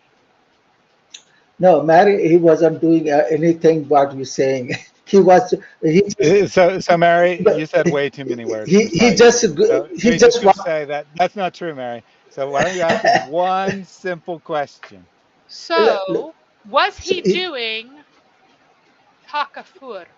No, he just want to get away from the society, which is very, immorality, full Okay, so with you're just making immorality, things up now. violence, everything. So he just want to get away from that society, According to have a what? peace. Where did you read You're that? just making things up now, sweetheart. You're just Where did you read That's how that? we know. There is nothing else. We don't have anything detail about what he was doing over there. Yes, you do. Well, I just spent first of hours reading it. first of all, Saeed, we do. Second of all, you're telling us details about what he was doing there. So how do you know he was getting away from society? Because the society was immoral and a violent society, unjust society. He just want to get away from the society. That's what he was So doing. your reasoning is he was getting away because you think he was. Yep. Do you have anything Pulling it besides out you of my think that? butt. Do you have any Good reason? job. The source Do is you have I any made source? it up. Yeah. Do you have any source for your thing? Or Nobody has anything what he was doing. Anybody is saying is he's okay. a So you don't have any source. Fine. Now let's answer my question. All right. Let's say everything you said is true, even though you just made it up. That Muhammad was really didn't like society and was trying to get away from all its immorality and went to a cave to chill out for a while. then he had some sort of encounter, which everyone would have thought as a demon attack. Now answer my question. Why is God, in your opinion, giving him a revelation that sounds exactly like everyone in society would have thought a demon attack sounds like? No, no, no. The first revelation, it came to read in the name of your Lord who created you. You know Yes, we know what it is. Saeed, did you watch any of the show, or did you just see we were live and call in without watching anything? No, no, no.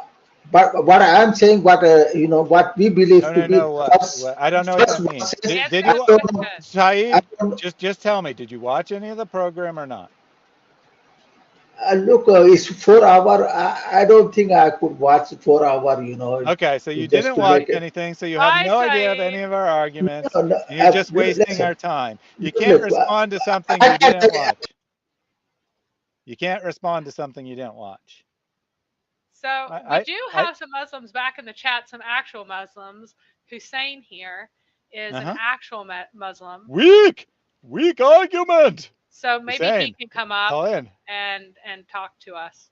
Of course, he has been throwing all of his scholars under the bus and claiming that things are made up. So weak.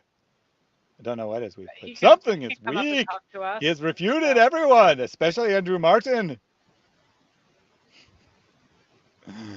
You can throw the link in the chat again and it's pinned. call him out. Yeah, I can also. It's at the top. It's pinned at the top. MS Hussein. Click the link. You don't need video. You can just do audio. That's fine. So, and I expected to have a fair amount of Islamic hysteria on the stream, and I expected to have no one want to come up and discuss this. No one wants to talk about why it was that Muhammad was asleep. Why is it that no one who is telling the story now, go listen to 50 imams, no one will say that Muhammad was asleep unless they are just splat reading from the hadith. They will not say he's asleep. They will say he was in the middle of contemplation. They will not say he is sleeping. Muhammad was asleep in the cave and felt a big pressure on his chest that made it so that he couldn't breathe, and he was afraid he was going to die. And he got an ominous message from this sinister presence and was convinced that he was possessed by a jinn, by a demon, a bad jinn, a negative jinn, a demon, when he woke up, to the point that he was terrified, shaking, suicidal. Why? Why would he think this? I don't know. Why did he think it? Because every single person of his era who was being honest and sincere would have interpreted this as a satanic experience, a demonic experience, some sort of attack from a spiritual being that's trying to get you and possibly kill you. 2 Timothy 3:1-7 says chicken. And just remember, I saw Muhammad eating a chicken. This is all the information you need to know. Which apparently means that he was eating the commentators in the chat here. Carol B correctly states that Muhammad was seeking a spiritual experience, not removing himself the world as a quiet retreat. We can pretty much discard Tafsir al-Sa'id, trust me, because he himself said that he didn't have any. There is nothing else. This is all we have. So there you go. Jack Ray, super chat. O son of Adam, spend. I will spend on you. Give, then I will give you. It's difficult because you know what? These are my last few. As it is, the price is going up, the rand is going down, this is happening. Excuses. Those are excuses. You give and watch what Allah does. Jack says, oh, okay, in response to the other super chat telling him to get off his butt and do more super chats. So thank you for that. Oh, and by the way, before anybody says it's only Sufis, let's take a look at what other people call it. This is Shia site. Alislam.org is Shia, right? It is obviously obvious that ma'rifa, gnosis, is a desired object of the heart. Accordingly, in this hadith, also contemplation is a specific sense concerned with the heart and its life. This is all about uh, inner eye and things like that. Many a time the outward eye is awake, the corporeal personality is conscious, but the inner eye and inward vision is deep asleep, and the spiritual regions in the domain of the soul are heedless and unconscious. Takafur is the activity of the intellect. It is the reordering of known matters for the purpose of reaching hitherto unknown conclusions. It includes a kind of contemplation which is one of the characteristics of mystics and wayfarers of the path. Know that contemplation is the inquisitive groping of the inner vision for attaining the coveted end. So You can. Uh-oh. Are you silent now? No. Okay. I said, there you go. I just saw your mouth move for just a second. I didn't realize you were talking to somebody else. I'm like, oh no, he's completely gone. So, no. Snoopy says Thaddeus is sounding better, and you guys yeah. let me go the whole stream without my professional quality mic. I mean, granted, it's my voice, so it sounds like crap regardless. But you let me go the whole stream without my professional mic plugged in, and you're just getting the webcam, I believe, the entire time, unless somehow the cord of the mic got unplugged and underneath something, which I doubt. So it's probably unplugged the whole time. I don't know why it started to sound worse than it did originally, but it was never plugged in as near as I can tell. So thanks a lot, guys, for letting me go the whole stream like that. It's probably because you probably were a little bit closer before, and then as you scooched away a bit, yeah, it got worse. It got worse, and then people are like, "Wait, what's going on?" Yeah, probably, because I mean, it happened when I went upstairs and then I came back down. So I probably ended up sitting at a worse angle or farther away or whatever, and then the poor quality is more clear, but the poor quality was there the whole time. Oh well. Oh well. Oh well. At least you can understand what I was saying. Mm-hmm. I hope. Well, I'm sure someone said that. All right. So Brendan says, how can a better apologetic to Muslims be formulated rather than debating shallow technicalities? Can't force anyone to read stuff. The nature of God. See ex-Muslim, ex-atheist converts to Christ. So I'm not sure what the second half of that means. I would hardly call the origin stories of Islam a shallow technicality, though. This comment was made early on, and it may have been in reference to something specific being said, or it may have just been his thoughts without, just as he entered the chat and hadn't seen anything. But I would hardly call what we discussed today a shallow technicality. How can a better, now the first part is a really good question, though. How can a better apologetic to Muslims be formulated? And it's very difficult because we did give a lot of information, but Muslims generally aren't going to listen to information. If you give a very soundbitey argument, they're going to say that that's shallow. That's been refuted. Why are you repeating that argument that's been destroyed 1,000,000 times? So, I mean, it's very difficult. I don't have any like magic solutions other than to say that the best way to convert a Muslim or any other person is to form a personal relationship with them and have regular conversations. Most people are not converted by an argument. They're converted by being exposed to the competence of Christianity, yes, but also how it changes your life and makes you a better person over a long period of time. There are people who will hear an argument and instantly say, yeah, you're right, Islam makes no sense, but they're few and far between. This isn't a battle of logic. This is a spiritual battle going on. And as Muhammad found out in that cave, spiritual forces are pretty powerful. Anything you want to add to that, Mary? Nope. That is, I mean, like, the thing is, like, a lot of polemics are very powerful. I think that this is one of the most powerful ones. The fact that Muhammad went into a cave, had experience that everyone in his culture turn the dial 1,000 years ahead or 3,000 years before, his experience would be like, oh, that's demonic. Everyone would think that. He had an experience that everyone would have immediately comprehended as something demonic. He comprehended it as demonic, and his wife, who was a pagan, went to Wahi, who supposedly wrote as much of the Injil as he wished. I guess through automatic writing or something. Did he have a jinn too who helped him write the Injil in Arabic?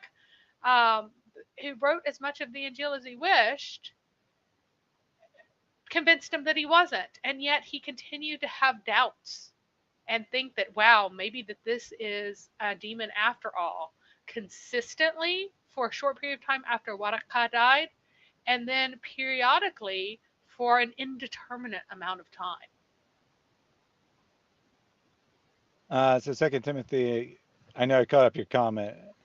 If you interpret it as criticism, it wasn't. So I don't think you have anything to apologize for. We had a bunch of people trigger the Apple animation today. We had Bill Daughtrev. We had Protestant Believer. We had 2 Timothy trigger it. And then we had Bill a second time. Oh, can you bring up Brendan's? I don't know that Allah has a prosperity gospel. Oh, really? Yeah. So people have mentioned that a number of times, and really, in reality, Islam is all about tit for tat. It's all about doing things to get stuff. It's give Allah a goodly loan, and it was from the beginning. If you go to Islamic sites right now, a lot of them have pop-ups that say, do not allow Ramadan to pass without getting all of the rewards that you can. Don't let any of these rewards escape you. Give us money and you will get the rewards. Do your sadaqah, and get your rewards. That's what they're saying over and over and over again, all over the place. All of this stuff. Oh, it's Ramadan. Make sure you get your bonus rewards in. You know, you got the Mario star. Do the quick run and bash through as much as you can because you got extra power right now. So it's inherent to Islam. And Brendan, it's not just that Protestantism stopped slavery in its new form recently. Before Protestantism, other people stopped it too. So the early church, before it was divided, so it's not even proper to call it Catholic or Orthodox, the church abolished slavery in its early forms over and over again in many different countries. There were very few countries in which it did not abolish the old forms of slavery. Now, there was still unfreeness, and there was not an attempt to abolish every form of unfreeness. Things like draft is unfreeness. Military duties are unfreeness. The serfdom was unfreeness, but serfdom was created under the influence of the church, which opposed the latifundia slaves. So the old form of slavery, the church was directly opposed to it and influenced the people to go towards serfdom instead, where the land that you had a right to was bound. So the person who had the right to that land was bound to certain amounts of labor. And then you had the whole system of fiefdoms and vassalage and all of that stuff that was mutual obligations, that the church didn't have any problem with vassalage. But with the forms of slavery as it was, obviously prisoners are going to not be allowed to run around and do what they want. That is considered a form of slavery. But the old forms of slavery were abolished under the influence of almost all of the early churches were against the old forms of slavery and got them abolished. So it's just that there's always an advantage to doing horrible things for people. And so because people have sinful desires, you have to stomp it out and start it up again every time it tries to start up again in all kinds of forms. So I have good news, everyone.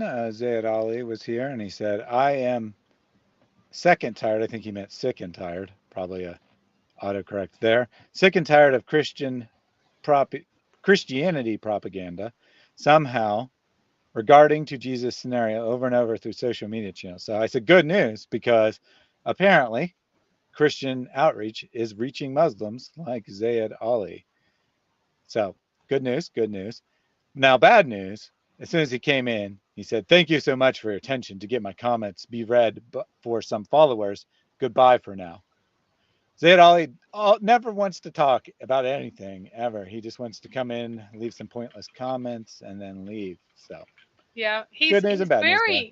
And he runs away the second I bring up an Islamic source. He runs like his life depends on it. Can you imagine someone cracking open the Bible and reading like a chapter, and you're like, "Oh, I can't hear this! Run away! Run away! I don't want to know! I don't want to know!" Because it will destroy my faith. But that's why Zayed Ali's scared, because listening to any of this will absolutely decimate his faith, and he wants to be tricked. He wants to be deceived. He wants to be fooled. True. So Una says, "I too hide under my blankie when my sleep paralysis demon comes to suffocate me." We didn't talk much about Muhammad being wrapped in blankets. Although I do think it is highly interesting that the alternate theory about what the first verse is also refers to Merkabah mysticism. Yep. But if you want more on why blankets are crucial to Merkabah, check out those Islam critiqued videos mentioned earlier. So we do have Ahmed who has joined the chat. Welcome, Ahmed. Hi there, yes. How are you? I'm doing well. Yeah, so I think you guys are about to finish the show, right? It's almost Yeah, end. we got a few minutes to go, but if you have any response, we'd love to hear it. No, I just joined. I just opened the YouTube now because it is early morning. Okay, no problem. So here's what I would suggest. I would suggest you go and watch at least part of it, and then if you have any response, we can schedule a time to hear your response, because I would actually be very interested. You know, I'm not leading you on here. I'd actually be very interested to see if you have anything to say, because we've talked before, and you seem like a reasonable guy. One thing, we were running out of time last time, but one thing that I wanted to point out is that you confuse two concepts in relation to sins in Islam. There is the concept of the expiated sin, and then there is a concept of a concealed sin. A concealed sin is never expiated. It's concealed. It's a different class of sins. And so you can't run to something that's talking about expiation and apply it to concealment. These are different things. Yeah, concealed sin means maybe this is the case. Also, if you even the concealed sin with regard to another human being, you have to go to ask that forgiveness from that person. Now, even in Islam, even if you backbite about someone, you have to go and seek forgiveness. Backbiting is a basic thing. Everyone do that one. Even in that case, you have to go to the person and you have to seek forgiveness. So I think that you're trying to pull things out of there that is not in the sources. It never says that, well, backbiting is essentially saying something bad about someone even if it's true, by the way, for those who don't know. So if you say that someone has done something sinful and you pass that on to other people, that's considered a form of slander, even if it's true, if people didn't already know it. Now, it does say that if you could reveal the sins of others that were hidden. So I found out that you've done an evil thing. And by the way, Ahmed, one example of a hidden sin that people did that is treated by one of the imams, the online imams. Oh gosh, what is his name again? The guy who talks about cutting the throats of the infidels. I've forgotten his name. But anyway, one of the examples that he gave of a concealed sin for which you should not seek expiation, and it is also an example that Muhammad gave, is adultery. So Muhammad didn't want to listen to people who confessed to adultery because it hadn't been found out. Now, is adultery a sin against someone other than just yourself? Does it involve someone else?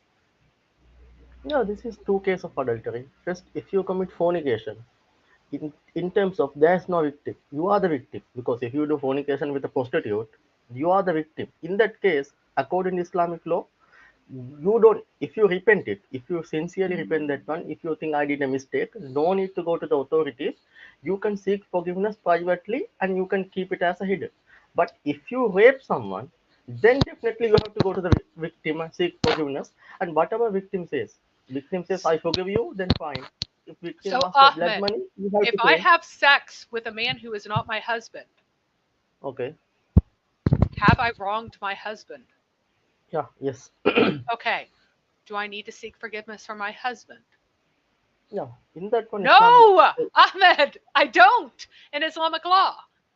Now let me tell you. There's opinion. Okay. Let me tell you. Then you can refute. Okay. So here in this category comes, okay, now if you, in that case, if you go to your husband and say, I did such a thing, and if you think your husband will not forgive you, instead husband will divorce you or something will do such a thing, then you can keep it private and seek forgiveness from God. But if you think husband may forgive you, then it is better to go to seek forgiveness. It is always related in Islam. Let me finish, then you can refute. Let me give an example.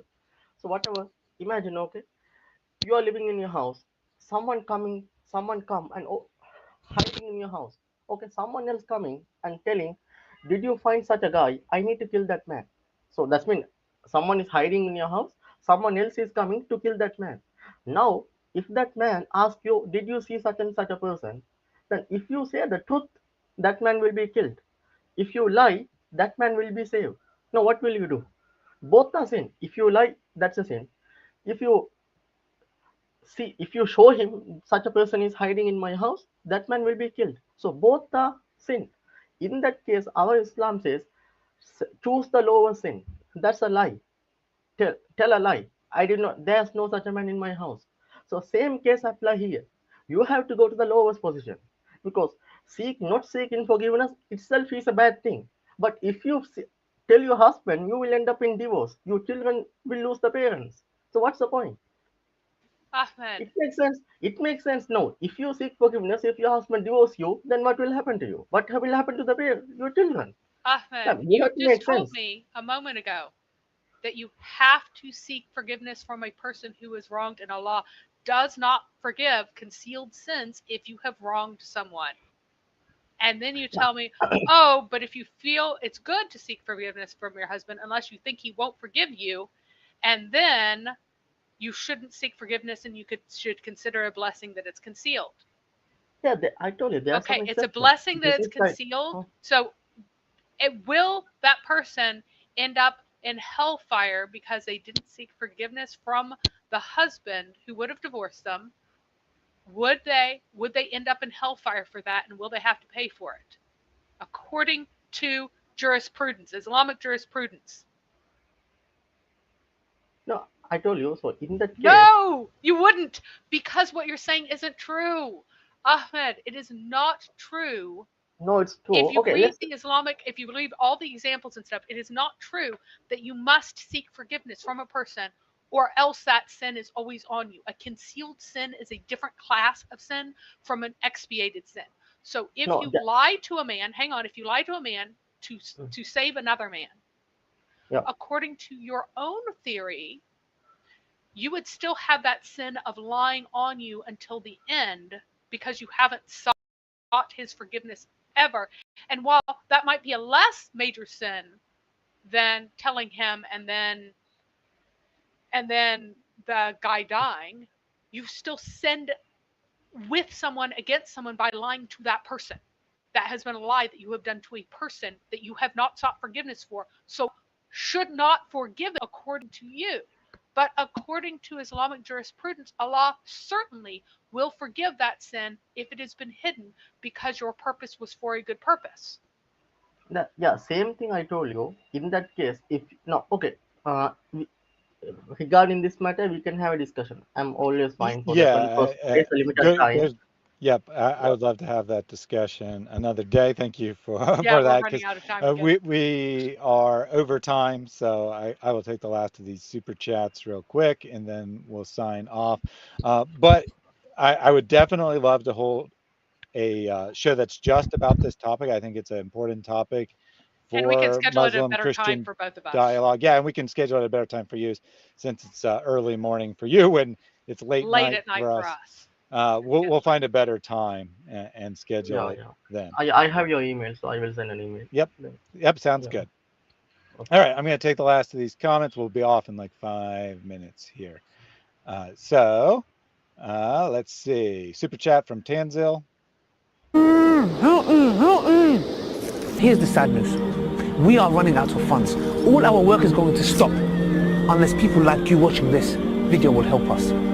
Your donations can get you a share in a reward and reap those rewards for years to come, inshallah. This is not a donation or a charity, but an investment for your hereafter. Hey, good investment there to get this comment out. Ex-Muslim because of you guys. David Wood, apostate prophet, and inspiring philosophy. Great to hear. I hope you've accepted Christ as your personal Lord and Savior. Otherwise, you've not really gained very much. Tim says, if you get squeezed by a demon, you're doing monotheism right. I think that's true. Houston says, the way to tell you've been possessed by a demon when your wife needs to persuade you that you've not been possessed by a demon. Another completely true statement there. Bill says, whoa, hey now, sounds as dirty as Muhammad's clothes. Whoa, hey now, Bill, that's not appropriate. We don't need to bring Muhammad's clothes into this discussion. This is a family-friendly program, except when it's not, which is most of the time. Which is a lot of the time. Ross says, did that difficult and aggressive Muslim ever keep his one-on-one appointment to talk to you? No, ultimate I truth. ticked him off too much by confusing him with somebody else. But the thing is, there are two particular Muslims who have some odd beliefs that aren't entirely mainstream, who yell at me a lot and get super, super upset because I'm a woman. And so I confuse the two of them. So I confuse Lorenzo with truth. Ultimate what is truth. that? Yeah, ultimate truth. What is it?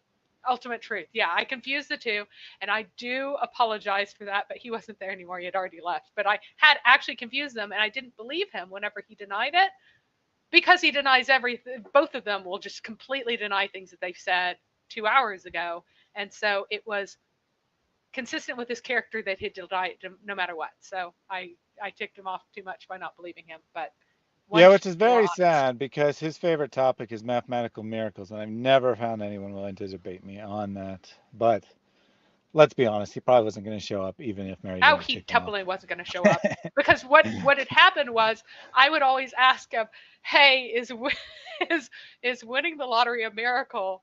And because I went through this step by step one time, he would always hang up after that. So he probably would have hung up if I asked him once again, "Hey, but you still haven't told me, is winning the lottery a miracle? You said it wasn't. Are you going to stick by that?" So. Yep. Last super chat here from Jack Ray.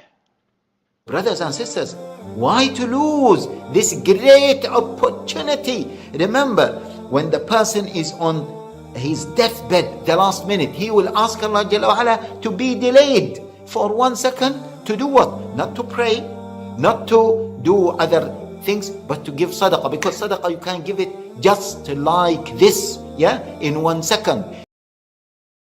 So thank you very much for that, Jack Ray.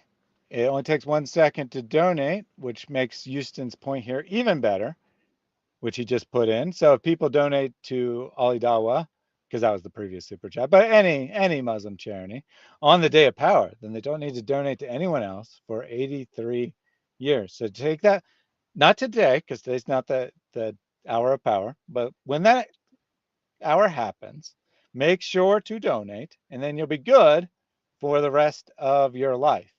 Maybe donate twice, just so you've done the equivalent of donating twice every day for your entire life, and that's how many points you'll have. So good advice there from Houston.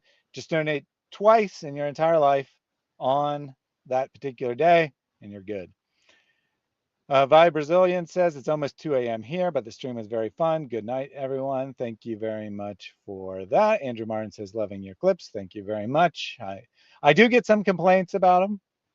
Some people say I'm childish or whatever. And I'm sure there's plenty of people who don't like what we do on this stream, but I figure it this way. There's 1,000 other channels you can watch where they don't have these clips. They don't have these animations. If you think they're childish and pathetic, watch one of those channels. if you want to see those, then this is the only place you can get them. So it makes my channel unique. And I don't know. I think it's good to be unique. And it lightens up my heavy and in-depth, ridiculously in-depth topics of the linguistic origin of the word tahanuth. So, which I'm sorry it was so long, guys, but it's this big thing. Like in Islam, what the heck does this word mean, and what's it about, and everything. So, yeah. But I got him. I finally got Muhammad in the cave. He has now received the Wahi. So we are progressing toward into early Islam. So there Excellent. we go. Yes. No, and Mary said, I guess confusing Lorenzo and Ultimate Truth is the proof that I'm mentally deficient. I am bad with keeping people not confused to begin with. And it's not like I've ever seen Ultimate Truth. Without his roosters, I couldn't identify him. I usually identify him by all the roosters in the background. No, I think you're confusing again. I think that is yeah, that's what's his name? Shoot. It has Dean in his name, I think. Oh yeah. See, here I go, confusing people. Yeah, confusing people again, Mary. You have no You're just idea adding how more hard. proof. Yeah, more I have proof. to work. I have to work quite hard and draw family trees and everything. That's why I'm always trying to refer to people like Zayd ibn Amr. I always go Ibn Amr, because you have the other Zayd ibn Haritha, who is more famous as Zayd. So I try to give unique names even when there aren't unique names, because it's massively confusing if you don't. There might be too many Marys in the text. There are definitely too many Fatimas, by the way. And everybody after Muhammad is named Muhammad. Yes, FM, thank you very much. Says, appreciate all the hard work you put in the program. I really enjoy it. Last comment here from Una. You ate the apple, the whole apple. You ate it, but a small seed, you left it, and you put it in the earth. And Allah, through his power, ... Ran out of characters. All right. Thank you all for tuning in today. We'll be back next week with Mary, most likely to continue the story of Muhammad. She is at a very busy time in real life. So if by chance she doesn't get to all the slides, then we'll have a reaction show it instead. But either way, we'll be back with Mary next week. Yep. Speaking of reaction shows, I said last time that I'd probably do my reacting to my comments stream over the weekend. I decided to try out the new vertical streaming feature of YouTube, which means I need to create a new template, because all this stuff that you see on your screen doesn't happen automatically. So I had to create a new template. So I spent the weekend creating that template.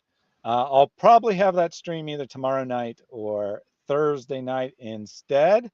Oh, and very quickly, Thaddeus, yes. To be able to see chat if you're on the phone in a live stream in the vertical format, you have to go to the channel and then click on the live stream from the channel. You can't click on it from the regular, if it just pops up, it'll take you to it, but you can't see the chat unless you go to the channel and then click on the live stream again. So if you can ask, or you'll need to tell people that they need to click on your channel thing and then click on the live stream again to see the chat.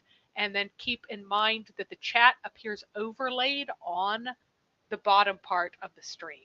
If you've seen that. I don't know whether you've seen that on the phone. Yes, okay. I have seen that part. I figured that probably people could pop it up and down, but apparently it's a bit more complicated than that, so good to know. I'll be sure to tell people that. We'll see how it goes, right? Just trying something out. If the regulars don't tune in, I might not do that again. So be on the lookout for that. I also have most likely a discussion with a Muslim over the weekend.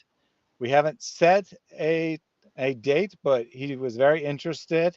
He offered last weekend, which was not possible because my wife was in the hospital. I didn't mention it because it wasn't an emergency. It was a scheduled procedure, but it meant that I was visiting her at the time that he wanted to go live. So it wasn't possible this last weekend, but a good chance that'll happen this weekend, so look out for that. And last, of course, is my Bible study, which will probably be on Friday. I say the regular time, but actually it varies a lot. So be on the lookout for that if you're interested in it. Until we meet again, God bless everyone. Have an amazing day. Go and serve the Lord.